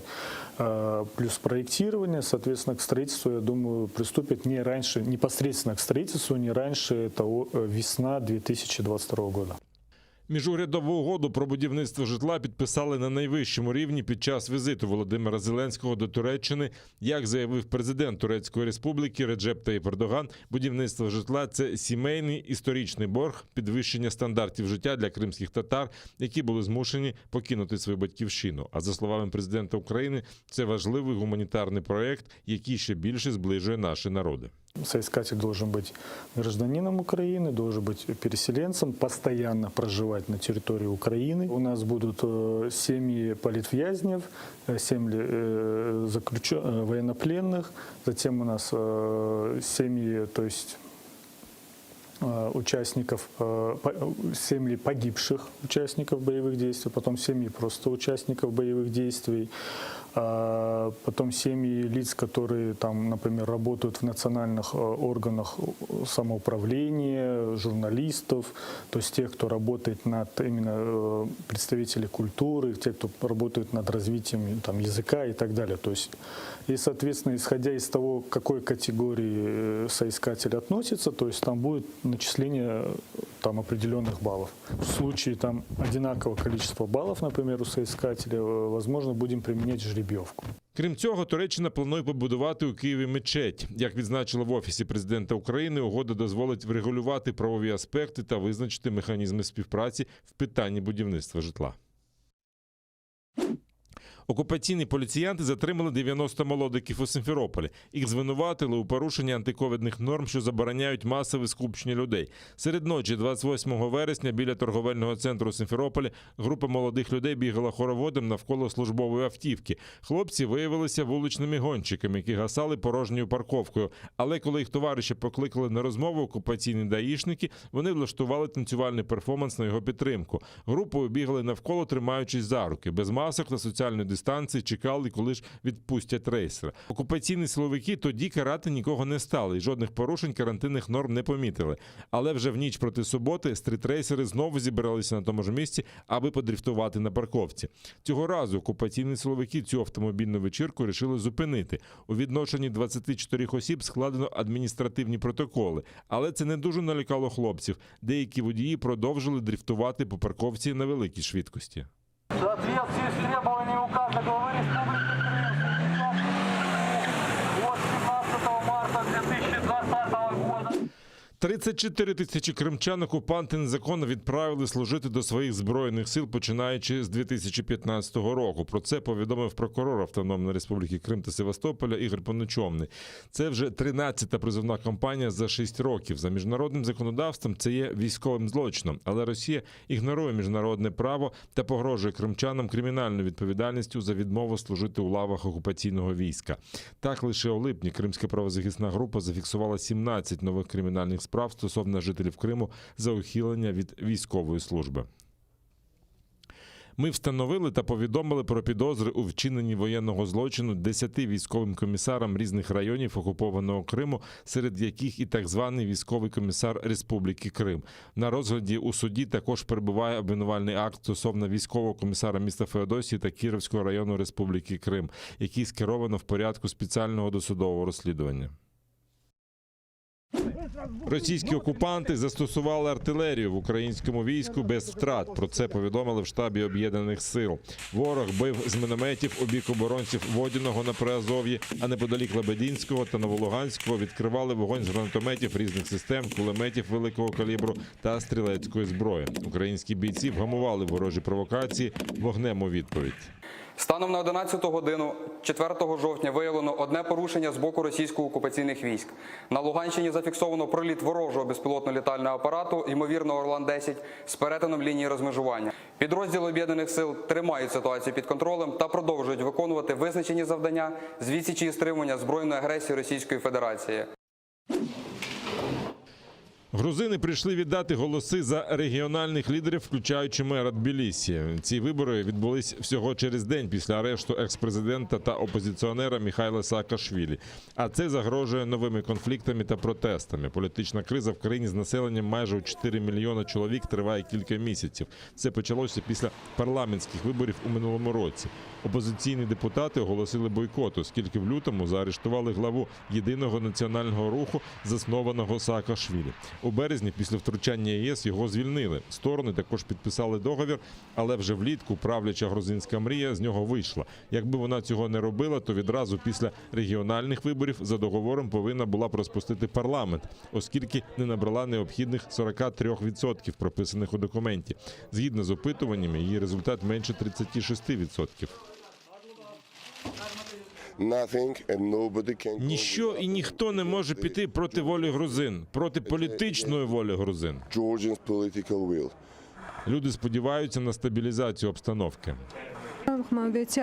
Я голосувала за тих, хто має реальний досвід і добре виконує свою роботу. Сподіваюся, завтра стане краще і у нас буде стабільність, і до влади прийдуть люди, які хочуть по-справжньому працювати. Я голосувала за коаліційний уряд. Сподіваюся, що раз і назавжди закінчиться це протистояння, і ми всі візьмемо участь в управлінні цією країною. Саакашвілі поїхав з Грузії у 2013 році. У 2018-му його заочно засудили до тюремного ув'язнення. Заарештували його 1 жовтня, коли він повернувся на батьківщину і закликав своїх прихильників голосувати за опозицію і виходити на вуличні протести. Йому загрожує щонайменше 6 років в'язниці за 2 кримінальними справами. Його визнали винним у зловживанні владою і розтраті бюджетних коштів. Сам він усі звинувачення відкидає. Президент Саломе Зоробішвілі заявила, що Саакашвілі не помилують і що він навмисно намагався дестабілізувати країну. Адвокат екс-президента назвав його арешт політичним переслідуванням.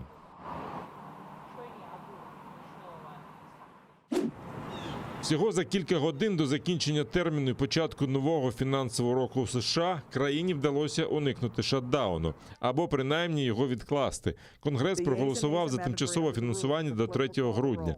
В іншому випадку багато операцій уряду б зупинились, а десятки тисяч держслужбовців залишилися б без роботи. Сенатори в Конгресі затвердили фінансування у співвідношенні 65/35, а в Палаті представників за проголосували 254 законодавця і 175 проти. And with this continued resolution, we not only keep government open, keep checks flowing to our veterans and Social Security recipients and the rest. Уряд США переживав шатдаун 21 раз. Найтриваліший був 34 дні. Шатдаун відбувається, якщо Білий дім і Конгрес не можуть домовитися про пунктах бюджету на наступний фінансовий рік. Цього разу бюджет також не змогли прийняти через розбіжності. Демократи наполягають на тому, що необхідно збільшити держборг. Республіканці вважають це згубним для американської економіки. Не дивлячись на непримиренність республіканців, факти не змінилися. Ми повинні збільшити держборг. Ми не можемо допустити дефолту Америки. Незгарбні спроби вирішити протиріччя всередині партії не працюють. Вони працюють лише тоді, коли всі погоджуються з реальністю. Сьогодні ми в змозі фінансувати уряд. Більшість з цим згодні. Так само потрібно поставитися і до ліміту держборгу. Документ про продовження фінансування вже підписав президент Джо Байден. Зараз Конгресу потрібно буде затвердити бюджет на наступний рік. В іншому випадку шатдаун може все ж статися. Все агресивніше вивергається вулкан на Канарському острові Пальма. У неділю біля кратера Кумбре-Велья обрушилася північна сторона. В результаті вирвався новий потік лави. Рухається він швидко і, за словами місцевих ЗМІ, загрожує довколишнім населеним пунктам. Вулкан вивергається вже більше 2 тижнів з 19 вересня. На цих кадрах видно шлях 2 інших лав. Вони зруйнували понад 900 будинків. Виверження супроводжують підземний поштовх. Приблизно 6 тисяч осіб були змушені евакуюватися. Острів є частиною Іспанії, і іспанський прем'єр-міністр Педро Санчес відвідав його в 3-й раз з початку виверження. Хочу висловити солідарність з усіма іспанцями. Я говорю це кожен раз, коли приїжджаю сюди. Сьогодні Іспанія з жителями Пальми як ніколи. На допомогу жителям прем'єр пообіцяв виділити майже $249 мільйонів. Вони підуть на відновлення інфраструктури та вирішення виниклих через вулкан проблем в галузі водопостачання, зайнятості, сільського господарства та туризму. Приєднуйтесь до сім'ї АТР та підпишіться на сайт нашого телеканалу. Для цього наберіть в браузері atr.ua, натисніть на кнопку «Вступити в сім'ю АТР», виберіть суму і натисніть кнопку «Підтримати АТР». Після цього заповніть дані своєї картки та електронної пошти. Оберіть регулярність платежу, погодьтеся з умовами програми та натисніть кнопку «Оплатити». Перший кримсько-татарський телеканал АТР – це максимальна та ексклюзивна інформація про Крим. Це єдиний осередок свободи слова для кримсько-татарського народу. Підписка на наш сайт – це підтримка нашої інформаційної боротьби та ваш внесок у повернення півострову додому, в Україну.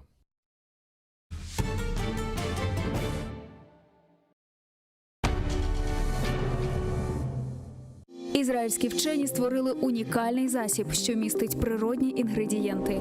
Краплі імуноков покращують імунітет при коронавірусних та респіраторних захворюваннях, а також сприяють полегшенню постковідного синдрому. Імуноков – надійна допомога.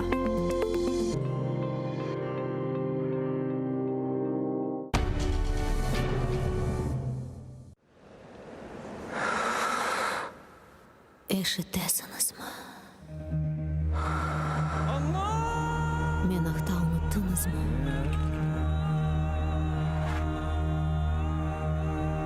Мен мұнда. Бұл менің топырағым. Менің қырымым.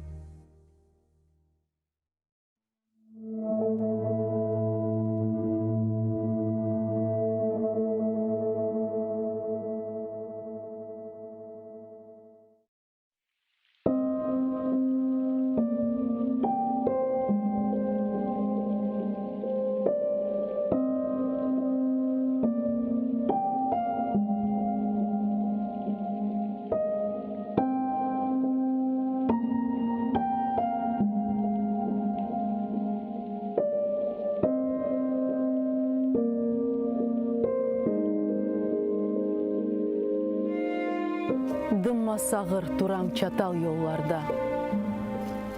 Құш тұтам деп бақаларны тұтқан. Көзлерімні жойғаныммен тарлада. Женет сувы беллеп, көз яш ютқан. Чызма кебе баса мені бір қая. Юрегімні кімдір тепе соқақта. Аяқларым жам үстінде эптая. Дүл-дүл кібі тұра мепта сырықта.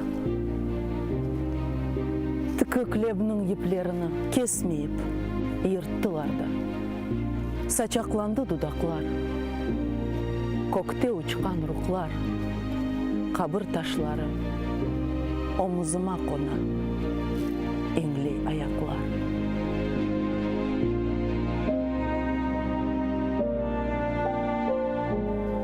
Ерде ятқан юрегімні көтердім. Юрексізге бағышладым үмітні. Тарла алып келді менің көзімні. Көрдім көзі көрген соқыр миллетні. Қабырташтан қопқан парчаны уфатып мен сілдім ерті хлебіме. Сырықта кемерді бірден жанланды. Вегерлешті чықмыш ері қалбіме. Айды кеттік деген сеслер чалынды. Эйран олды дымма сағыр құлағым. Атеш яна берсін дүлдүл ялыны. Эйран олып, оксыз қалма.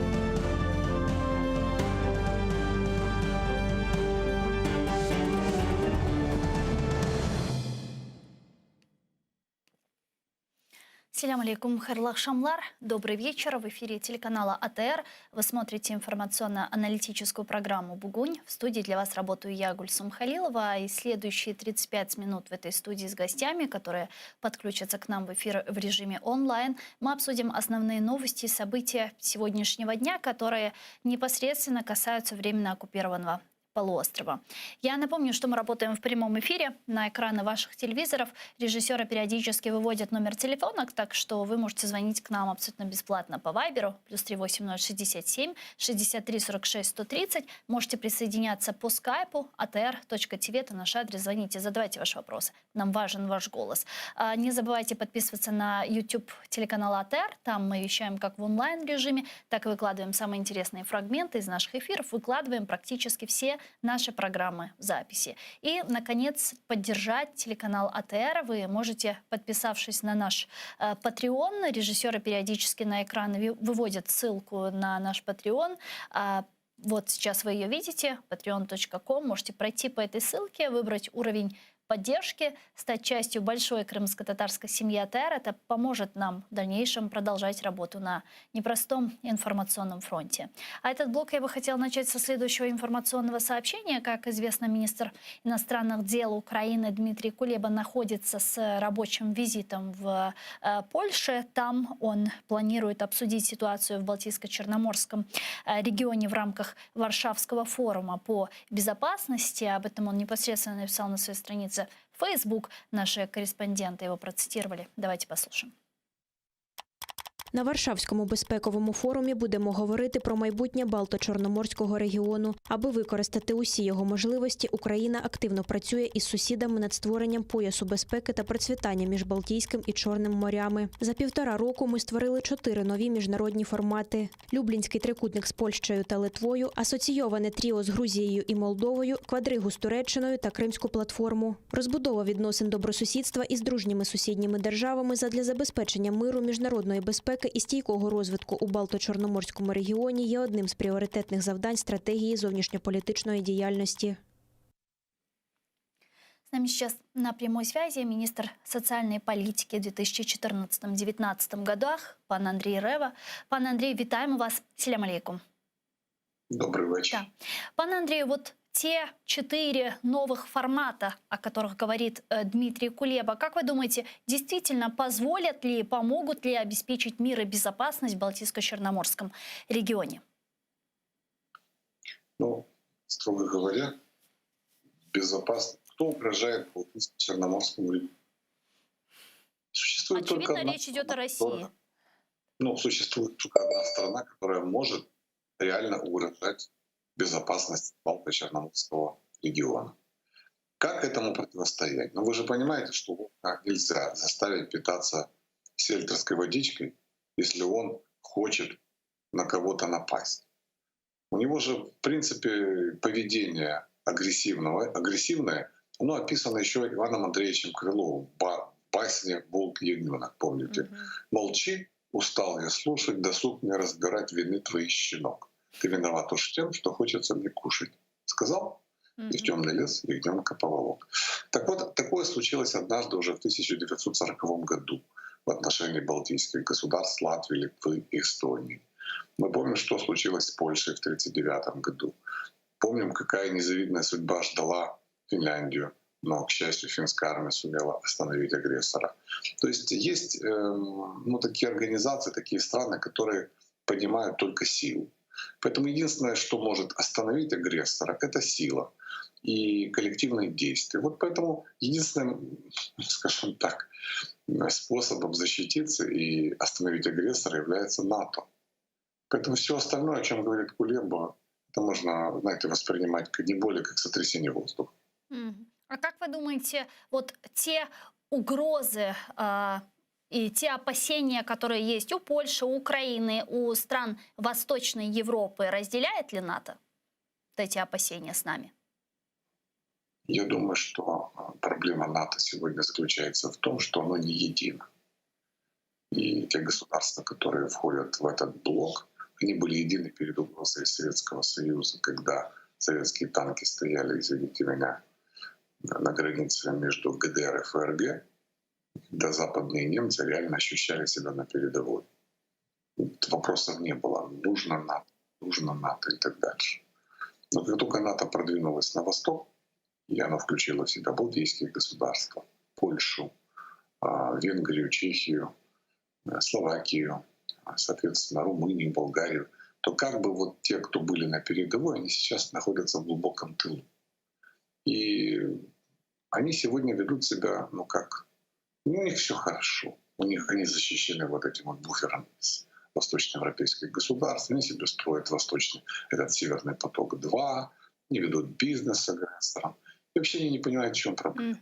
Ну а в таком случае, как действовать Украине? Какие аргументы нужно приводить к нашим западным партнерам из числа стран-членов Североатлантического альянса, чтобы они разделяли с нами эти опасения? Или же они поймут и поддержат, и поймут, что Россия является действительной угрозой только тогда, когда танки России будут в Польше, в Германии? Начнем с того, что у поляков есть очень печальный исторический опыт, когда они имели гарантии безопасности от двух тогда мощнейших государств Европы, а именно от Англии и Франции, которые обязаны были помочь Польше в случае агрессии. И когда Гитлер напал на Польшу, эти государства даже объявили войну Гитлеру. И вот в течение почти 9 месяцев от начала агрессии они вели с Гитлером так называемую странную войну. Они играли в футбол, они там, изображали какие-то там, скажем, телодвижения, но никто из них за линию Мажино двинуться, чтобы помочь полякам, даже не попытался. Польша была раздавлена Германией, а с другой стороны Советским Союзом поделена. И, кстати, в процентном отношении, если взять соотношение потерь к количеству населения, то Польша понесла самые тяжелые потери в годы Второй мировой войны. Поэтому у поляков есть очень печальный исторический опыт, чего стоят западные гарантии безопасности. Никто за них воевать, естественно, не собирается. Потом поляки очень правильно делают. Они ориентируются реально на ту страну, которая может им помочь в военном отношении, это Соединенные Штаты Америки.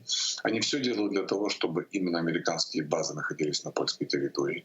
Они закупают новейшие системы противовоздушной обороны, систему Patriot. Они закупают новейшие истребители. То есть они реально думают о своей безопасности, они понимают, что у той же Германии танков меньше, чем, извините, в ДНР. Чем может помочь запуганная Германия после войны Второй мировой, которую 70 лет после войны все делали для того, чтобы эта Германия больше никогда ни с кем не воевала. Она не будет больше воевать, не волнуйтесь. Они будут строить Северный поток-2, они будут вести переговоры с Путиным, они будут ублажать агрессора, они больше воевать не будут. Поэтому поляки все правильно понимают. Они ищут союзников для того, чтобы не одним остаться и перед реальной угрозой военного вторжения со стороны Российской Федерации. Тем более у них Калининградская область нависает прямо там. И они там россияне пытаются даже Искандеры разместить. Потом поляки все прекрасно понимают. Они понимают, что если Россия придет в Украину, если начнется вторжение в Украину, то Польша не может остаться просто, скажем, в качестве наблюдателя и зрителя. Потому что дальше они пойдут, и следующий будет Польша и Балтийские государства. Поэтому вот те, кто находится на передовой, они четко ощущают вот эту угрозу. И они ощущают свою незащищенность перед лицом того, что у них в тылу находятся абсолютно расслабленные их союзники, которым по большому счету глубоко наплевать. Будет Польша, не будет Польша. Как будем отбиваться? Они считают, что они всегда с агрессором договорятся. Вот такая вот ситуация. Ну а как с этим бороться? С этим можно бороться? Или же, вот как говорил Джордж Бернард Шоу, единственный урок, который можно извлечь из истории, это то, что люди не извлекают никаких уроков из истории, и в принципе все может повториться? Ульсон, понимаете, в чем дело? Надо четко понимать одну простую вещь. Но никто за нас не будет решать наши проблемы. Если мы хотим, чтобы нас, ну, скажем так, обеспечить собственную безопасность, мы должны очень серьезно быть готовыми к тому, чтобы воевать и воевать серьезно.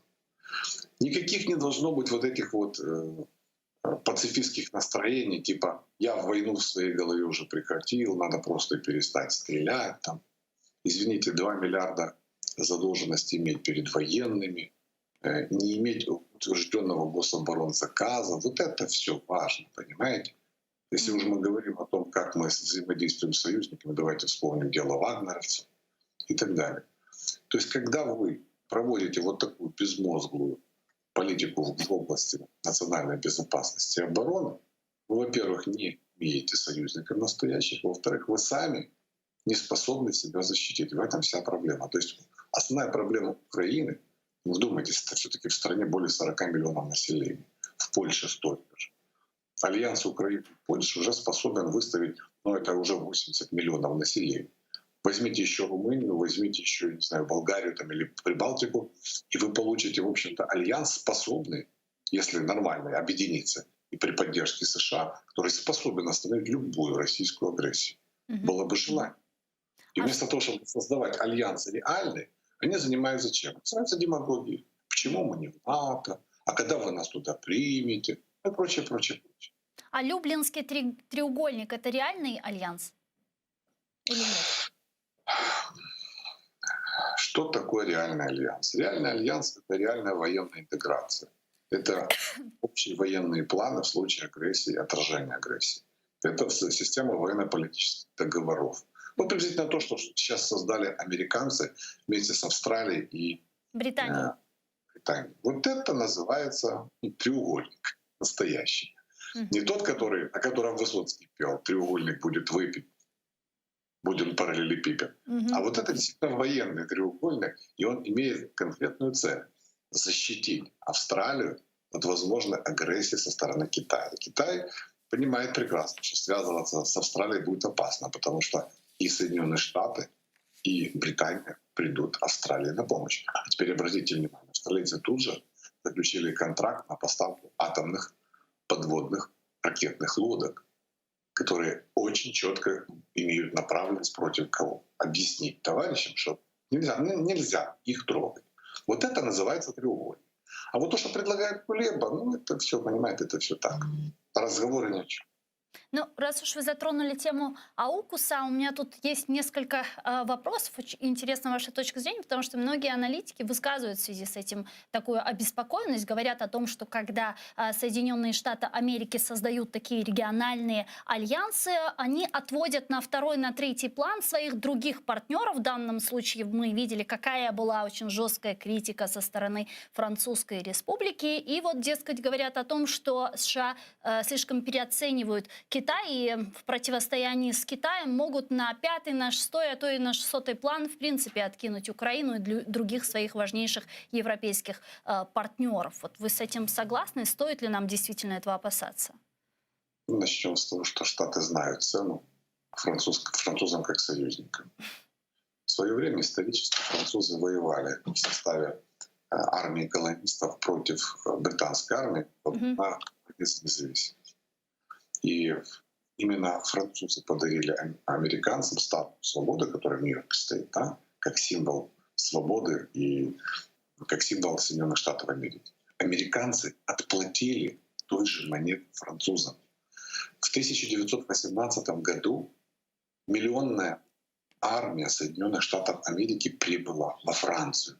Вы представляете себе, где США, где Франция? Вот этих фермеров, рабочих американских, которые понятия не имели, где это Франция, мало того, что они прибыли туда в Первую мировую войну, когда Россия вышла из войны, и немцы перебрасывали войска на Западный фронт, 22 дивизии во главе с генералом Першингом прибыли.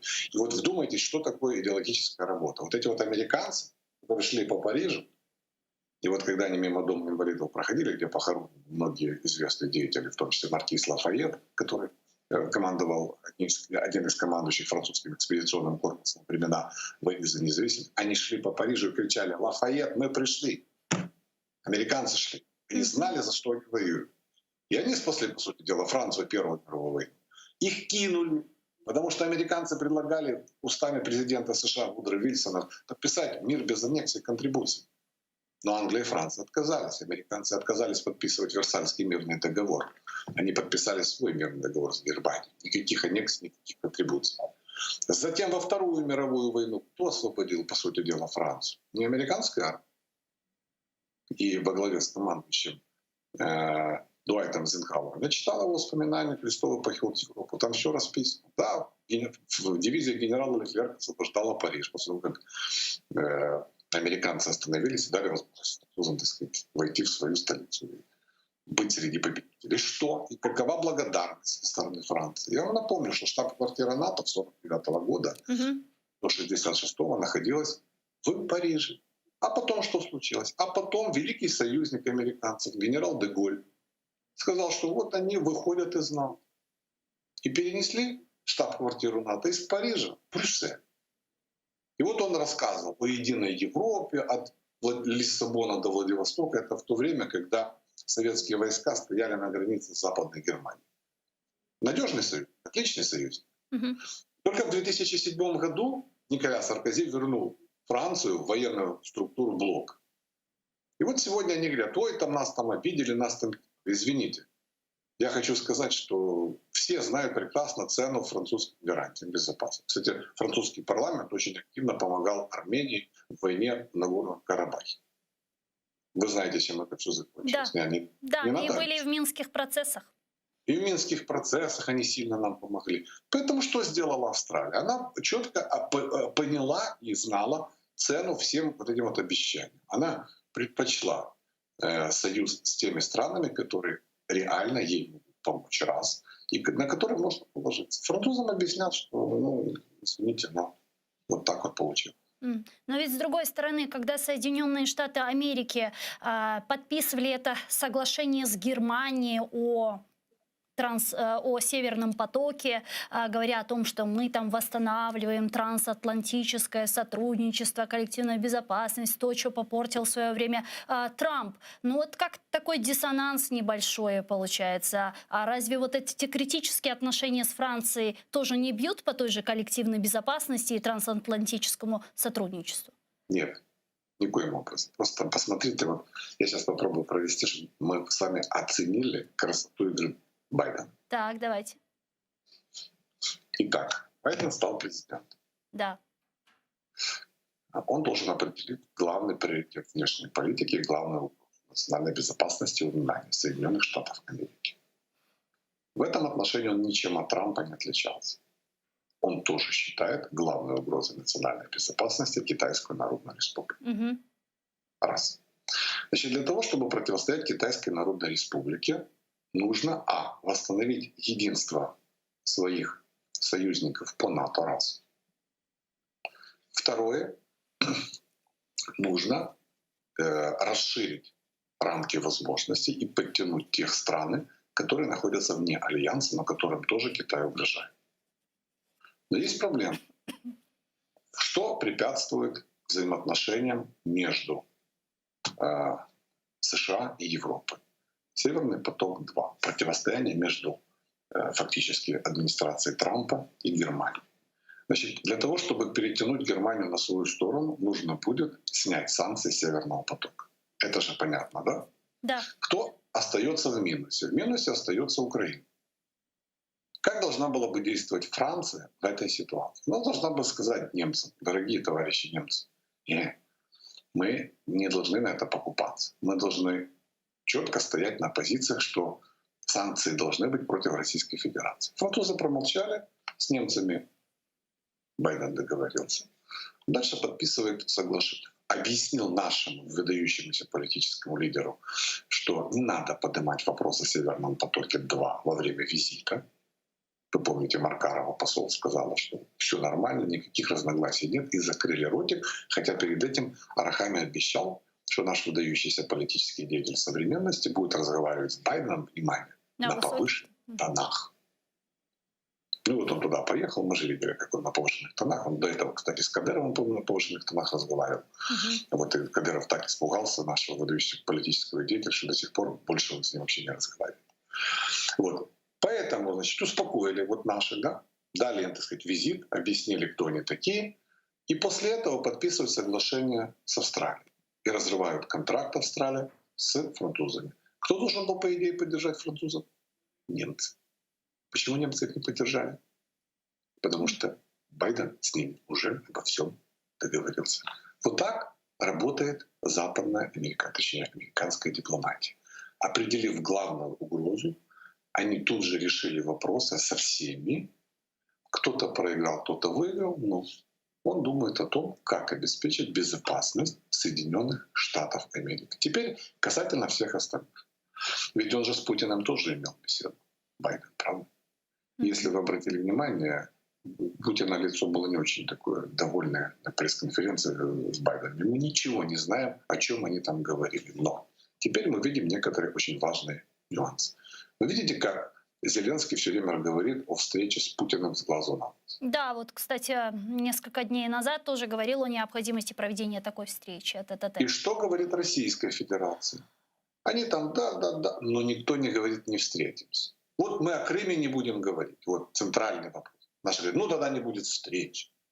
Ну вот, но тема постоянно муссируется. Вам не кажется, что это была одна из договоренностей между Байденом и Путиным, что они будут он будет требовать нормализации отношений между Российской Федерацией и Украиной, прекращения агрессивных действий и налаживания прямого диалога? Но при этом, пан Андрей, мы видим такие взаимоисключающие позиции двух сторон. Украина, в свою очередь, говорит о том, что мы будем непременно поднимать вопрос Крыма и Донбасса. Россия своей стороны опять завела свою шарманку вечную о том, что никоим образом мы тему Крыма не касаемся и так далее. Ну вот две взаимоисключающие позиции, которые никаким образом не могут быть совместимы. Соответственно, можно сделать вывод, что такой встречи в ближайшее время не будет.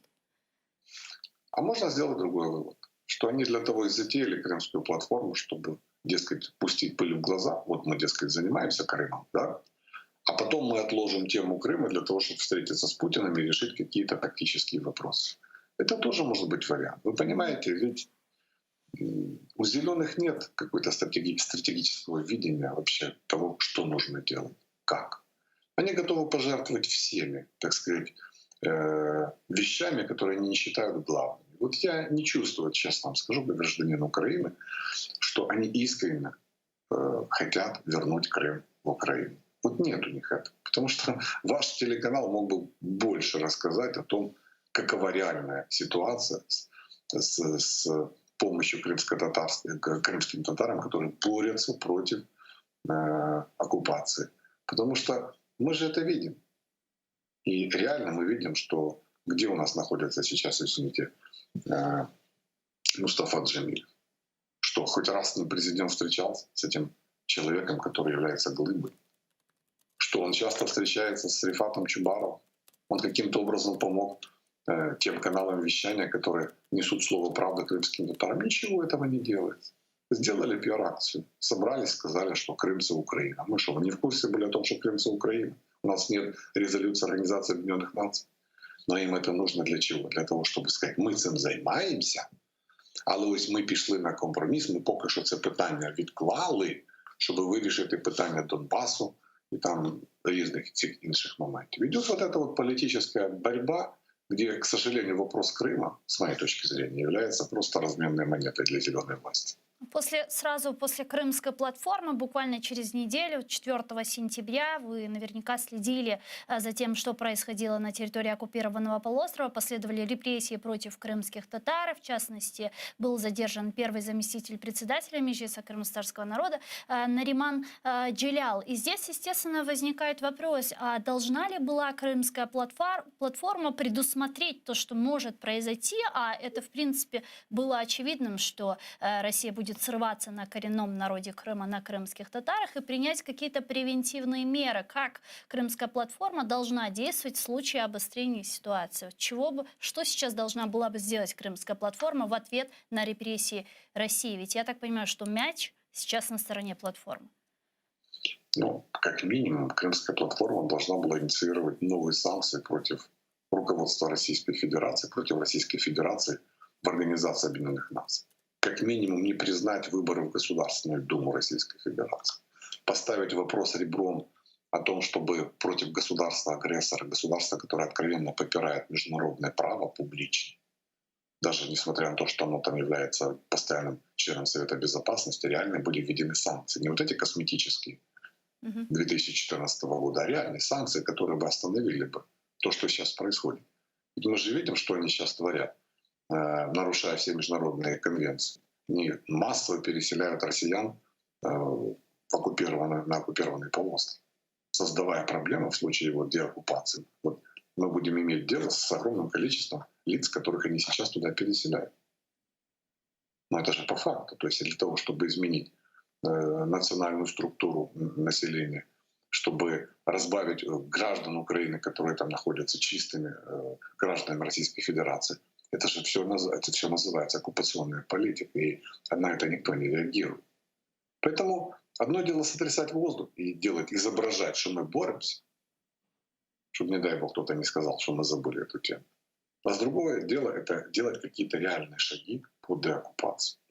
Этого, то есть много пиара и очень мало конкретных вещей. А когда вы сейчас почитаете, что он там понаписал, что к 2030 году он и Крым вернет, и Донбасс, ну так вы же понимаете, насколько все вот эти вот его обещания коррелируются с действительностью, учитывая то состояние, в котором находится сейчас Украина. Вы знаете, что недавно Кабинет министров Украины утвердил план реализации стратегии, которая была принята 11 марта, если не ошибаюсь, Советом национальной безопасности и обороны. И мы понимаем, что Украина определяет для себя курс политико-дипломатического пути возвращения полуострова. Вот тот план реализации этой стратегии, он вообще реальный, на ваш взгляд? Вы читали этот документ? Скажите, а каким образом Крым был оккупирован? Политико-дипломатическим или военным? Если он был военным путем захвачен, аннексирован, то как его можно вернуть политико-дипломатическим путем? Ведь нужно готовиться к деоккупации Крымского полуострова. Для этого нужно укреплять вооруженные силы. Нужно помнить Бисмарка, который всегда говорил, что все великие всемирные исторические вопросы решаются не путем голосования в парламенте, а железом и кровью. Должна быть сильная армия, должна быть мощная экономика Украины. И мы должны быть готовы к тому, что этот вопрос должен быть решен именно путем деоккупации, военным путем. Нравится это кому-то, не нравится. Это будет сегодня, завтра, послезавтра, я не знаю. Но это должно быть сделано тогда, когда Украина будет готова это сделать. Но к этому как раз никаких усилий Зеленский и его власть не предпринимают. А раз они не предпринимают, все остальное — это демагогия и болтовня. Ну вот многие политические аналитики, в том числе военные, очень позитивно сейчас оценивают взаимоотношения Турции и Украины в вопросах военно-технического сотрудничества, а именно сотрудничества в области производства турецких беспилотников «Байрактар». Это не позитивный сигнал? Это очень позитивный момент, и это действительно помогает укреплению нашей обороноспособности. Что такое беспилотники «Байрактар»? Российские оккупанты увидели это в Сирии, когда они попытались побывать там. Турки им объяснили, что это такое. На поле боя Карабахской войны «Байрактары» тоже себя прекрасно показали. То есть это серьезное укрепление. И вот это военно-техническое сотрудничество, это, кстати, можно занести в плюс власти, потому что это реальное, то реальное, что помогает Украине укреплять вооруженные силы. Но надо всегда помнить, что Турция имеет свои интересы. С одной стороны, помогая Украине в военно-техническом плане, они в то же время построили турецкий поток. И они, значит, через Турцию идет экспорт российского газа в Европу.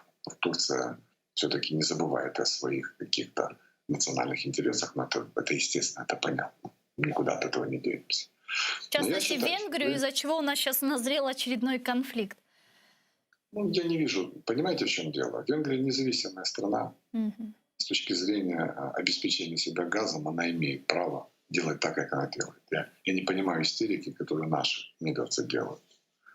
Надо просто объяснить венграм одну простую вещь. Конечно, вы суверенное, независимое государство, и вы вправе подписывать те контракты, которые вы хотите.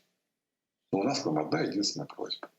Вот чтобы мы больше не слышали о вмешательстве вашего государства во внутренние дела Украины, которые касаются внутренних проблем нашей страны.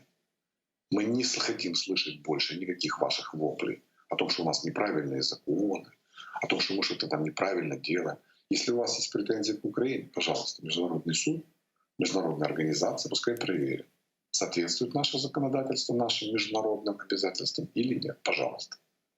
Но то, что сейчас вот они попытались делать в отношении Украины, это зеркально то, что сегодня наш МИД пытался делать в отношении Венгрии. Это неприемлемо. Венгрия независимая страна, она имеет право делать то, что сделала. Но надо требовать, соответственно, паритетного отношения к себе. Проблема же не в Венгрии. Венгрия — это 4 миллиарда кубических метров газа. Газотранспортная система способна прокачивать в 3 раза больше, в 30 раз больше, 120 миллиардов.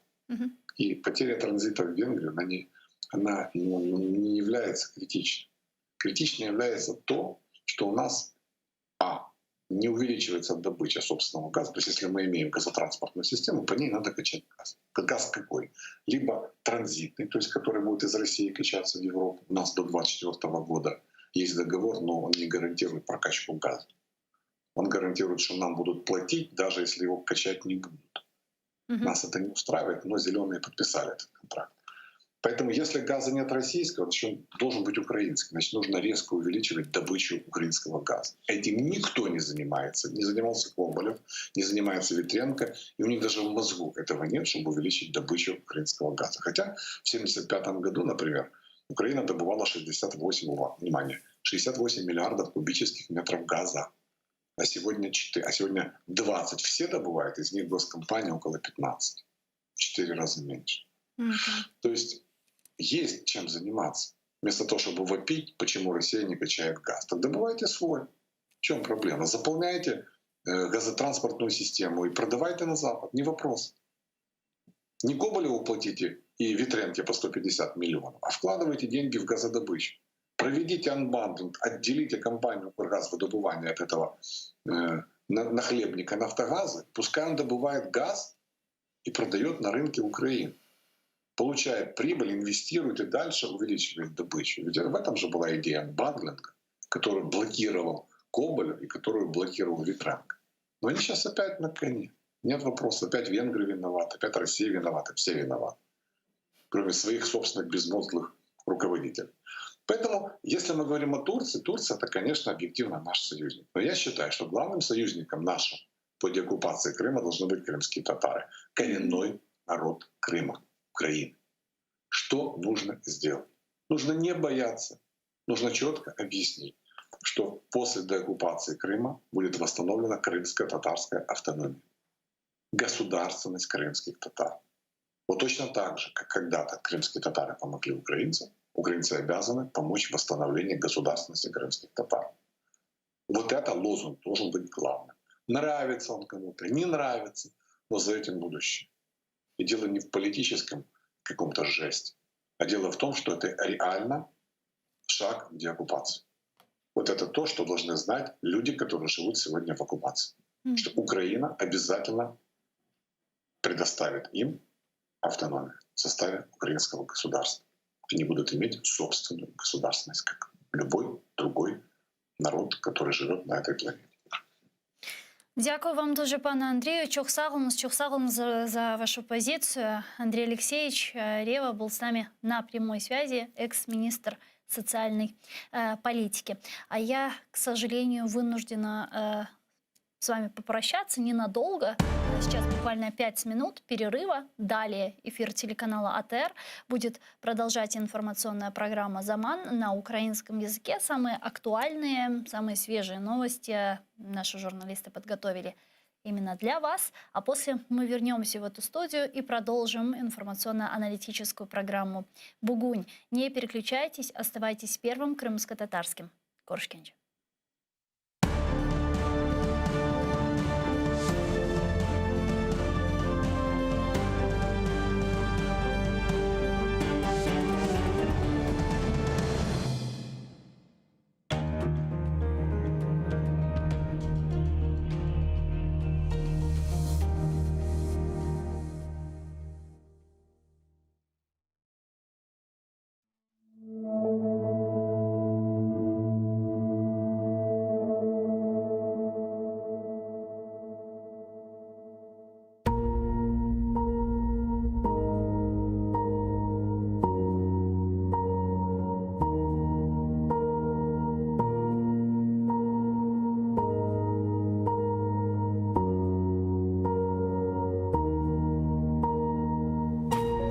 Taqdir merhametsiz, şefqatsiz kәде. İnsanны çok şeyden ayıra bile. Ama uğrar eken yürek teninde, algan nefeste anla dost bille. Seni unutmagan vatanın olsun. Taqdir koldan ayırır, dayanırsın. Baxtlı yoldan ayırır, dayanırsın. Dayanırsın. Dayanırsın, dayanırsın. En ağır ehvalda umutmen tile. Seni unutmagan vatanın olsun.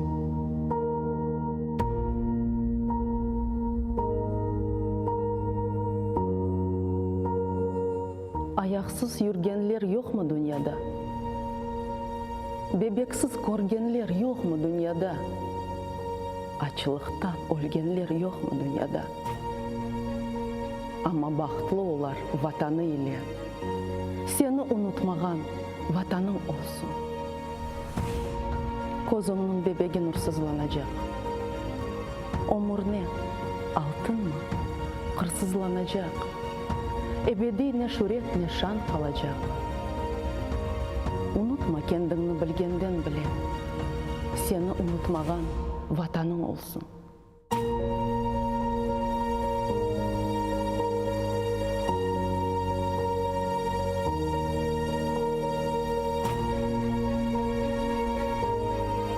Kaydadır jürükке minip çapsan da, dumanlar артында yolsuz kalsan da, ecnebi toprakta Allah olsan da, kozunun o günde tursun os kullen, seni unutmagan vatanım olsun.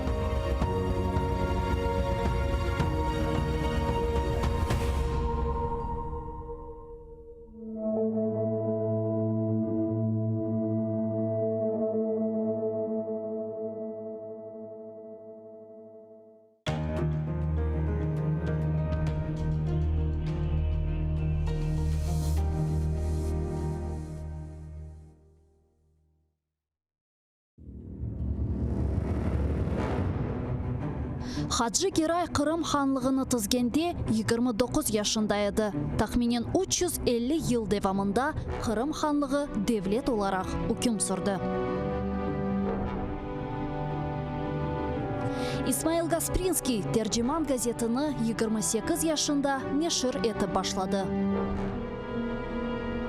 Номан Челебиджихан Қырым татар милли құрылтайны 33 yaşında тізді.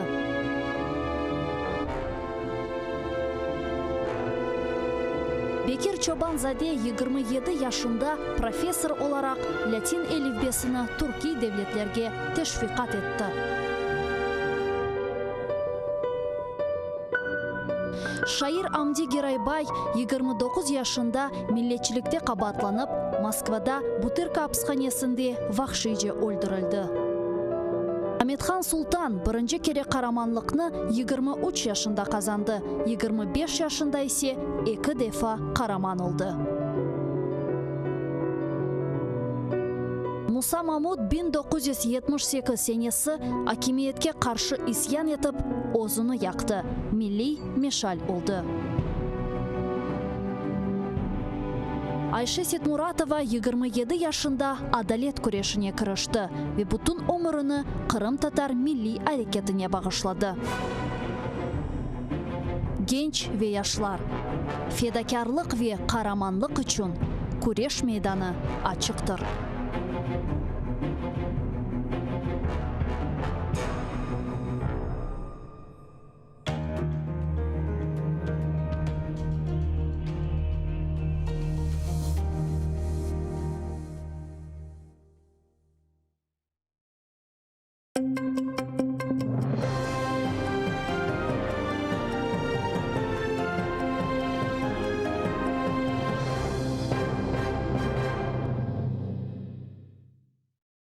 Адвокат Микола Полозов оскаржив у касації вирок окупаційного суду у так званій справі проти віцепрезидента Всесвітнього конгресу кримських татар Ленура Ісламова.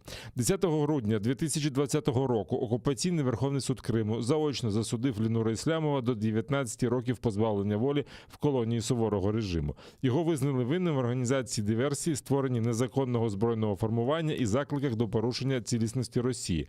У квітні цього року третій апеляційний суд у Сочі змінив вирок з 19 на 18 років позбавлення волі.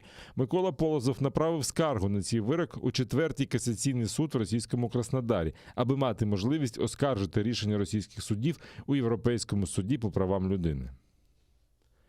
Иллюзий по поводу надлежащего рассмотрения дела судом кассационной инстанции ни я, ни мой подзащитный, разумеется, не питаем. Но процедуры пройти необходимо. Тогда формальных препятствий для обращения в ЕСПЧ уже не будет.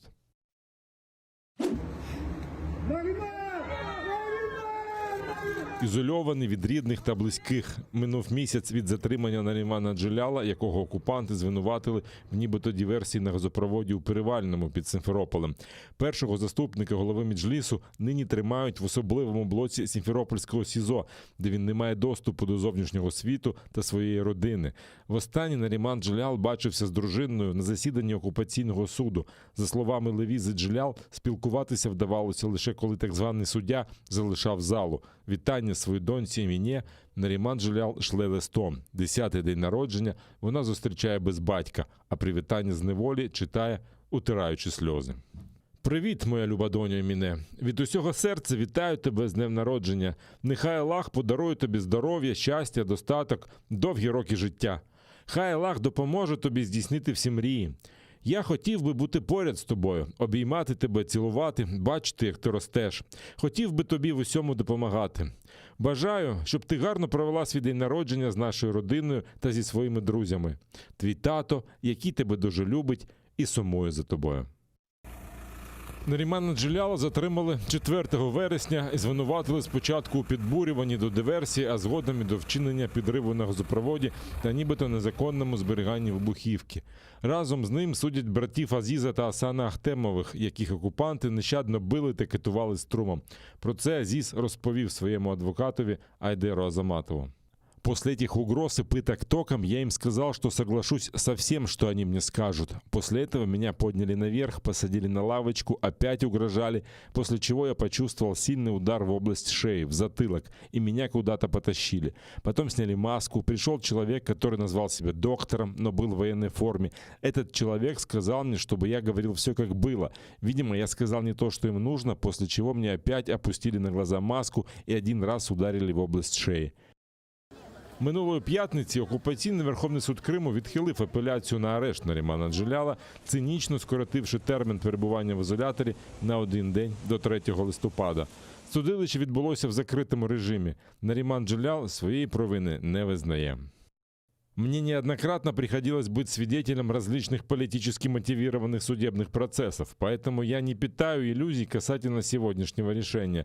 Я должен заявить, что совершенно не верю в российское правосудие, когда дело касается политического преследования, как в моем случае. Однако это не останавливает меня в деле борьбы за права человека, свободу и справедливость.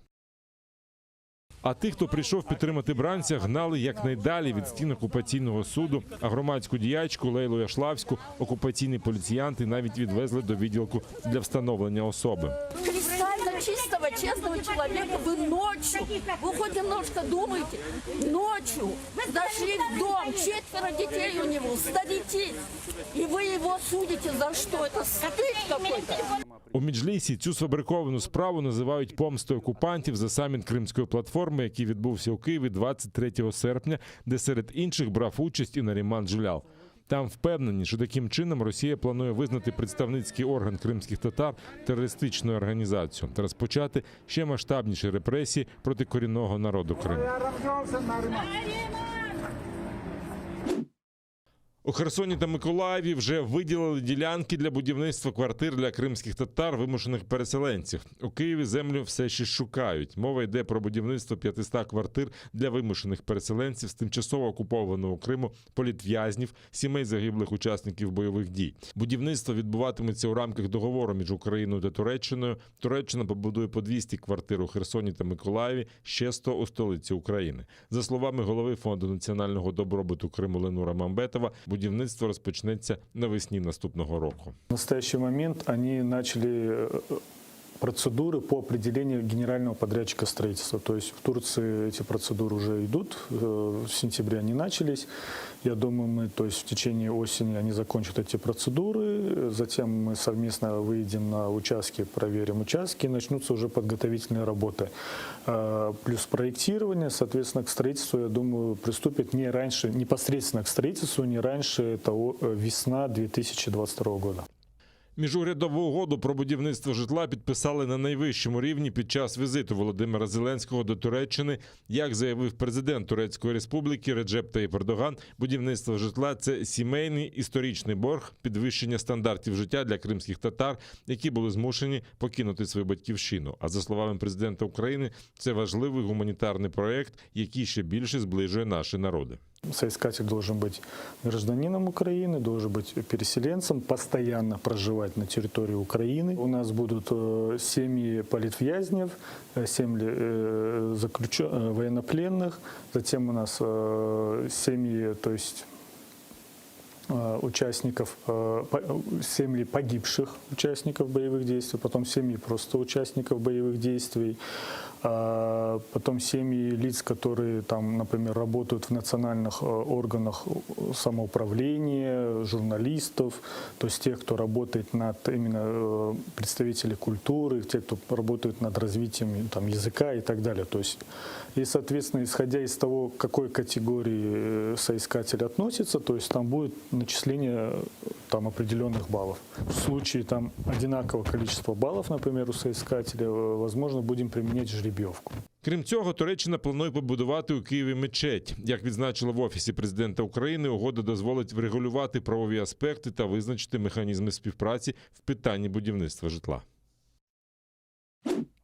Окупаційні поліціянти затримали 90 молодиків у Сімферополі. Їх звинуватили у порушенні антиковідних норм, що забороняють масове скупчення людей. Серед ночі 28 вересня біля торговельного центру у Сімферополі група молодих людей бігала хороводом навколо службової автівки. Хлопці виявилися вуличними гонщиками, які гасали порожньою парковкою. Але коли їх товариші покликали на розмову окупаційні даїшники, вони влаштували танцювальний перформанс на його підтримку. Групою бігали навколо, тримаючись за руки. Без масок та соціальної дистанції чекали, коли ж відпустять рейсера. Окупаційні силовики тоді карати нікого не стали і жодних порушень карантинних норм не помітили. Але вже в ніч проти суботи стритрейсери знову зібралися на тому ж місці, аби подрифтувати на парковці. Цього разу окупаційні силовики цю автомобільну вечірку рішили зупинити. У відношенні 24 осіб складено адміністративні протоколи. Але це не дуже налякало хлопців. Деякі водії продовжили дрифтувати по парковці на великій швидкості. В соответствии с требованиями указа главы Республики Крым от 17 марта 2020 года 34 тисячі кримчан окупанти незаконно відправили служити до своїх збройних сил, починаючи з 2015 року. Про це повідомив прокурор Автономної Республіки Крим та Севастополя Ігор Понечовний. Це вже 13-та призовна кампанія за 6 років. За міжнародним законодавством це є військовим злочином, але Росія ігнорує міжнародне право та погрожує кримчанам кримінальною відповідальністю за відмову служити у лавах окупаційного війська. Так, лише у липні Кримська правозахисна група зафіксувала 17 нових кримінальних справ стосовно жителів Криму за ухилення від військової служби. Ми встановили та повідомили про підозри у вчиненні воєнного злочину 10 військовим комісарам різних районів окупованого Криму, серед яких і так званий військовий комісар Республіки Крим. На розгляді у суді також перебуває обвинувальний акт стосовно військового комісара міста Феодосії та Кіровського району Республіки Крим, який скеровано в порядку спеціального досудового розслідування. Грузини прийшли віддати голоси за регіональних лідерів, включаючи мера Тбілісі. Ці вибори відбулись всього через день після арешту екс-президента та опозиціонера Міхайла Саакашвілі. А це загрожує новими конфліктами та протестами. Політична криза в країні з населенням майже у 4 мільйона чоловік триває кілька місяців. Це почалося після парламентських виборів у минулому році. Опозиційні депутати оголосили бойкот, оскільки в лютому заарештували главу єдиного національного руху, заснованого Саакашвілі. У березні після втручання ЄС його звільнили. Сторони також підписали договір, але вже влітку правляча грузинська мрія з нього вийшла. Якби вона цього не робила, то відразу після регіональних виборів за договором повинна була б розпустити парламент, оскільки не набрала необхідних 43% прописаних у документі. Згідно з опитуваннями, її результат менше 36%. Ніщо і ніхто не може піти проти волі грузин, проти політичної волі грузин. Люди сподіваються на стабілізацію обстановки. Я голосувала за тих, хто має реальний досвід і добре виконує свою роботу. Сподіваюся, завтра стане краще і у нас буде стабільність, і до влади прийдуть люди, які хочуть по-справжньому працювати. Я голосувала за коаліційний уряд. Сподіваюся, що раз і назавжди закінчиться це протистояння, і ми всі візьмемо участь в управлінні цією країною. Саакашвілі поїхав з Грузії у 2013 році. У 2018-му його заочно засудили до тюремного ув'язнення. Заарештували його 1 жовтня, коли він повернувся на батьківщину і закликав своїх прихильників голосувати за опозицію і виходити на вуличні протести. Йому загрожує щонайменше 6 років в'язниці за 2 кримінальними справами. Його визнали винним у зловживанні владою і розтраті бюджетних коштів. Сам він усі звинувачення відкидає. Президент Саломе Зоробішвілі заявила, що Саакашвілі не помилують і що він навмисно намагався дестабілізувати країну. Адвокат екс-президента назвав його арешт політичним переслідуванням.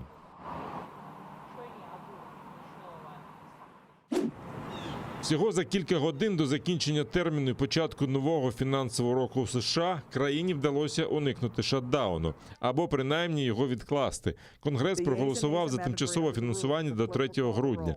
В іншому випадку багато операцій уряду б зупинились, а десятки тисяч держслужбовців залишилися б без роботи. Сенатори в Конгресі затвердили фінансування у співвідношенні 65/35, а в Палаті представників за проголосували 254 законодавця і 175 проти. And with this continuing resolution, we not only keep government open, keep checks flowing to to our veterans and Social Security recipients and the rest. Уряд США переживав шатдаун 21 раз. Найтриваліший був 34 дні.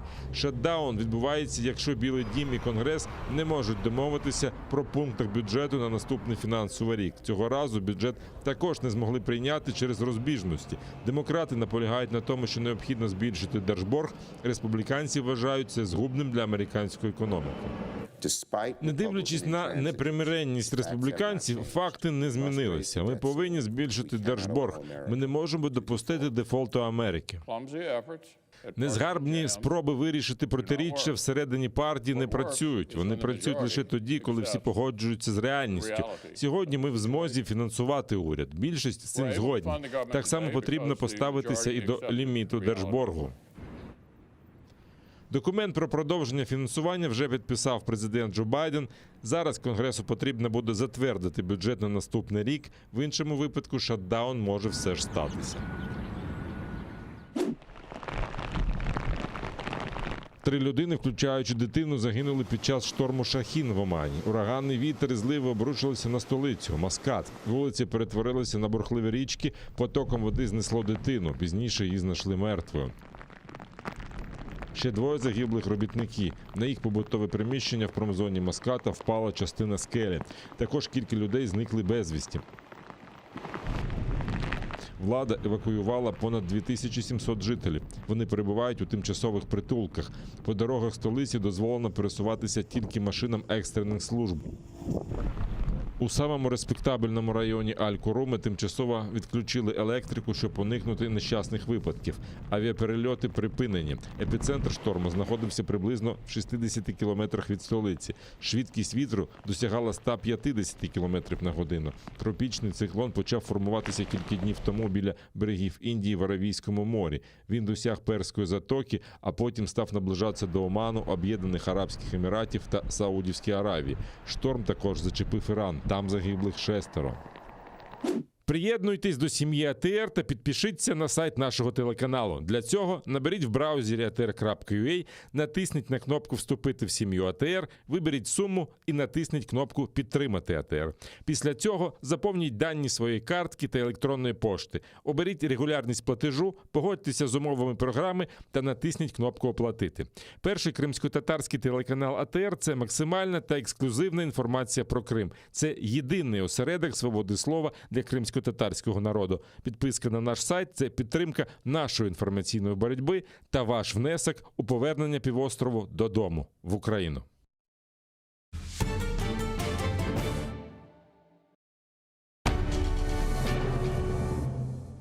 Ізраїльські вчені створили унікальний засіб, що містить природні інгредієнти.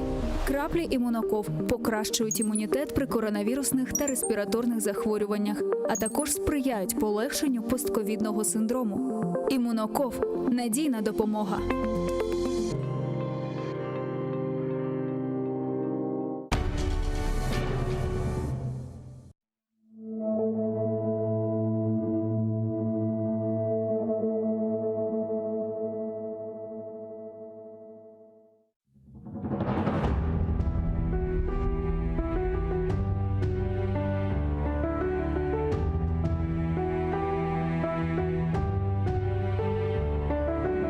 Dayan Kırımım. Biraz daha sabreyle. İraden büyük. Kar tübünde algul olup açasın. Sel olup ufak tüfek taşını yoldan yuvasın.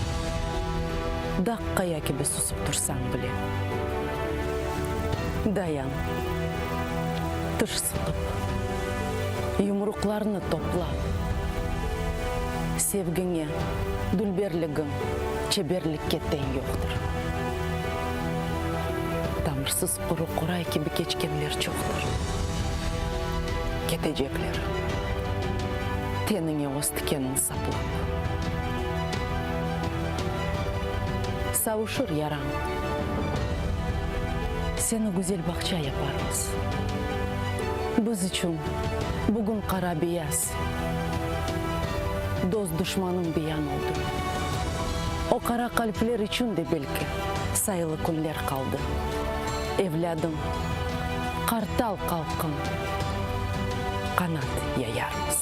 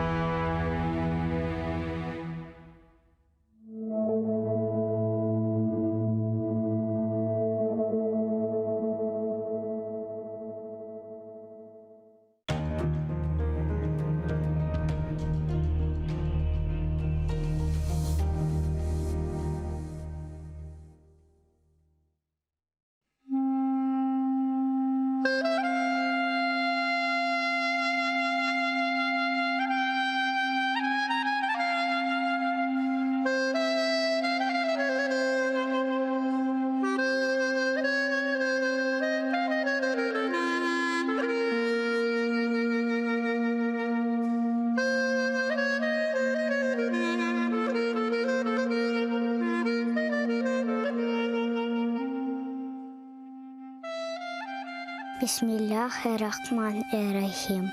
Яратаным, Аллахым, 99 исмин бар. Я Раббым, хырымларға истеклеріні бер ютында дәвлетлеріні. Сенден хайры yok kimsemiz. Vetan için dua etemiz. İmdad bekle, hırım hürmette. Rahim eyle açsın hizmette. Bizni hırımda yarattın, yardımın ile. Sürgünden hayttık. Endi halkımız Kırım'ında. Devletli olsun vatanımızga. Biz için aziz Kırım'ımız. Takmında açsın bahtımız. Senden hayır yok anlayacak. Yaratanım aç bizge uçak. Kırımlarga elini uzat. Yardım ver ya Rabbim. Bir bizge imdat. Bu aziz toprak ecdadım yeri. Kırımlarının tükenmez yeri. Adda bizlerini vatanımızga. Sahip olayı Kırım'ızga. Kırımlar kalbi tek sana eman. Ecdatlar yerini bağışla. Amin.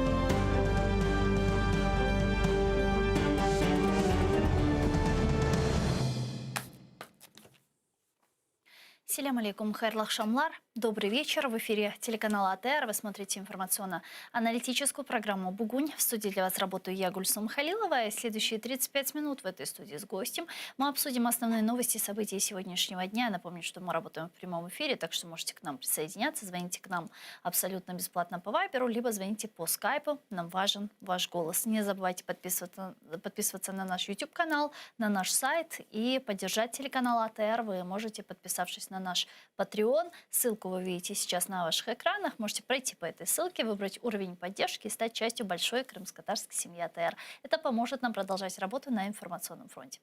А я рада представить гостя нашей студии. Это политический аналитик Валентин Гладкех. Витаю вас, пане Валентину. Добрый вечер. Я предлагаю наш эфир начать со следующего информационного сообщения. Министр иностранных дел Украины Дмитрий Кулеба сегодня начал свой рабочий визит в Польшу, где он планирует обсудить ситуацию в Балтийско-Черноморском регионе в рамках Варшавского формата по безопасности. Какие именно вопросы будут подниматься, он написал на своей странице в Facebook, и вот цитирует наши корреспонденты.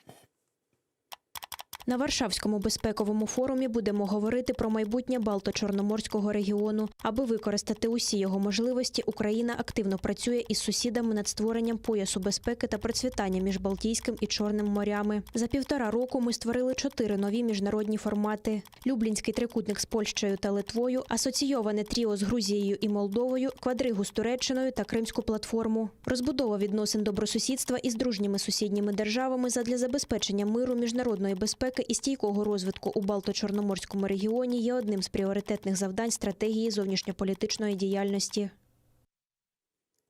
Чего вы ждете от форума в Варшаве по безопасности? Ну, за великим рахунком нічого. Даже заявлений декларативних не Ні, ждете? так я ж кажу, за великим рахунком нічого. Тобто так, безумовно, пролунають чергові заяви про необхідність підтримки територіальної цілісності, державного суверенітету України, про те, що всі зацікавлені в тому, щоб Україна відбулася як процвітаюча, заможня і ефективна держава. Про те, що майбутнє України, безумовно, в євроатлантичному просторі.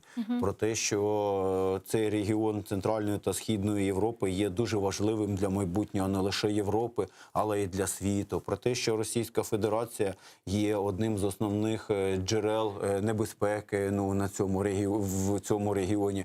В кращому випадку можуть бути підписані якісь чергові документи, які насправді поглиблять співпрацю між Україною та Польщею. Оце буде реальні якісь кроки.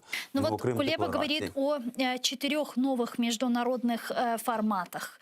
Вот как вы думаете, те форматы, которые он перечислил, в том числе и Крымская платформа, Люблинский треугольник и так далее, они действительно смогут создать этот пояс безопасности и обеспечить безопасность и мир в Балтийско-Черноморском регионе? Я понимаю, что это красивое предложение, звучит как лозунг, и все же я хочу понять, что именно в него вкладывает украинское политическое руководство, что значит пояс безопасности и обеспечение мира в Чорноморському регіоні. Якщо б мене спитали, яка з цих організацій є найбільш перспективною, я би сказав, що Кримська платформа.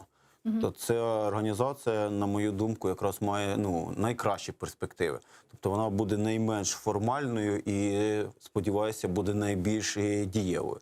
А решта організацій, це такі постійні органи. Ця ж історія, вона ж не нова. Колись був ГУАМ, пам'ятаєте, також там Грузія, Україна, Молдова, Арменія, Азербайджан.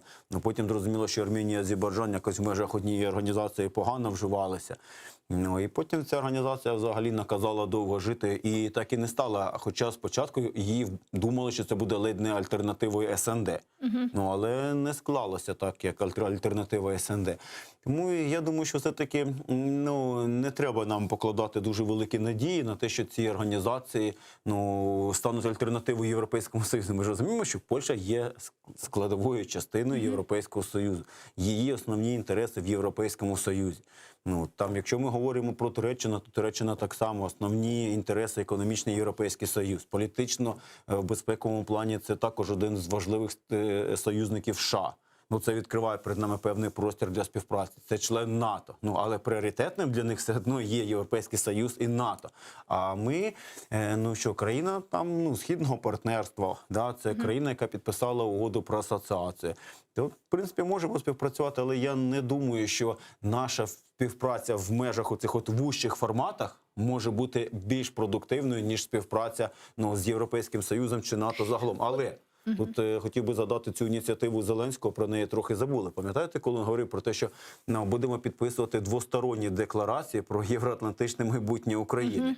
І що він, здається, першою підписав, здається, з Польщею, якщо мені не зраджує пам'ять, що чим більше таких декларацій двосторонніх буде з країнами Європейського Союзу і НАТО, тим складніше буде потім НАТО і Європейському Союзі, як цілісному організму, відмовляти НАТО. Тобто це перспективний напрямок. Але я не думаю, що який спосіб може замінити. Тобто так, на додачу може бути і це. А от на Кримську платформу я все-таки покладаю значно більше надії, тому що там і рівень представництва був значно вищий, і проблема значно складніша. Тобто одна справа, коли йдеться про більш плідну співпрацю в якомусь окремому регіоні. Це одна історія. Безумовно, для країн, які беруть участь в цій співпраці, це важливо. Але коли йдеться про порушення норм міжнародного права, коли мова йде про анексію території, ну, вперше в історії поствоєнної Європи, ну, анексія сталася, держави розпадалися, було таке, але територія однієї держави ніколи не анексувалася територією іншої держави. То це глобальна є проблема. І рівень представництва, попри те, що її опоненти і противники намагаються якось дискредитувати і применшити значення, ну, того Заходу, я все-таки вважаю, що там є перспектива і сподіваюся, що, ну, це той проект, який буде розвиватися повільно, не все буде швидко і так, знаєте, так безпроблемно, але, ну, він точно не зникне. От точно не зникне. Вот вы затронули тему Грузии. Ряд аналитиков говорят о том, что такая недостаточная реакция украинского политического руководства и задержания Саакашвили как раз связана с тем, что Украине не хотелось бы сейчас, в принципе, портить отношения с Грузией, и в особенности, когда создаются вот такие вот альянсы, о которых мы с вами говорили выше. Это так? Ну, розумієте, в чому справа? Насправді стосунки з Грузією, яка була, мабуть, більш дружньою, да, державою до нас, ну, принаймні в тому регіоні, да, Кавказькому, називаємо так, ну, навряд чи можна було назвати.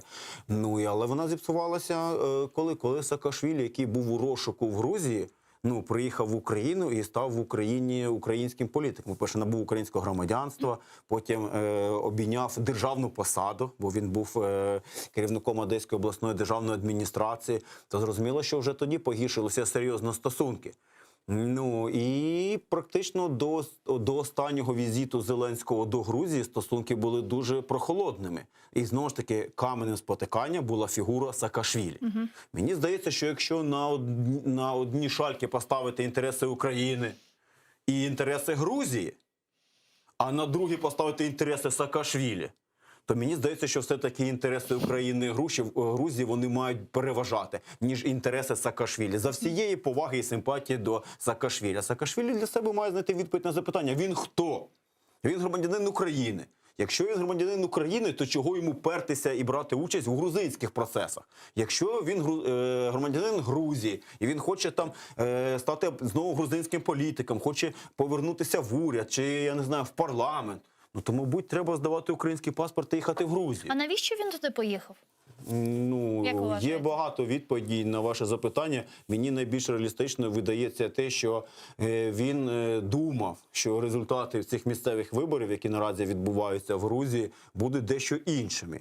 Що ці правляча партія там отримає менший результат, що відповідно до домовленості попередніх мало потягнути за собою дострокові парламентські вибори. Так. Ну і я думаю, що Саакашвілі не хотів, щоб це все відбулося без його участі. Знаєте, коли Гітлер сидів у в'язниці, і коли він сидів, відбував термін покарання, його партія програла вибори. І коли його соратники до нього прийшли і кажуть, що Адольфе, катастрофа, ну, ми програли вибори. А він сказав, це дуже добре, це дуже добре. І всі зрозуміли, Адольфе, що тут доброго, ми вибори програли. Сказав, якщо б ви виграли вибори, коли я сиджу в тюрмі, то ви про мене ніколи не згадали. Так от Саакашвілі, мені здається, керувався саме такою логікою, що якщо ви можете виграти вибори, коли я сиджу в Україні, то ви про мене потім ніколи не згадаєте. Тому, так, він поїхав в Грузію, ну тільки він забув, що насправді в Грузії вже, ну, його давно забули і особливо ніхто не радий. І той факт, що його політична сила там дійсно зберігає певний електорат, і так, є в Грузії і люди, які досі, ну, підтримують Саакашвілі. Але все, його політичний час пішов. Ну, це один момент. І я думаю, що ще один момент, де він прорахувався, його дружина пані Сандра є достатньо авторитетною і поважною людиною в Грузії. Ну, а Грузія – це достатньо патріархальна держава з достатньо високим рівнем релігіозності. Ну, і плюс його дружина Сандра, да, яка сидить і досі там виховує його дітей, які ходять в грузинську школу, хоча могла б звалити давно вже до себе в Європу і там жити. Ну, тобто вона перфектно говорить грузинською мовою. Ну, тобто вона бере участь в політичних процесах, вона була локомотивом в цій виборчій комісії. Я думаю, що ця історія амурна, яка передувала цьому візиту дружби, вона також зіграла злий жарт і не додала балів Саакашвілі. Тому Саакашвілі в даному випадку його авантюра дуже дорого коштувала, по-перше, його партії, Я чомусь певний, що без Саакашвілі ця партія показала би кращі результати, ніж це сталося після такого тріумфального повернення. Це їхня внутрішньогрузинська проблема. Он еще рассчитывал на Запад, на западных? Він розраховував на Захід, він розраховував на Україну, але головне, він розраховував на інші результати волевиявлення. Тобто він думав, що результати будуть іншими, і він зможе розділити радість перемоги. А далі це перед ним відкриє якийсь там плацдарм для того, щоб розвивати цей успіх і, можливо, повернутися в грузинську політику. Бо він кайфує, тобто для нього він політик, він є homo politicus, тобто для нього політика, політична боротьба є способом його існування. Тобто Саакашвілі це не про гроші, Саакашвілі це про владу.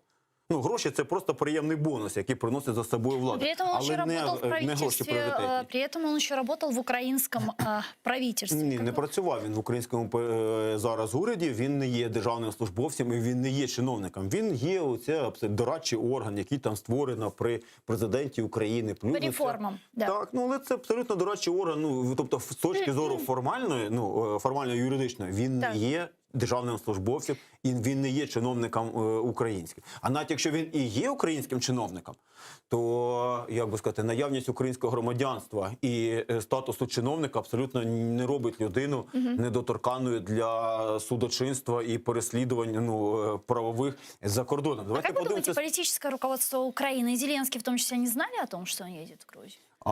Я думаю, що, може, знали, не знали. Я думаю, що Зеленському це точно не треба. Тому що я вже згадував, що, по суті, до цього останнього візиту Зеленського до Грузії, який також був достатньо складним, наскільки я знаю, бо в мене є чимало знайомих, скажімо так, в Грузії, якраз, які були причетні до цього візиту, я знаю їхній погляд.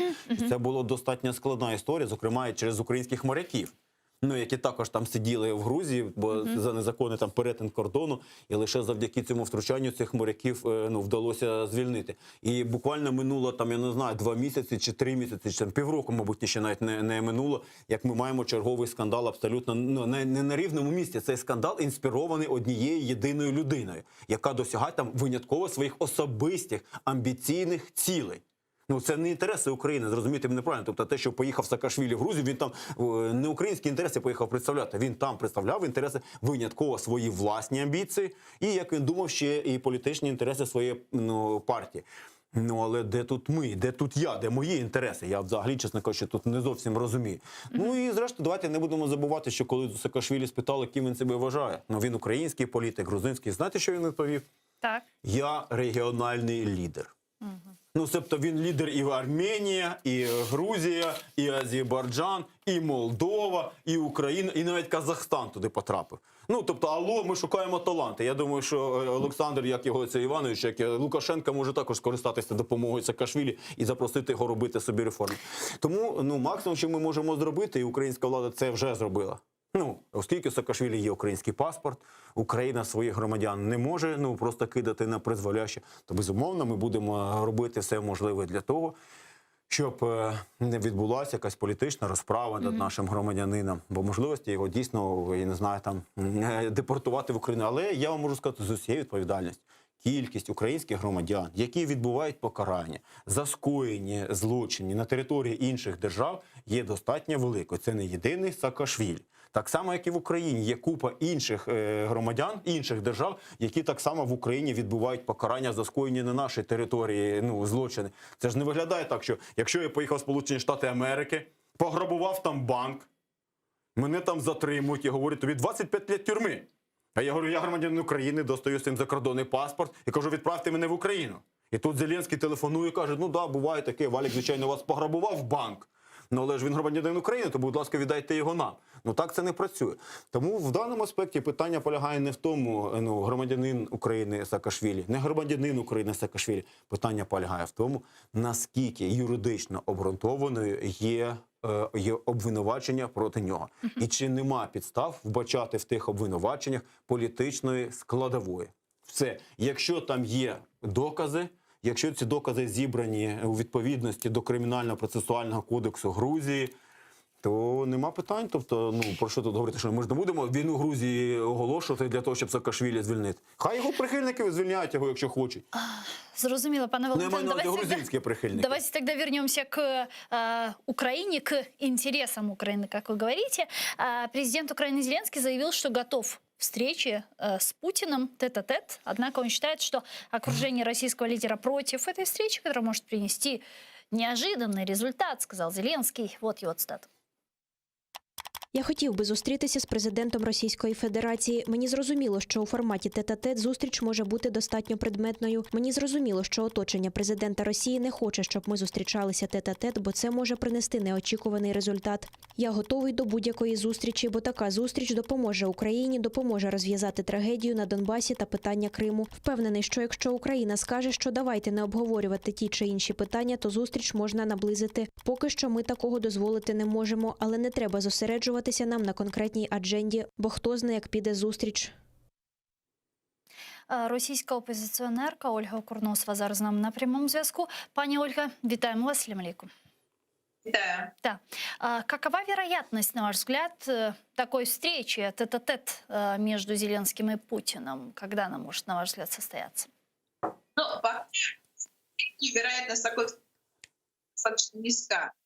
И не столько потому, что окружение Путина такой встречи не допустит. Мне кажется, не это является главным, что мешает встрече, а то, что в окружении Путина и сам Путин считают, что нет того, что может быть результатом подобной встречи. Потому что, как вы понимаете, в качестве результата нужно что-то, что устроит обе стороны.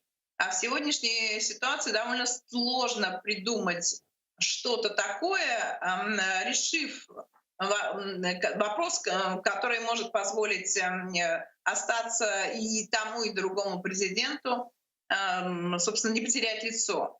Как вы помните, когда Владимир Зеленский только избрался президентом, такая тема была. Это была тема обмена заложниками. Прекращение огня может быть такой темой. А еще какие могут быть такого же рода вопросы, пока непонятно.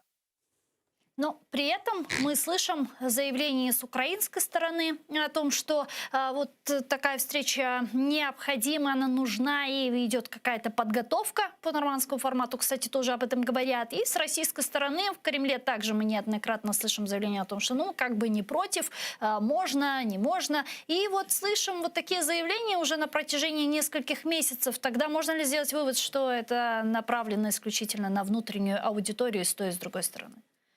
Ну, я бы так не сказала, потому что мне кажется, что, в принципе, если предмет разговора удастся найти и какое-то решение удастся подготовить, то такая встреча станет сразу достаточно возможной. Потому что пока все отговорки касаются формата, места проведения встречи, а на самом деле все зависит от того, что внутри. Как только это внутреннее содержание будет подготовлено, я думаю, что такая встреча может состояться в самый короткий временной промежуток. А что это может быть?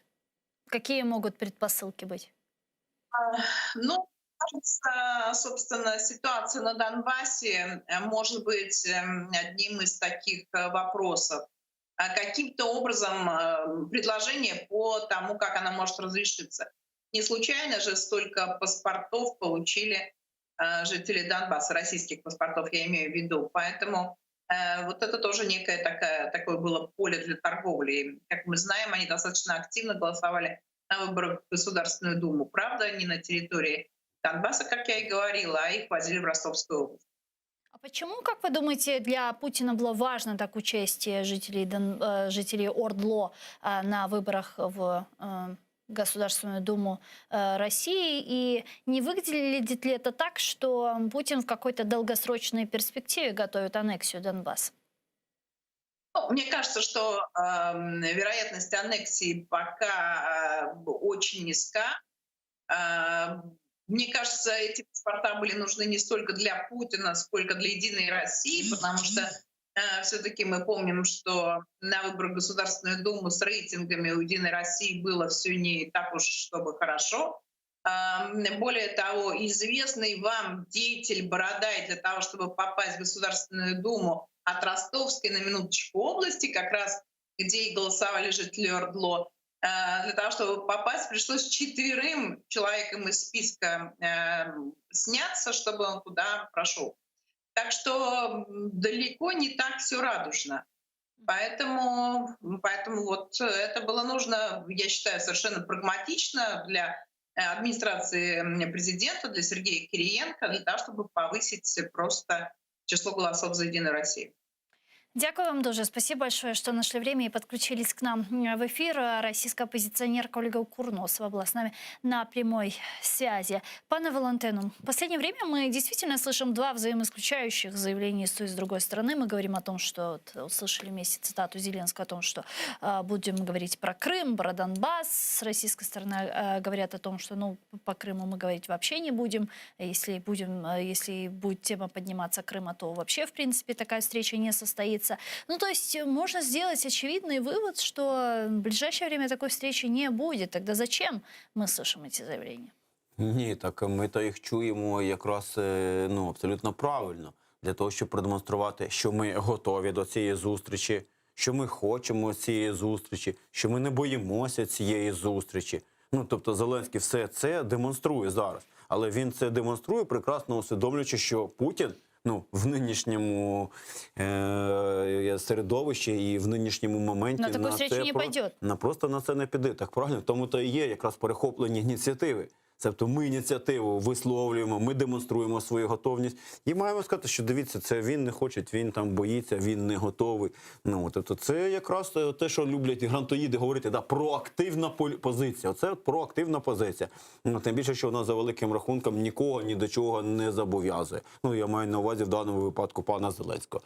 Хоча, якщо говорити тверезо, то можна сказати чесно, визнати, що особиста зустріч Зеленського з Путіним вже мала одного разу місце в історії. І вона закінчилася результативно. Причому як для України, так і для Російської Федерації. Це коли було забезпечено транзит російського газу до 2024 року. На полях цього Паризького тоді саміту, пам'ятаєте. І на той момент далеко не було очевидним, чи буде мати Україна транзит, чи не буде мати, в яких обсягах і на яких умовах вона буде мати. А зараз в контексті того, що 2024 все одно ж наближається. Зрозуміло, що ніби і є час, але він все одно спливає. Треба щось вирішувати.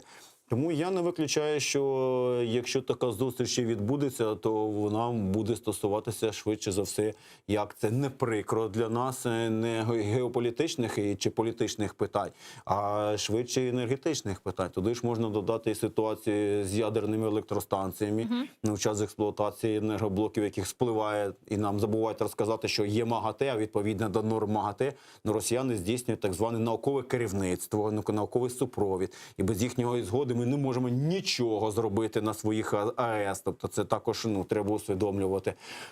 І я не виключаю, що і європейці, навряд чи це буде двостороння зустріч, це також дуже важливий момент. Швидше за все це буде за участю європейців, мабуть, німців. Знову ж таки, в залежності, які там будуть результати в Німеччині, як там вони, зрештою, в коаліцію створять, який уряд у них буде. І буде йти, я не виключаю, знову ж таки, стара добра тема про створення газового консорціуму. Я не виключаю, тобто я не можу це стверджувати, але не виключаю такий сценарій. Вот сегодня, кстати, прошла новость, что Nord Stream 2G объявила, что с 4 октября начала заполнять газом первую нитку газопровода «Северный поток-2».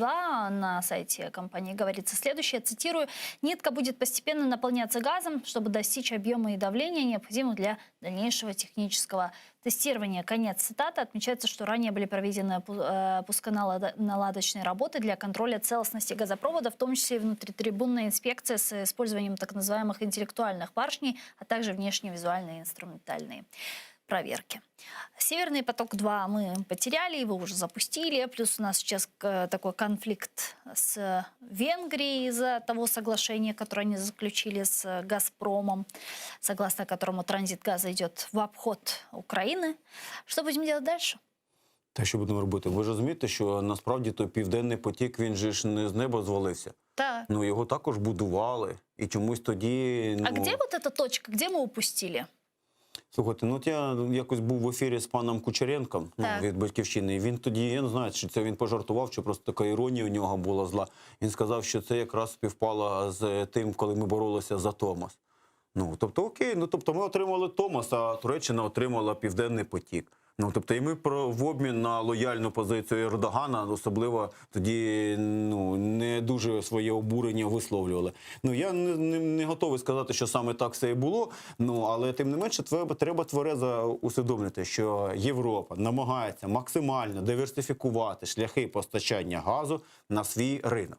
Я наголошую, не джерела постачання, а шляхи постачання. Ну, тобто, щоб Україна не була єдиним або переважним транспортером російського газу. Більше того, ця стратегія також не є новою.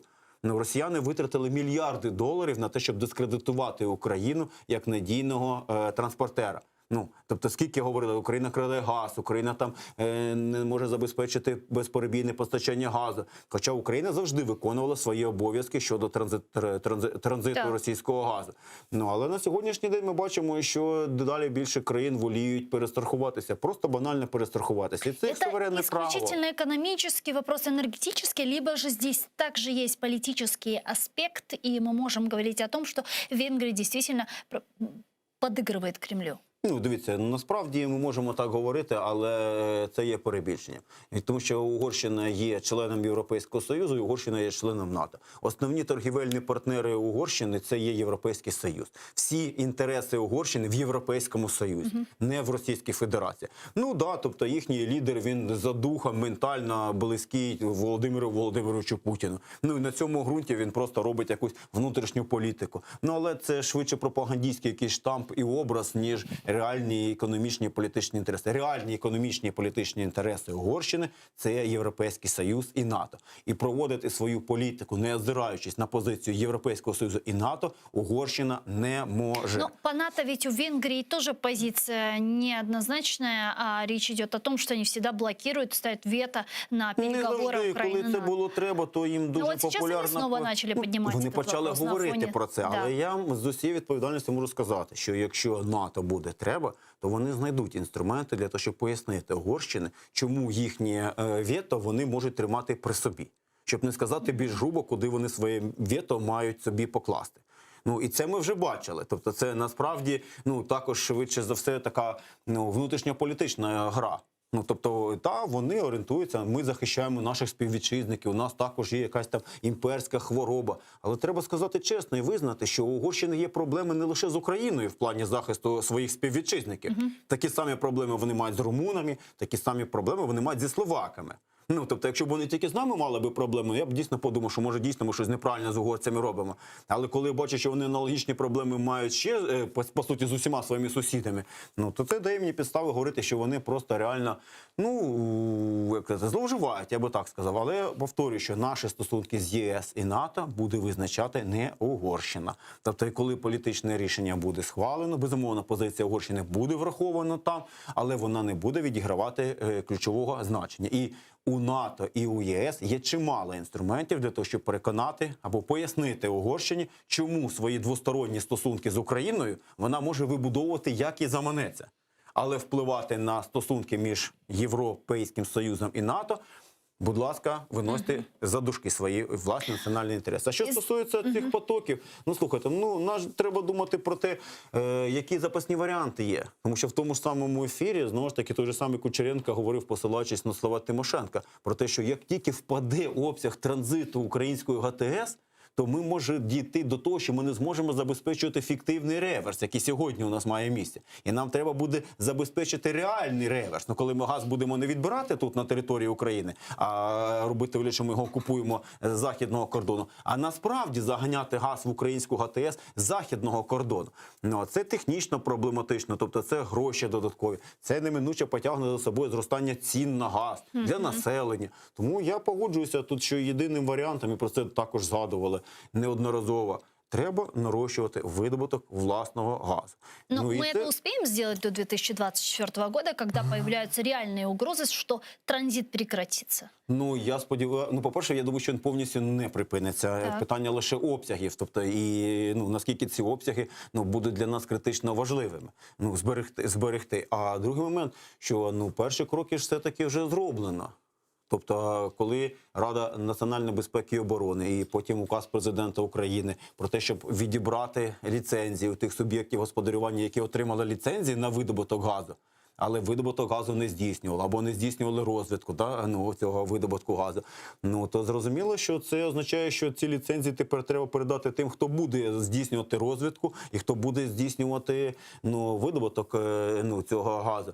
Тому я думаю, що наразі, от саме зараз вже поступово доходить, що треба щось робити з тим, що сама по собі ця проблема не вирішиться, що Північний потік-2 не зникне, що Південний потік не зникне. А головне, що не зникне нікуди бажання європейців диверсифікувати постачання. А головне, також треба усвідомлювати, що газ власного видобутку – це також є шлях до енергетичної незалежності. Це також дуже важливий момент. Я вже не кажу про цю риторику, яка знову ж таки зараз напередодні опалювального сезону знову ж таки загострилась. Про те, щоб газ власного видобутку, який там має дуже низьку собівартість, пускати для задоволення потреб населення і ТКЄ, ті, хто генерує тепло. Я не готовий говорити, наскільки це реалістично зробити в майбутньому, але зараз, безумовно, навряд чи ми на цей опалювальний сезон це зможемо зробити. А в перспективі, безумовно, ми повинні зробити все можливе для того, щоб максимально задовольняти потреби української економіки, я наголошую, не лише побутових споживачів і не лише в опалювальний сезон для генерації тепла, а взагалі максимально забезпечувати українську економіку власним газом. Причому, чим більше у нас такого власного газу буде, тим більше цей газ буде впливати на ціну газу, який ми купуємо або у інших країн. Розумієте, попит, пропозиція. Тому тут немає навіть про що дискутувати. Ця тема для мене є цілком очевидною. Більше того, давайте ж не будемо забувати, що основною претензією до Коболєва, коли його знімали з керівника Нафтогазу, якраз це був провал програми з нарощування обсягів газу власного видобутку. І перед Вітренко поставили цілком зрозумілу задачу зараз – максимально наростити видобуток газу. Все. Наскільки він може з цим впоратися? Питання дискусійне. А ви зараз наблюдаєте в цьому направленні активні дії? Останні активні дії, які я спостерігав в цьому напрямку, це коли були відібрані ті відкликання, не знаю, як це з точки зору права було сформульовано, ті сплячі ліцензії, так звані. Коли хтось суб'єкт мав, але не мав ані потужності, ані бажання це робити, чекав, коли хто прийде, він просто буде збирати ренту. Це я вважаю, що був правильний крок. Але не можна тому зупинитися. Знову ж таки, хочуть заходити іноземні компанії видобувати, треба пускати іноземців, хай видобувають. Бо газ все одно наш. Розумієте, в чому справа? І, як казав мій батько, та хай хто хоче, той будує. Вони прийшли, пішли, а труби лишаться. Умовно кажучи, розумієте, ці вежі залишаться. Плюс технології, я все-таки розумію, є ж нюанси. Тобто я не є там геологом за освітою, я не знаю всіх цих нюансів, де вона глибина, де він там лежить, який там тиск, наскільки важко його добувати.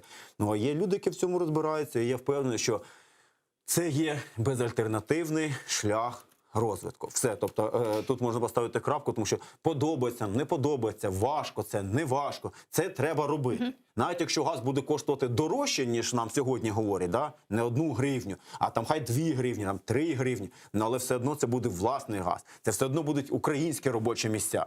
Розумієте, там будуть українці працювати. Це одно будуть податки платитися в український бюджет. Тому рента буде все одно більше сплачуватися. Тому мені здається, що тут ця дискусія, вона може бути в такому розрізі, чи ми встигнемо на цей опалювальний сезон? Ні, не встигнемо на цей опалювальний сезон. Але чи маємо ми це робити? Мені здається, що просто ми зобов'язані це зробити. Чим швидше, тим краще. Дякую вам дуже, пане Валентину. Чухсалгун, що приїхали к нам в студію, відповіли на наші вопроси. Політичний аналітик Валентин Гладких був з нами в цієї студії. Я с вами вынуждена попрощаться, но вы оставайтесь первым крымско-татарским телеканалом АТР. Буквально через 5 минут эфир продолжает информационная программа «Заман» на крымско-татарском языке. Не пропустите самые актуальные новости, вам расскажут наши журналисты. А после в этой студии вас поприветствует мой коллега Юрий Мацарский в программе «Прайм Мацарский». А с вами мы уже увидимся завтра. Аллах сметет те зайглар хадашлар коршкенче.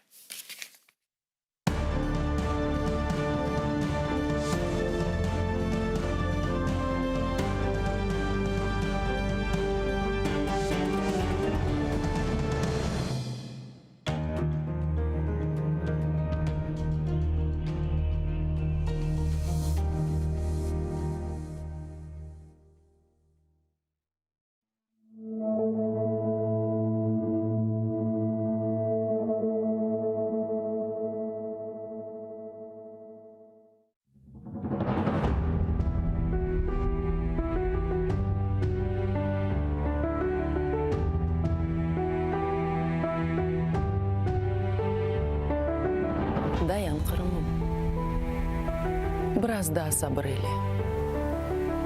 İraden büyük. Kar tübünde algul olup açasın. Sel olup ufak tüfek taşını yoldan yuvasın. Dakkaya gibi susup dursan bile. Dayan. Tış sıkıp. Yumruklarını topla. Sevgine, dülberligin, çeberlikке teң yoktur. Tamırsız kuru kuray gibi geçkenler çoktur. Ketecekler. Tenine os tikenini saplap. Savuşur yaran. Seni güzel bakça yaparız. Biz için bugün kara beyaz. Dost düşmanın beyan oldu. O kara kalpler için de belki sayılı günler kaldı. Evladım, kartal kalkın, kanat yayarız.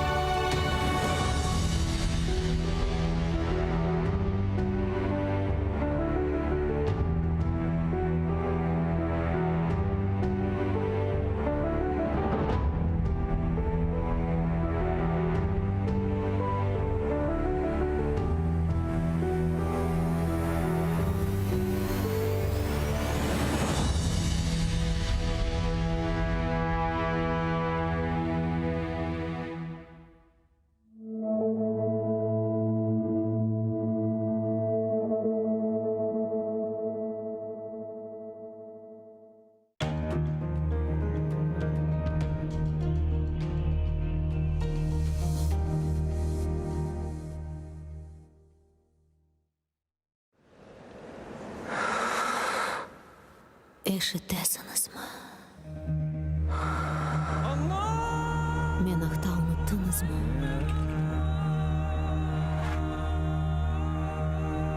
Мен мұнда. Бұл менің топырағым. Менің қырымым.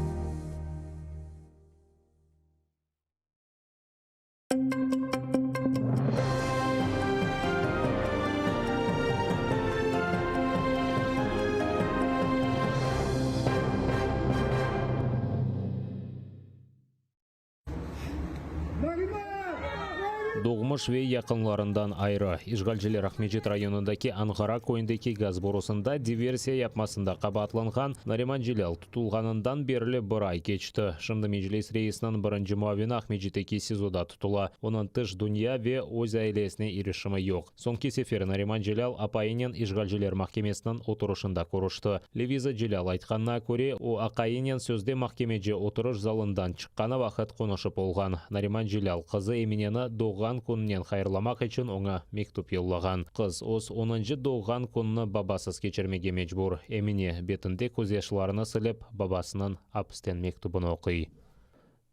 Мераба менім севімлі қысчығым еміне. Жан юректен сені доғған күнінен хайырлайым. Аллах саңа сағлық, бақыт, берекет, ұзын өмірлер бағышласын. Өзел істеклеріңі, ниетлеріңі еріне кетірмеге Аллах саңа ярдымжы олсын. Мен өзім тек сенің янында олып, сені құжақлап, опып, сен өскенні көрмеге істередім. Саңа ярдымжы олмаға істередім. Бұл доғған күніне сен қорантамызнен, достарыңнен гүзел шекілді кечіргеніңі тілейім. Сені пек севген, сені сағынған, баба. Нариман Желял сентябрьнан 4-нде тұтылды. Баштауына диверсия япылмасына қызыштырғанында, біраздан газ борусында патлaf япылмасы ве патлайжы маденан қанунсыз сақламасында қабатланды. Онен бәрабер išgalжелер амансыз жа догген ве электрик ақымынен азапларға чектірілген аға қардаш Азиз ве Асан Ахтемовларны да махкемелей.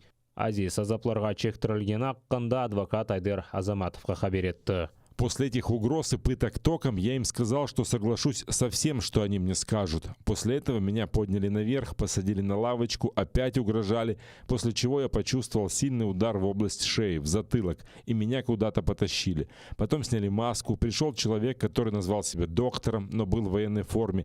Этот человек сказал мне, чтобы я говорил все как было. Видимо, я сказал не то, что им нужно, после чего мне опять опустили на глаза маску и один раз ударили в область шеи. Кечкен жұма Қырымнан юқары Рус махкемесі Нариман Желялның изоляторда болынмасына бір күнге эксілтіп, оның апске алынмасына шикаетін рет етті. Махкеме отырышы қапал режимде кечірілді. Нариман Желял өз қабатыны танымай.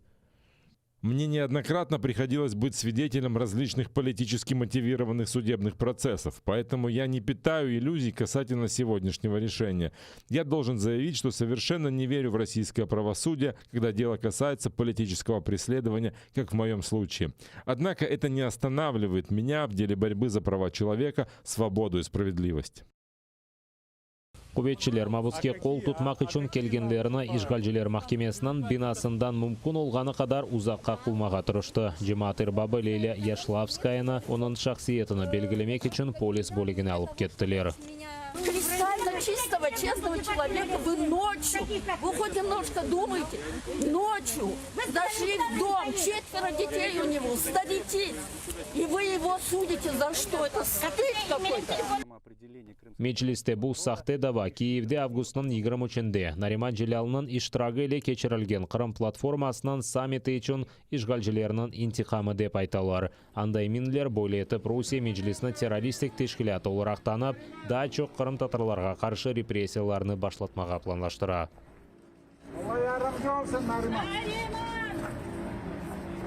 Адвокат Николай Полозов Дүния Қырым татар конгрессы президентінің муавины Ленур Ислямовқа қаршы сөзде дава бойынша išgalжелер махкемесінің қарарына темиз етті. 2020 сенесі декабрінің 10-да Қырымнан юқары Рус махкемесі Ленур Ислямовны 19 елға ғияби шекілде махкем етті. Оны диверсия тешкіл етілмесі, қанунсыз силалы группаның яратылмасы, Русия бүтінлігінің бозылмасына чағырулар япмасында қабатлылар таныды. Апрель айында Сочидегі 3-ші апелляция махкемесі Ислямовны 9 елға азатлықтан марум еткен үкімні 18 елға қадар эксілтті. Николай Полозов бұл қарарына инсан ақлары бойынша Европа махкемесінде темиз ете білмек үшін išgalжелер тарафындан шығарылған үкімге шикаетіні Краснодардаки 4-ші темиз махкемесіне йөнетті. Иллюзий по поводу надлежащего рассмотрения дела судом кассационной инстанции ни я, ни мой подзащитный, разумеется, не питаем. Но процедуры пройти необходимо. Тогда формальных препятствий для обращения в ЕСПЧ уже не будет. Херсон ве Николаевте көчмеге мечбур олған Қырым татарлар үшін мескен құрылышы үшін топрақ дамартылары айырылған. Киевде топрақны да қыдырмақталар. Сөз išgal етілген Қырымдан мечбури көчкен Қырым татар, сияси мабуслері, арби әрекетлер иштиракчылары ве қоранталары, милли матбуат васта хадемлері үшін 500 квартира құрылмасы аққында кете. Құружылық Украина ве Түркия арасында имзаланған аңлашма черчевесінде башлатылacak. Түркия Херсон ве Николаевте 200 квартира ве 100 квартира Украина пайтақтында құрмалы. Қырымнан Milli Amanlıq fondunun yol başçısı Ленур Мамбетов қайдеткеніне көре құружылық келечек сене бар деп башлатылмалы. В настоящий момент они начали процедуры по определению генерального подрядчика строительства. То есть в Турции эти процедуры уже идут, в сентябре они начались. Я думаю, в течение осени они закончат эти процедуры, затем мы совместно выйдем на участки, проверим участки, и начнутся уже подготовительные работы. Плюс проектирование, соответственно, к строительству, я думаю, приступят не раньше, непосредственно к строительству, не раньше, это весна 2022 года. Мескен құрылмасы үшін үкіметлер ара аңлашмасы Владимир Зеленский Түркияге барып Реджеп Тайып Эрдоғаннен көрішкен вақыт имзаланды. Түркия президенті қайдеткеніне көре, ватанны терк етмеге мәжбүр болған Қырым татарларынан яшайыш стандартлары көтерілмесі үшін Мескен құрылмасы олар үшін айлеви ве тарихи борчтыр. Украина президенті Владимир Зеленский қайдеткеніне көре бөлек гуманитар лейхалар халықларымызны бірлештіре. Соискатель должен быть гражданином Украины, должен быть переселенцем, постоянно проживать на территории Украины. У нас будут семьи политвязнев, семьи военнопленных, затем у нас семьи, то есть участников, семьи погибших участников боевых действий, потом семьи просто участников боевых действий, потом семьи лиц, которые там, например, работают в национальных органах самоуправления, журналистов, то есть тех, кто работает над именно представителей культуры, те, кто работает над развитием там, языка и так далее. То есть, и, соответственно, исходя из того, к какой категории соискатель относится, то есть там будет начисление там, определенных баллов. В случае там одинакового количества баллов, например, у соискателя, возможно, будем применять жеребьевку. Bundan gayrı Türkiye Kiyev'de Buyuk Cuma Cami ve Medeniyet Merkezini kurmağa planlaştıra. Ukraina prezidentinin ofisinde kaydetkenlerine göre imzalanған anlaşma hukuki aspektler ve mesken kuruculuğu boyunca işbirlik mexanizmini belgiley. Ешгалжелер Ахмеджетте 90 gençni tuttu. Ular koronavirus sыңырламалары бұзылмасында қабатланды. Сентябрьнің 28-інде gece Ахмеджеттеке alış-veriş merkezi yanında gençler gruppası polis arabasının etrafında alqa oyununu teşkil etті. Bu boş parkovkada машина айдайчыларыдыр. Ешгалжы polis xadimleri ulardan birini konuşmak için çağırған vaqt gençler ona qol tutmak için oyun performansını keçirdi. Ular bir-birini қолындан tutup polis arabasının etrafında oyun teşkil etті. Маскасыз олы бір-біріне яқын тұрып, арқадашы еберілмесіні беклейділер. О вақыт құбетшілер карантин сыңырламаларының бұзылмасыны қайт етмейіп, бір кімсені жезаламады. Ама жұма ертесі гежесі gençler арабаларнен кезмек үшін кенеде айны ерде топлашты. Бұл сефер құбетшілер оларының егленжісіні тоқтатмаға тұрышты. 24 инсанға низбеттен мемори протокол түзілген. Ама бұл оларны қорқызмады. Базылары парковкада бұйық сурат иле кезмеге девам етті.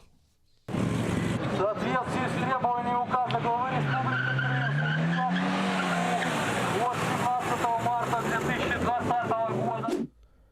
Ешгалжелер 2015 сенесінден башлап 34 қырымлыны қанунсыз шекілде Русия ордысына алып кеткен. Бұны Қырым прокурор Игорь Паначевны білдірді. 6 ел ішінде Украин гражданларының Рус ордысына қызметке чағырылмасы бойынша 13 компания кечірілген. Халқара қанунларға көре бұл арби жинайеттір. Ама Русия бұны назир итибарға алмайып, ешгалжелер ордысында қызмет етмеге істемеген қырымлыларыны жинайы месулетлікке чекмекнен қорқыта. Более етіп тек июль айында Қырым ақ құрчылай группасы Қырым сакилнеріне қаршы арби қызметтен қачынма себебінден 17 яңы жинай даванын açılmasını қайдетті.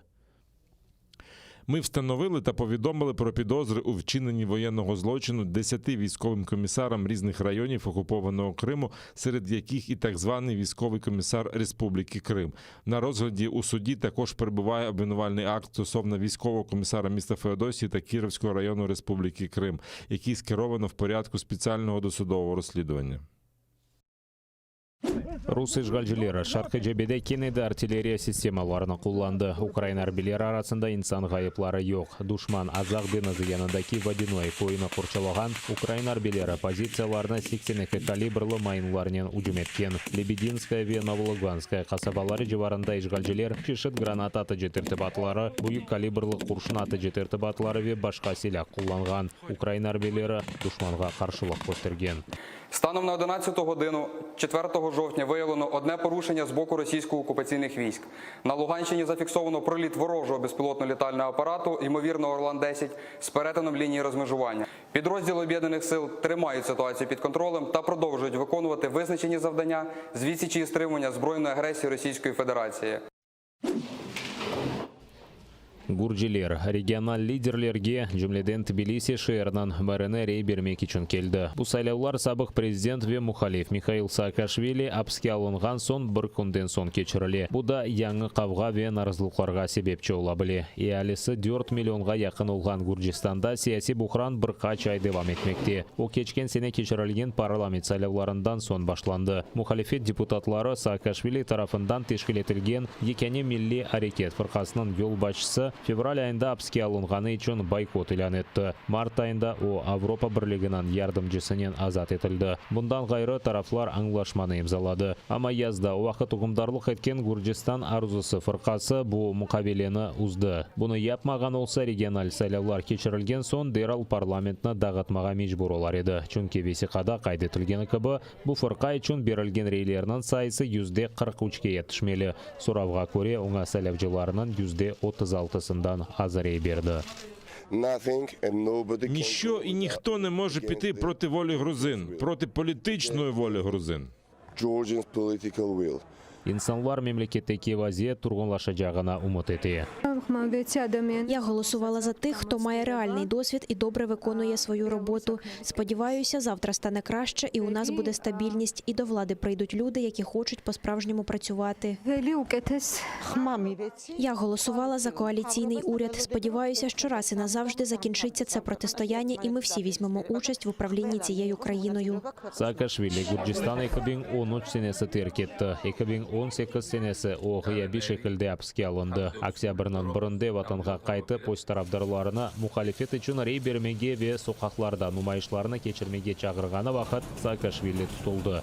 Гуржистанның сабық президенті оңа қаршы açылған 2 жинайдава бойынша махкеме қарарына көре ең аз 6 жылға махкеметілі біле. Саакашвили ұқым суистималы ве девлет парасынан масраф етілмесінде қабатлана, ойсе өз қабатына танымай. Президент Саломе Зурабишвили білдіргенне көре Саакашвилінің қабатыны бағышламай жақлар ве о девлетні тұрғынсызлаштырмаға әселетін тұлуф япты. Саакашвилінің адвокаты бұл сияси тақып тұрдей.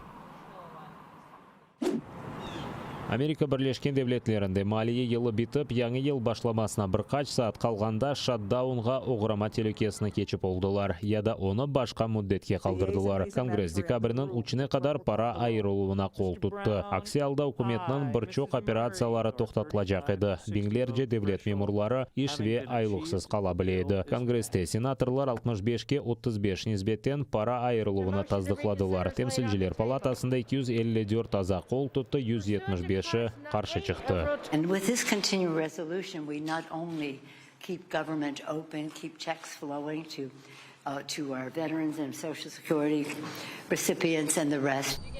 Америка үкіметі 21 кере шатдаунға ұғырады. Ең чоқ 34 күн сүрген еді. Бияз сарайве Конгресс келечек елінің бюджеті бойынша аңлашып оламасалар шатдаун илян етіле. Бұл сеферде қарама қаршы бақышлар олғаны үшін бюджет қабыл етілмеді. Демократлар девлет боржы чоқлаштырылмақ керекдей, жұмхуриетшілер есе бұл Америка иқтисадияты үшін бұйық дарбе олажақдей. Не дивлячись на непримиренність республіканців, факти не змінилися. Ми повинні збільшити держборг. Ми не можемо допустити дефолту Америки. Незгарбні спроби вирішити протиріччя всередині партії не працюють. Вони працюють лише тоді, коли всі погоджуються з реальністю. Сьогодні ми в змозі фінансувати уряд. Більшість з цим згодні. Так само потрібно поставитися і до ліміту держборгу. Пара айырылуы девам еттірілмесі аққанда қарарына президент Джо Байден имзалады. Енді Конгресс келечек сені бюджетні таздықламалы. Аксиалда шатдаун бір башлай біле. Телеканалымыздың сайтында абоне олып АТР қорантасына қошылыңыз. Бұның үшін браузерде atr.ua адресіне yazып сайтқа кіре білесіңіз. Анда есе АТР қорантасына қошылмақ үшін АТРге қол тұтмақ догмені баса білесіңіз. Бұндан соң өз банк картаңыз ве электрон адрес аққанда мәліметіні толдырыңыз. Төлевлер насыл мұнтазам тарзда олажағыны қайдеті программаның шартларына қабыл етіп төлемек догмесіні басыңыз. Бұрынже ве екене Қырым-Татар телеканалы бұл Қырымда олған Керчекні көстерген телеканалдыр. Қырым-Татар халқы үшін есе екене сербестлік мейданы. АТР сайтына абоне олып информацион көреште бізге ярдым етіп, ярмада işgalcilerden азат етілмесі үшін өз иссеңізні қоша білесіңіз.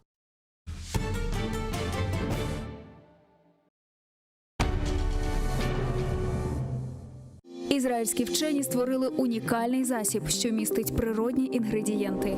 Краплі імуноков покращують імунітет при коронавірусних та респіраторних захворюваннях, а також сприяють полегшенню постковідного синдрому. Імуноков – надійна допомога.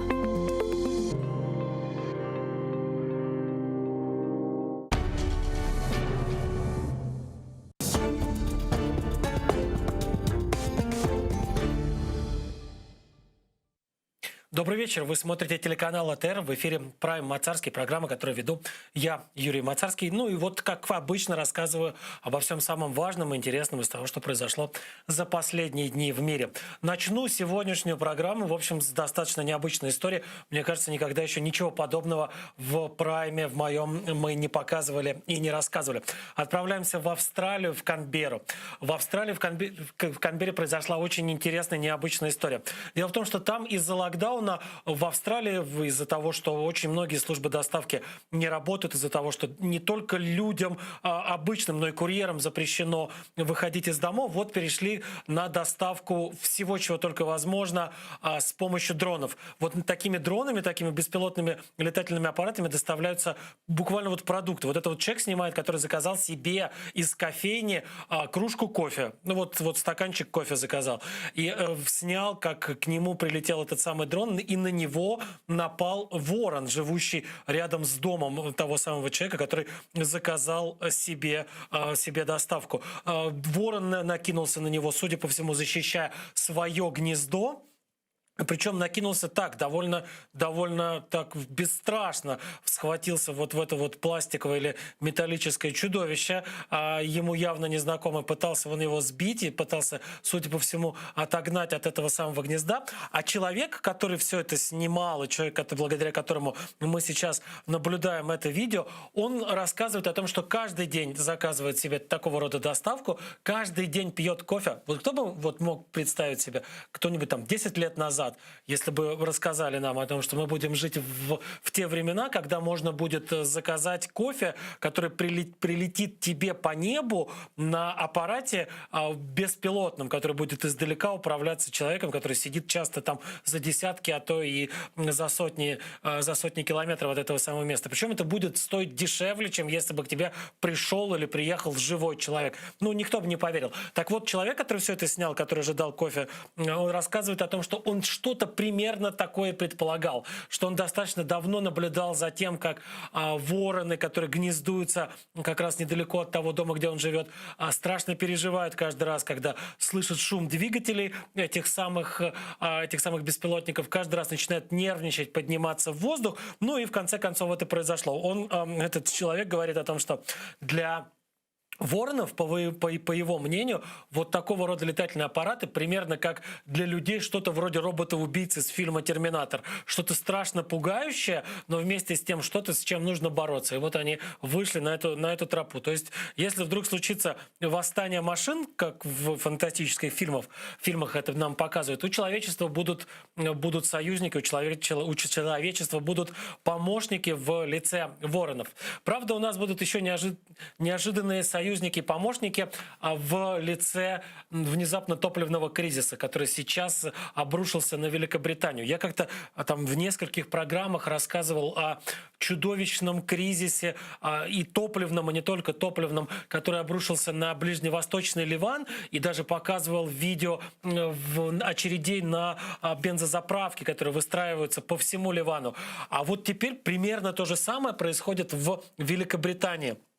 Вот это вот кадры из британских городов, и из Лондона, и из других городов. Люди проводят в очередях на заправке по несколько часов, и все равно не хватает. Можно отстоять 5-6 часов, влезть в драку. Вот смотрите, прям драки, настоящие драки происходят из-за очереди к вот этим самым заправочным пистолетам. Кто-то пытается мимо этих очередей проскочить, заправить свои автомобили, и тут же получает за это вон по лицу, ногами. Все, вот прям вот настоящий такой вот кризис топливный на лицо. Люди начинают звереть, потому что не могут заправить свои автомобили. А почему не могут заправить свои автомобили люди? Целый ряд факторов на это влияет. В первую очередь это пандемия коронавируса. Чуть позже объясню, почему именно она. Ну и выход Великобритании из Евросоюза. Вот это так называемый Брексит. Начну с Брексита. Брексит привел к тому, что примерно 20% водителей грузовиков, а как мы понимаем, что топливо доставляется вот как раз большими грузовиками, цистерновозами на заправке, так вот, примерно 20% водителей этих самых цистерновозов оказались лишены возможности официального права работать в Великобритании, потому что они граждане Евросоюза, и они уехали к себе на родину в другие страны, в Германию, в Польшу, в Литву и так далее. И вот это сильно сказалось как раз на нехватке рабочих рук в секторе как раз грузоперевозок. Это первый момент. Второй момент это, как я уже сказал, пандемия коронавируса. Дело в том, что так вышло, что в последние годы молодежь не очень активно шла работать как раз водителями грузовиков. И это такая стала возрастная профессия. И вот возраст тех людей, которые уже выходили, которые водили грузовики, им пришлось выходить на пенсию. Они повыходили на пенсию, а замена не пришла. Почему не пришла? Потому что из-за пандемии оказались закрыты многие автошколы, в которых как раз учат водить грузовики. И из-за пандемии оказались закрыты те государственные учреждения, которые выдают лицензию на возможность работать по найму водителям грузовика. Из-за этого вот случилась нехватка рабочих рук, причем дошло до того, что вмешаться было вынуждено правительство, и премьер-министр Соединенного Королевства Великобритании и Северной Ирландии Борис Джонсон даже обратился к водителям с просьбой выезжать на автомобилях и заправлять эти самые автомобили только в случае крайней необходимости, только вот если действительно вопрос жизни и смерти. Во всех остальных случаях искать какие-то другие альтернативные средства передвижения каким-то образом или вообще воздержаться от поездок куда бы то ни было. Для того, чтобы решить проблему, сейчас уже в срочном порядке собираются власти Великобритании раздать рабочие визы, причем речь идет о тысячах, а возможно даже о десятках тысяч рабочих виз для водителей грузовиков, не имеющих британского подданства, не британских граждан, для того, чтобы вот как-то выйти из этой кошмарной ситуации, в которой оказалась страна. Кто бы мог подумать, да, взяли и в одной из самых богатых и развитых стран мира взяли и устроили кризис, не то чтобы на ровном месте. Понятно, что пандемия и выход из Евросоюза — это неровное место. Но, тем не менее, как-то могли бы подготовиться, могли бы, видя, к чему идет, видя, как вообще, на что указывают тенденции, подготовиться. Но нет, не смогли подготовиться. В итоге все вот появилось так, как оно появилось. Но это несравнимо, конечно, эти кошмары и ужасы несравнимы с теми кошмарами и ужасами, которые сейчас, вот прям вот сейчас, в последние дни переживают жители Эквадора, страны, расположенной в Южной Америке. В Эквадоре, в одной из самых больших тюрем этой страны, случилось восстание местных заключенных. Причем они даже не воевали не с охранниками, не с персоналом тюрем, они воевали между собой.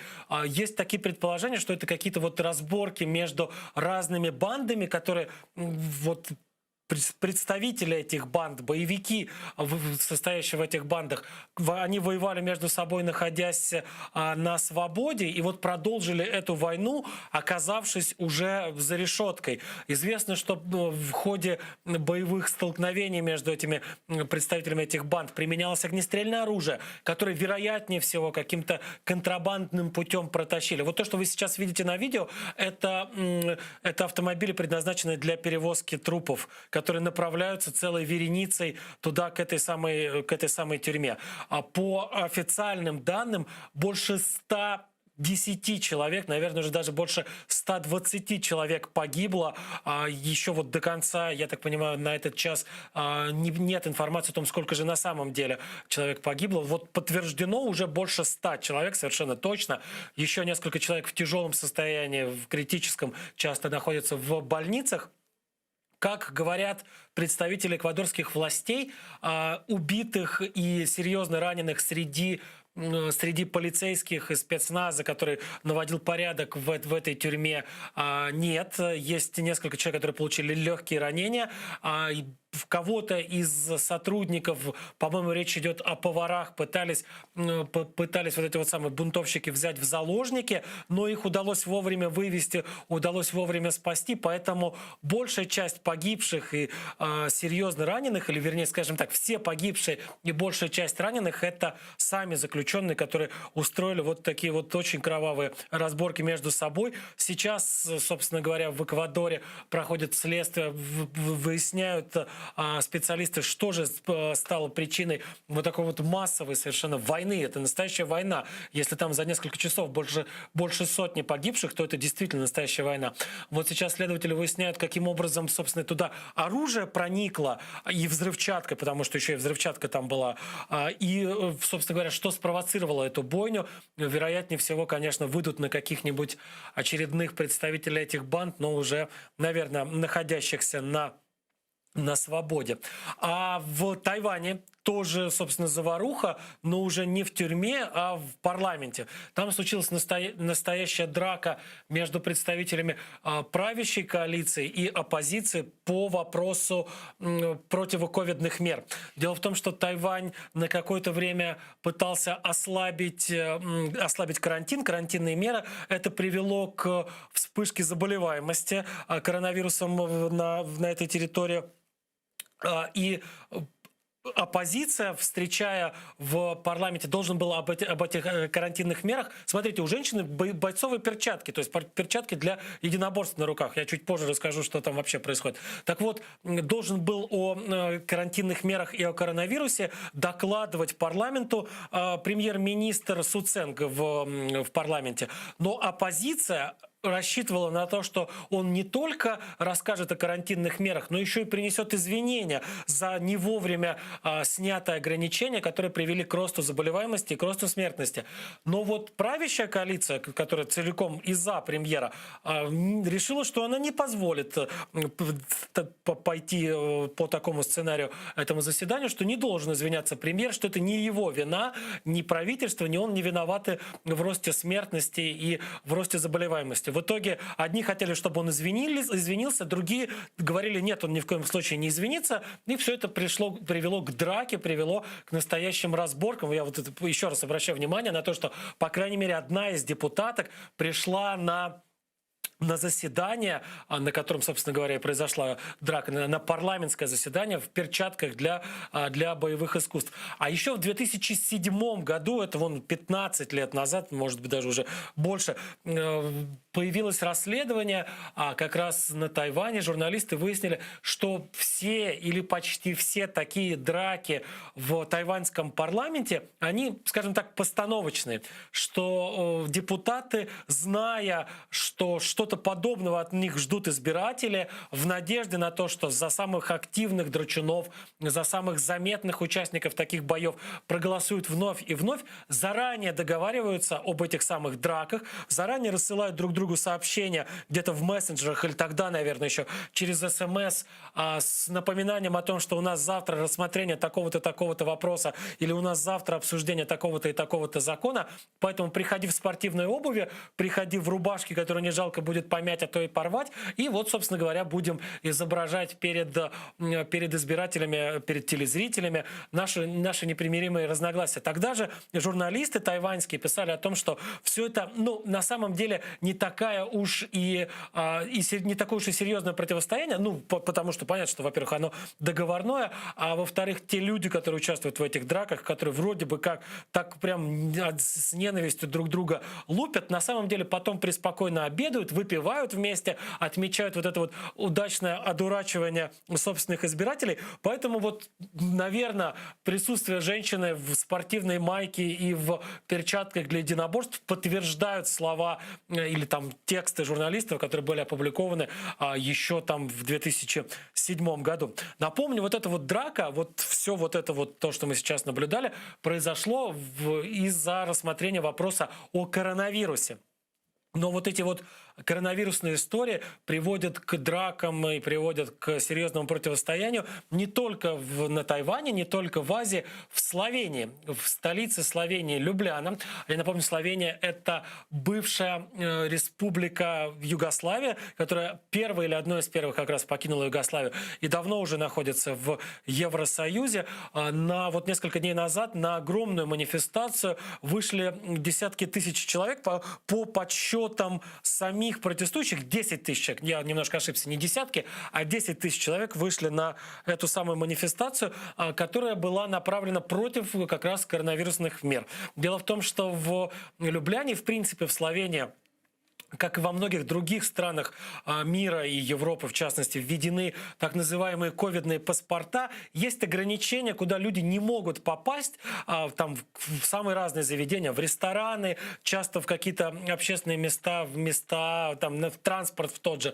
Часто нельзя попасть, если у тебя нет свидетельства того, что ты привился, свидетельства того, что ты прошел вакцинацию от коронавируса. И вот эти вот антивакцинаторы устроили марш по Любляне, устроили марш по славянской столице с требованием, в первую очередь, отменить эти самые ковидные паспорта, и еще, кроме всего прочего, просили еще и отменить обязательную вакцинацию. Ну, как просили? Они не просили. Они взяли и перекрыли, пытались, вернее, перекрыть одну из центральных улиц, одну из центральных автотрасс, которые проходят, ну, фактически через всю Любляну, пересекает почти всю славянскую столицу. Там с какими-то... Я хотел как раз обратить внимание, это не российские флаги.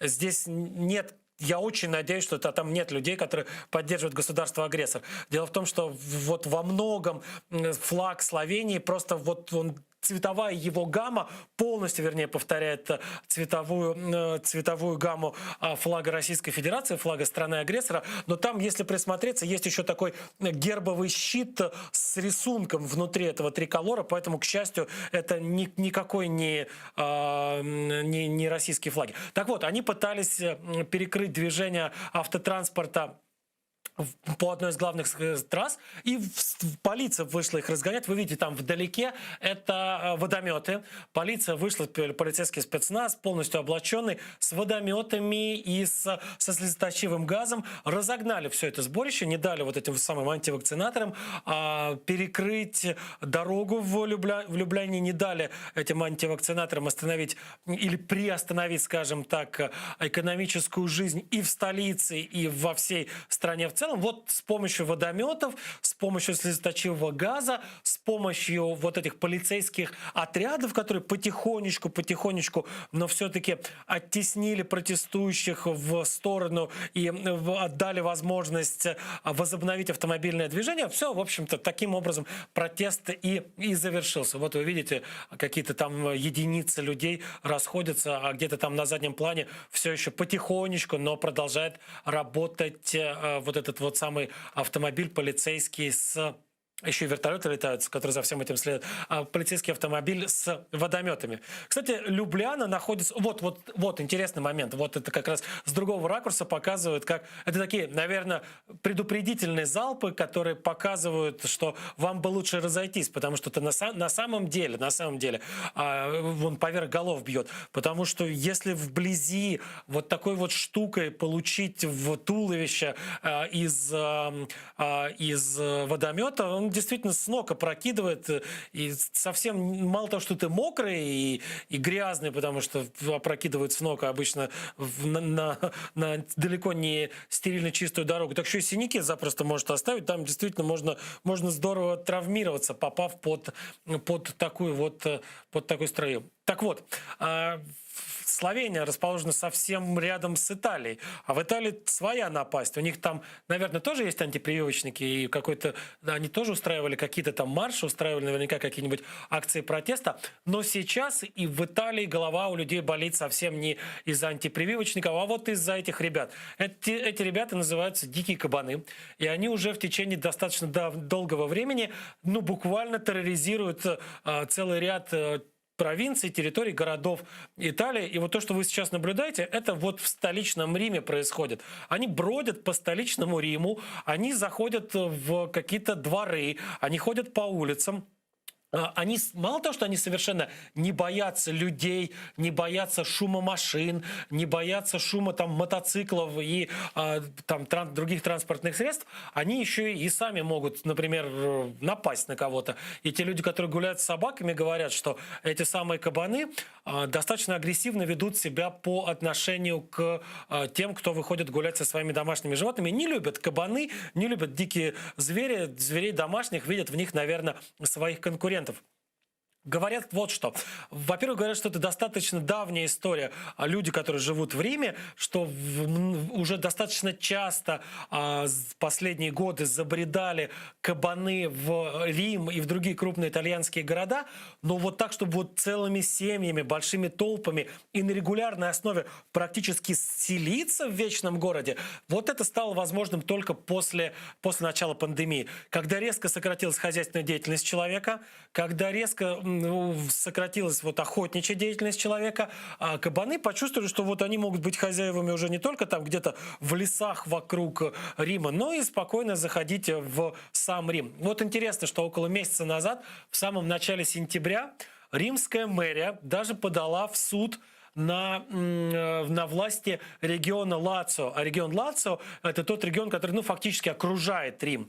Там свои власти, в Риме свои власти, как вот в муниципальном образовании, а в регионе Лацио свои власти. Так вот, именно из-за кабанов римская мэрия подала в суд на власти региона Лацио и обвинила эти власти в том, что они способствуют проникновению кабанов в итальянскую столицу. В мэрии говорят следующее. Слушайте, это же кабаны не наши, они не у нас родились и выросли. Они выросли в регионе Лацио. И власти этого региона должны следить за тем, чтобы они к нам не проникали. Пусть их как-то отлавливают, пусть их куда-нибудь отвозят подальше от нас, пусть их расселяют на какой-то другой территории. Но это не наша головная боль, они здесь чужие, они к нам пришли из Лацио.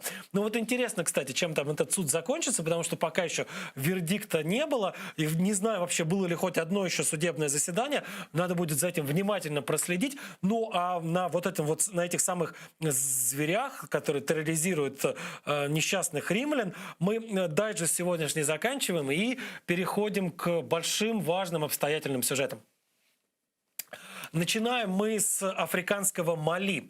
В африканском Мали идет, давно уже идет, уже около 10 лет идет большая такая настоящая война, в которую вовлечено огромное количество самых разных сторон. Когда-то эту войну, тогда еще, наверное, это не была большая война, тогда это еще было некое такое восстание или некий мятеж, начинали малийские туареги, малийские племена туарегов, представители народности туарегов, которые живут на территории этого африканского государства. Со временем восстание туарегов переросло в войну, если я скажу всех против всех, я не сильно покривлю против истины, потому что там участвует Аль-Каида сейчас, там участвуют группы, так или иначе связанные, аффилированные с исламским государством, там участвует правительственная армия Мали, там участвует армия Франции, там участвует немецкий Бундесвер, там участвует, по крайней мере, некоторое количество инструкторов военных из Чехии и из других европейских стран. Вот прямо сейчас принимают участие в этой самой войне на территории африканского Мали. Но начиналось все, повторюсь еще раз, с восстания туарегов, с восстания народности, которая считает себя во многом обделенной властями Мали. Давайте сюжет, кстати, о туарегах и поймем, чем, собственно говоря, туареги были недовольны, что это за народ такой и почему они вдруг начали воевать против правительства Мали. Этот сюжет посмотрим и потом расскажу, что происходит прямо сейчас. Туареги – народ, живущий в Северной и Центральной Африке и насчитывающий порядка 2 миллионов человек. Примерно половина всех туарегов мира живет на территории Мали. Основным занятием малийских туарегов является животноводство. Они постоянно кочуют вместе со стадами коров и верблюдов в поисках пастбищ и водопоев, что порою приводит к конфликтам с оседлым африканским населением. Представители этого народа вообще заметно отличаются от своих соседей – арабов, фульбе, бамбара и других народов и племен Африки. Туареги не только сохранили свой древний, мало похожий на другие африканские язык, но и сберегли до наших дней собственный алфавит – тифинанг, появившийся более 2000 лет назад. Этот алфавит еще называют древнеливийским, а сами туареги считают, что именно в Ливии находится их историческая родина, откуда они расселились столетия назад по соседним регионам. Слово «туарег» появилось вскоре после прихода в Африку арабских завоевателей и поначалу носило довольно уничижительный характер. Означающий буквально брошенный Богом, этот термин использовался арабами для описания людей, незнакомых со священными книгами и не исполняющих привычные для жителей Ближнего Востока религиозные предписания. Сами туареги называли и называют себя имохак – свободные люди, хотя среди современных представителей этого народа хватает потомков рабов. В феодальной иерархии имохак, внуки и правнуки невольников, занимают одну из низших ступеней. Наверху же находятся вожди, крупные скотоводы и исламские клирики. Туареги живут и кочуют племенами, у каждого из которых есть свои предводители из числа знати. Племена эти отличаются друг от друга наречиями, традициями и территорией, по которой они кочуют. Любопытно, что женщины из высших сословий обычно принимают в делах племени не меньшее участие, чем мужчины. Они присутствуют на племенных собраниях и имеют на них право голоса. А вот своей государственности у туарегов нет, хотя попытки его создания в современной истории предпринимались. В 1916 году несколько племен подняли восстание против французских властей, которые тогда управляли немалой частью Северной и Центральной Африки. Поначалу довольно успешное для повстанцев противостояние это закончилось массированным французским наступлением, в ходе которого туареги были выбиты из занятых ими городов, а их лидеры прилюдно казнены в назидание другим. После ухода французов из Африки в 60-е годы прошлого века туареги, надеявшиеся на создание собственного государства, но так его не получившие, подняли новое восстание. На этот раз их противниками стали власти только что получивших независимость от Парижа государств – Мали, Алжира и Марокко. Силы повстанцев были совсем незначительны, всего несколько сотен человек, оружие устаревшим, а из средств передвижения у них были только верблюды. Поэтому-то попытка создания независимого туарегского государства довольно быстро провалилась. Вскоре после поражения этого восстания у туарегов в Африке появился могущественный заступник. В 1969 году в Ливии к власти пришел Муаммар Каддафи. По происхождению Каддафи, как он сам припоминал, при каждом удобном случае был бербером. Берберы – родственный туарегам народ, и это родство Каддафи решил использовать в своих целях. Мечтавший распространить свое влияние на как можно большие территории Африки, ливийский лидер организовал для туарегов из Ливии и соседних стран специальные лагеря, в которых юношей и мужчин обучали военному делу. Часть прошедших через эти лагеря людей оставалась в Ливии и несла службу в местном спецназе. Часть, прежде всего жители Мали и Нигера, возвращалась в свои родные племена. Скорее всего, именно эти люди, обученные и подготовленные Каддафи, стали организаторами и главной движущей силой нового мятежа, вспыхнувшего в 1990 году. Активные боевые действия продолжались около 5 лет и закончились подписанием формального мирного соглашения в 1996 году.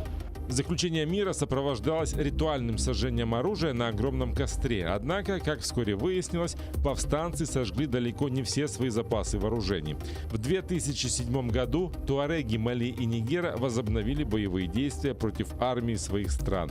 Главной причиной нового мятежа лидеры повстанцев назвали несправедливое распределение доходов от добычи полезных ископаемых на землях туарегов.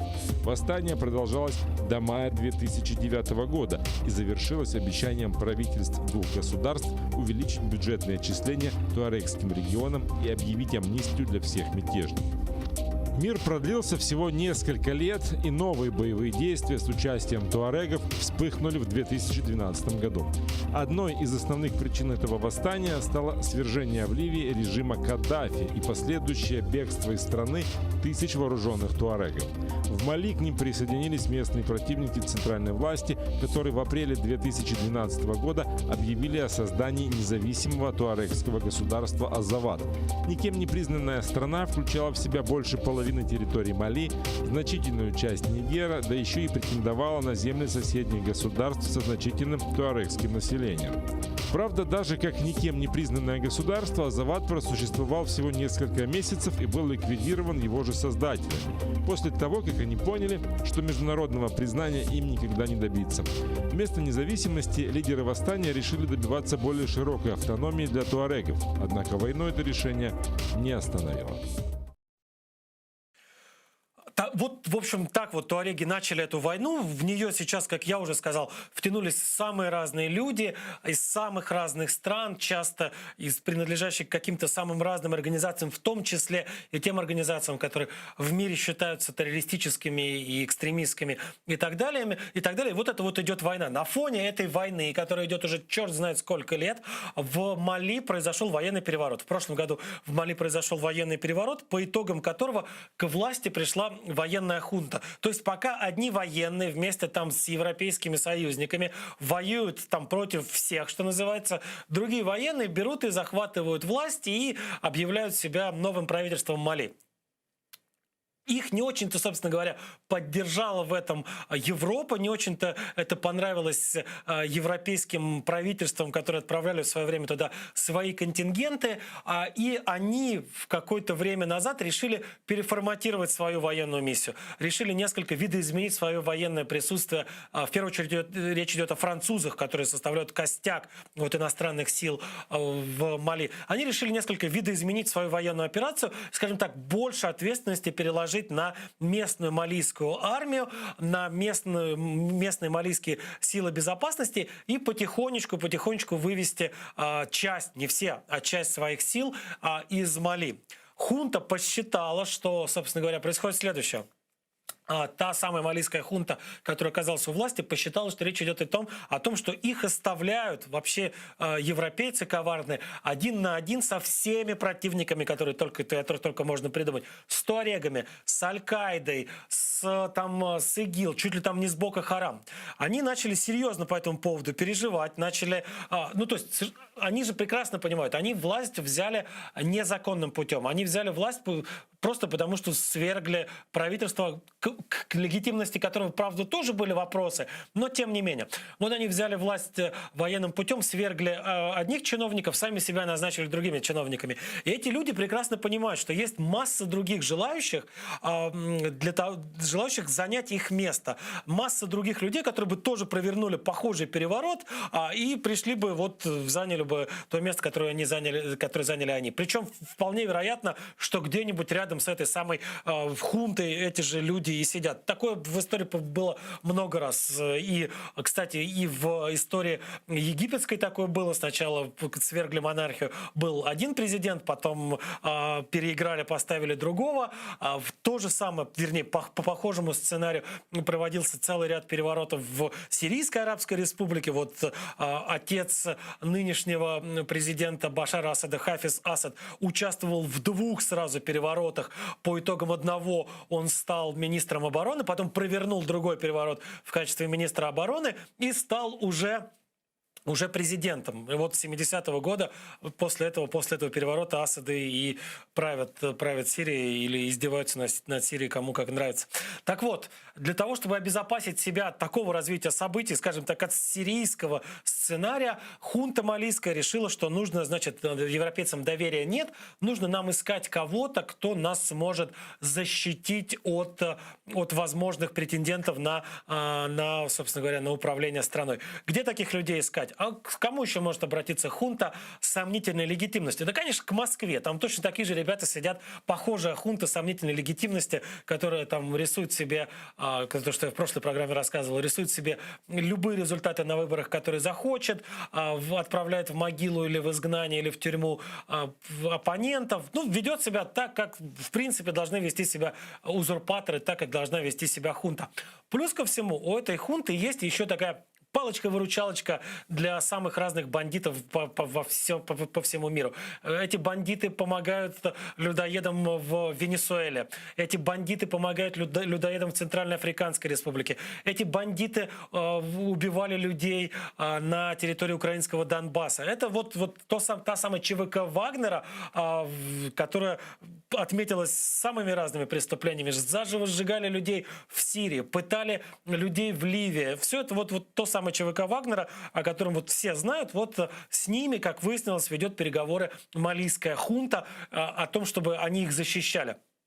Причем, что самое интересное, в российском правительстве, по-моему, министр иностранных дел Сергей Лавров прямо говорит о том, что правительство Мали ведет переговоры с одной российской частной военной компанией, вообще ни разу не задумываясь о том, что, собственно говоря, не может быть в России по закону никакой частной военной компании, потому что в России каждая частная военная компания подпадает под определение наемничества. А это уголовное преступление в Российской Федерации, за которое дают до 15 лет лишения свободы. То есть российская власть устанавливает закон, согласно которому наемничество карается тюрьмой, наемничество считается тяжким преступлением, но эта же российская власть покрывает и, скорее всего, создает частные военные компании, которые действуют в ее интересах. Какие интересы могут быть у ЧВК Вагнера и у их покровителей правительственных в Мали? Ну, во-первых, это, конечно, прямая денежная оплата за их услуги. Речь идет о более чем о 10 миллионах долларов в месяц. Можете себе представить, 10 миллионов долларов в месяц будет платить страна, которая не вылезает из бесконечных войн, страна, в которой фактически сейчас выживает за счет иностранной финансовой помощи. И вот эта иностранная финансовая помощь будет направляться не на помощь бедным, не на помощь больным, не на преодоление последствий вот этого кошмарного коронавируса, а на оплату наемников, которые должны охранять хунту. Второй момент, как это было и есть в Сирии, как это было и есть в Ливии, скорее всего, в обмен на услуги этой самой частной военной компании, кремлевская хунта попросит от малийской хунты какую-то часть, собственно говоря, тех полезных ископаемых, которые находятся в недрах Мали. Там масса всего. Собственно говоря, вот в Сирию ЧВК влезла как раз для того, чтобы ЧВК Вагнера влезла для того, чтобы заполучить и передать под контроль приближенных к Путину олигархов местные нефтяные месторождения.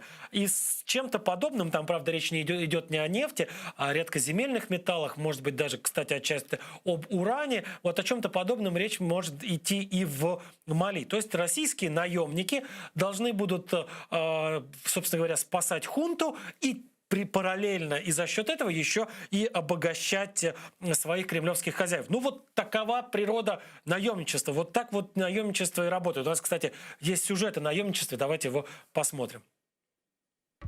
Наемничество – одно из древнейших занятий человечества. В самых ранних дошедших до нас памятниках литературы частенько упоминаются люди, принимающие участие в битвах не из патриотизма, желания защищать свой дом или наказать обидчиков, а ради денежного вознаграждения. Так именно наемники являются главными героями самого известного произведения древнегреческого писателя Ксенофонта «Анабасис». В этой книге изложена история злоключений греческих воинов, нанятых персидским царевичем Киром-младшим, который мечтал захватить трон, но погиб в бою. Преемники греков, римляне, предпочитали не сами идти в наемники, а платить представителям других народов за участие в войнах на их стороне. Так, покорив Центральную и Северную Европу, римляне взяли за правило платить вождям одних германских племен за то, чтобы те защищали римские поселения от набегов других германцев. Наемники вскоре решили решили, что им мало одного лишь денежного довольствия и начали требовать равных прав с римлянами. Империя ответила резнёй зарвавшихся германцев. Отношения с ними были испорчены навсегда. И в 410 году нашей эры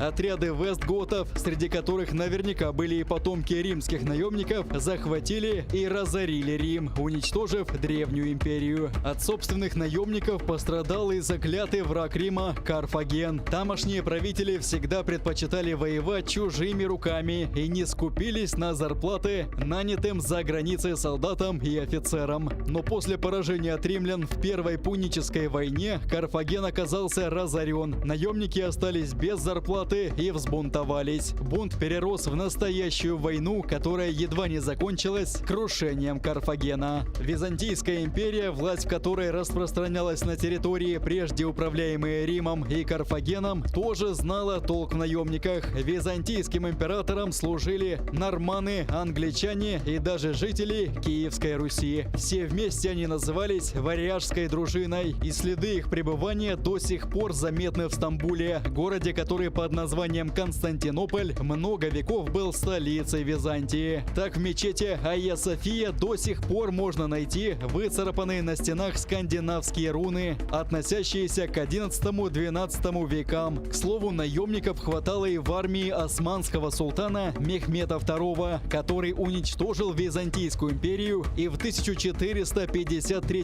году захватил Константинополь. Даже огромную пушку «Базилика», разрушившую одну из стен города, для султана сделали наемники под руководством венгерского инженера Урбана. Кстати, сначала Урбан предлагал свои услуги защитникам Константинополя, но у них не нашлось достаточно денег, и инженер ушел к их врагам. В Средневековье по дорогам Европы скитались в поисках богатого нанимателя целые армии профессиональных военных. Одна из самых известных из них, Белая рота, прославилась особенной беспринципностью. Ее предводители порой заявлялись к осажденным городам и устраивали аукционы между осажденными и осаждающими и выступали на стороне тех, кто готов был заплатить больше. В составе Белой роты воевали итальянцы, венгры, шотландцы и французы, но больше всего там было англичан. Именно эти англичане обогатили множество языков словом «фрилансер», которым сейчас называют внештатных работников. Буквально означающее «вольный копейщик», оно изначально использовалось для описания наемников, готовых предоставить свое копье и умение им пользоваться в распоряжение любого, готового заплатить за это деньги.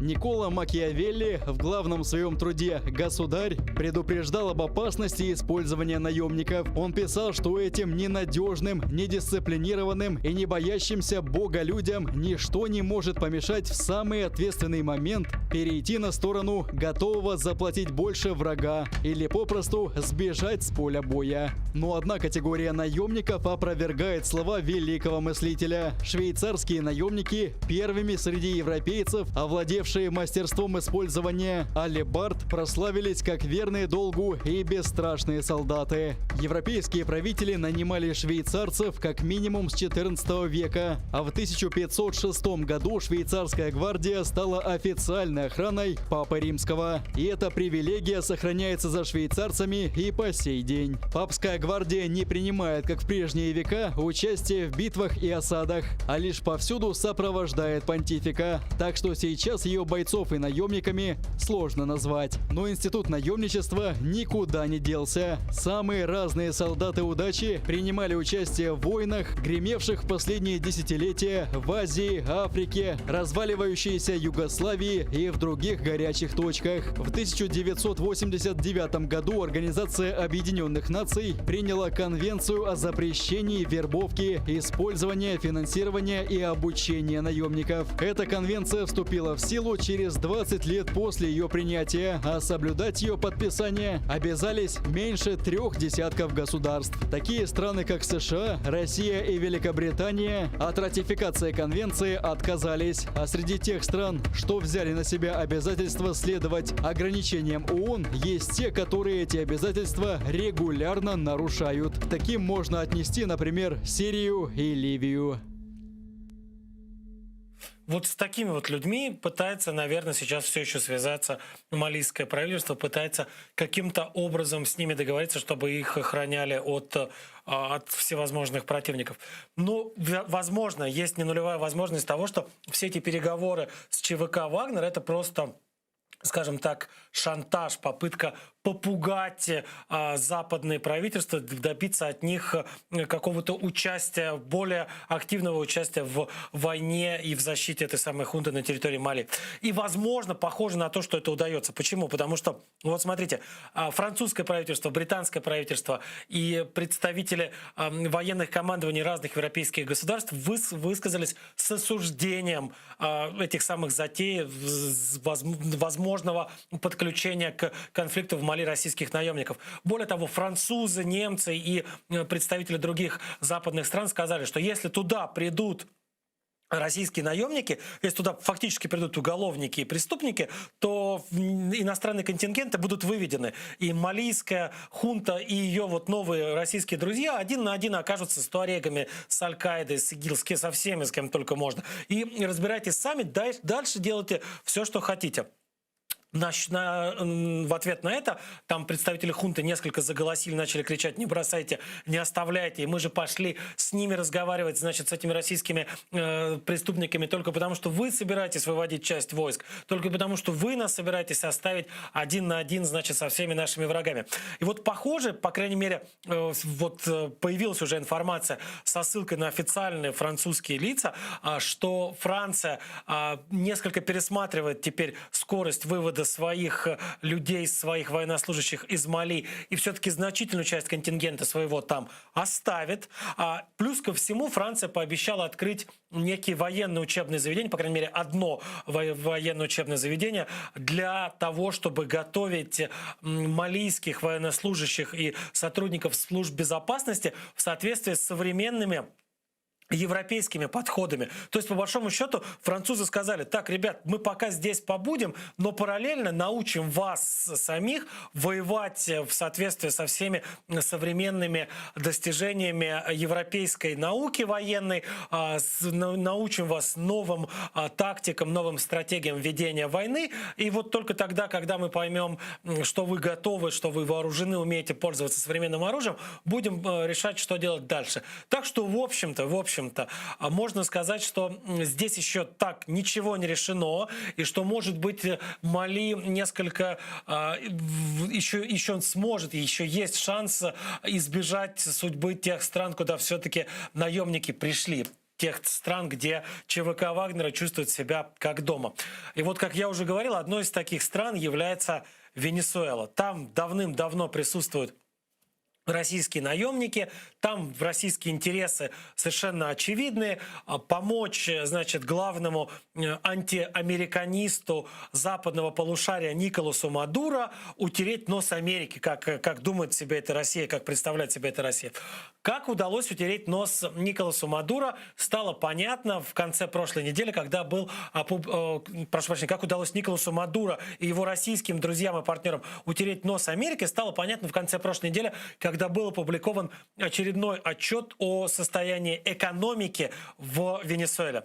Так вот прежде чем я несколько цифр приведу, расскажу следующее. Венесуэла — страна с самыми большими разведанными в мире запасами нефти.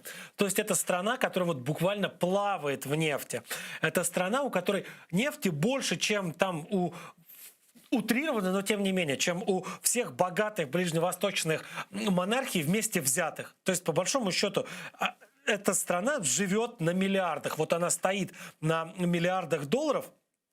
При этом 94,5% населения Венесуэлы сейчас, вот как стало известно на прошлой неделе, живет за чертой бедности.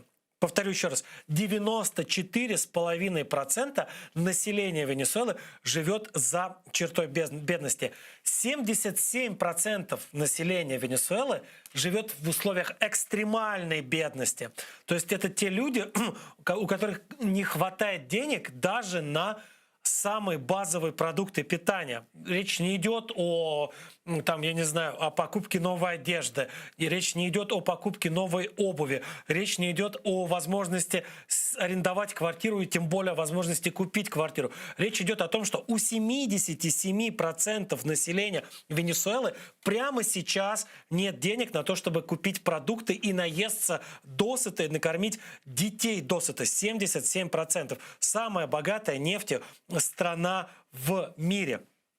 Кстати, эту нефть перерабатывать Венесуэла сама не может. Дело в том, что западные санкции оставили ее без технологий, без оборудования, необходимого для добычи, переработки этой самой нефти в объемах, которые бы хватало для того, чтобы, собственно говоря, поддерживать другие отрасли экономики Венесуэлы в рабочем состоянии. Плюс ко всему, главный рынок сбыта нефти, нефтепродуктов из-за тех же самых санкций, а это рынок Соединенных Штатов Америки, для венесуэльской нефти закрыт. И все это благодаря кому? Благодаря Николасу Мадуро, человеку, который продолжает называть себя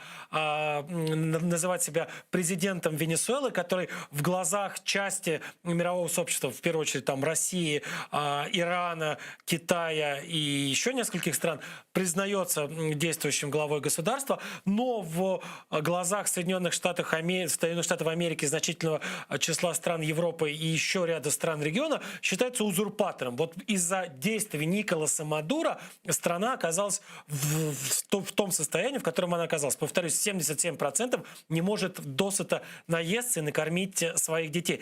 Кто такой Николас Мадуро, спросите вы? А вот посмотрим, узнаем это из сюжета.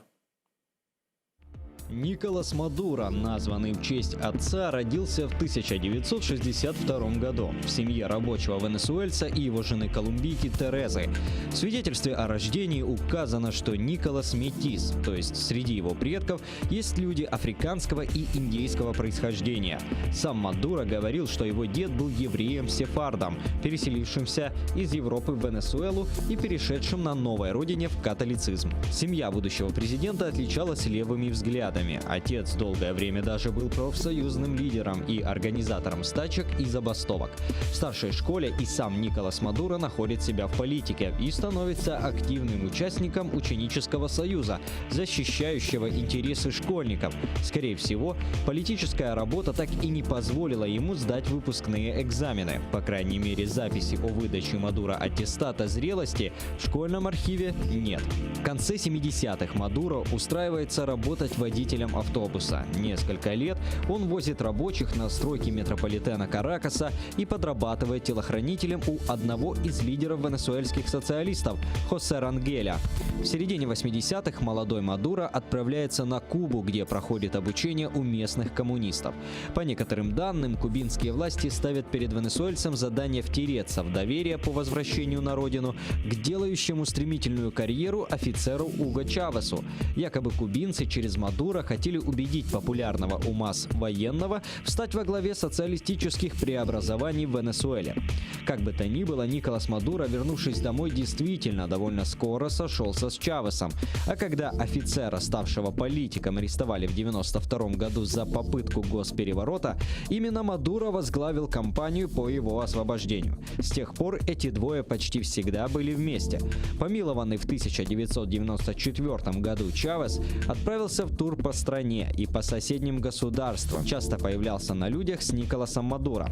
От партии Чавеса бывший водитель автобуса избрался в Конгресс, а когда офицер занял в 2000-х президентский пост, его протеже пересел из депутатского кресла в министерское, возглавив венесуэльский МИД. В 2011 году у Чавеса диагностировали рак. Понимая, что ему осталось недолго, президент назначил своим заместителем и преемником Николаса Мадуро. 5 марта 2013 года Уго Чавес умер. Согласно Конституции, его заместитель стал временным президентом, а после проведенных в середине апреля досрочных выборов уже постоянным главой государства. На этих выборах Мадуро набрал чуть больше 50% голосов избирателей, опередив ближайшего преследователя, христианского социалиста Энрике Каприлеса, всего на 1,5%. Николас Мадуро всегда стоял на социалистических антиамериканских позициях. По его же признанию, признанию своими учителями и наставниками он считает лидеров кубинской революции, братьев Фиделя и Рауля Кастро, а также свергнутого и казненного ливийского диктатора Муаммара Каддафи. В ходе первого президентского срока Мадуро продолжил начатую еще при Чавесе программу конфискации собственности у работавших в Венесуэле западных компаний и постоянно увеличивал объемы бюджетных выплат местным беднякам. Результатом этих действий стали инфляция в 2 миллиона % за 6 лет, бегство из страны каждого 10-го жителя, тотальный дефицит даже самых необходимых продуктов и средневековые показатели детской смертности.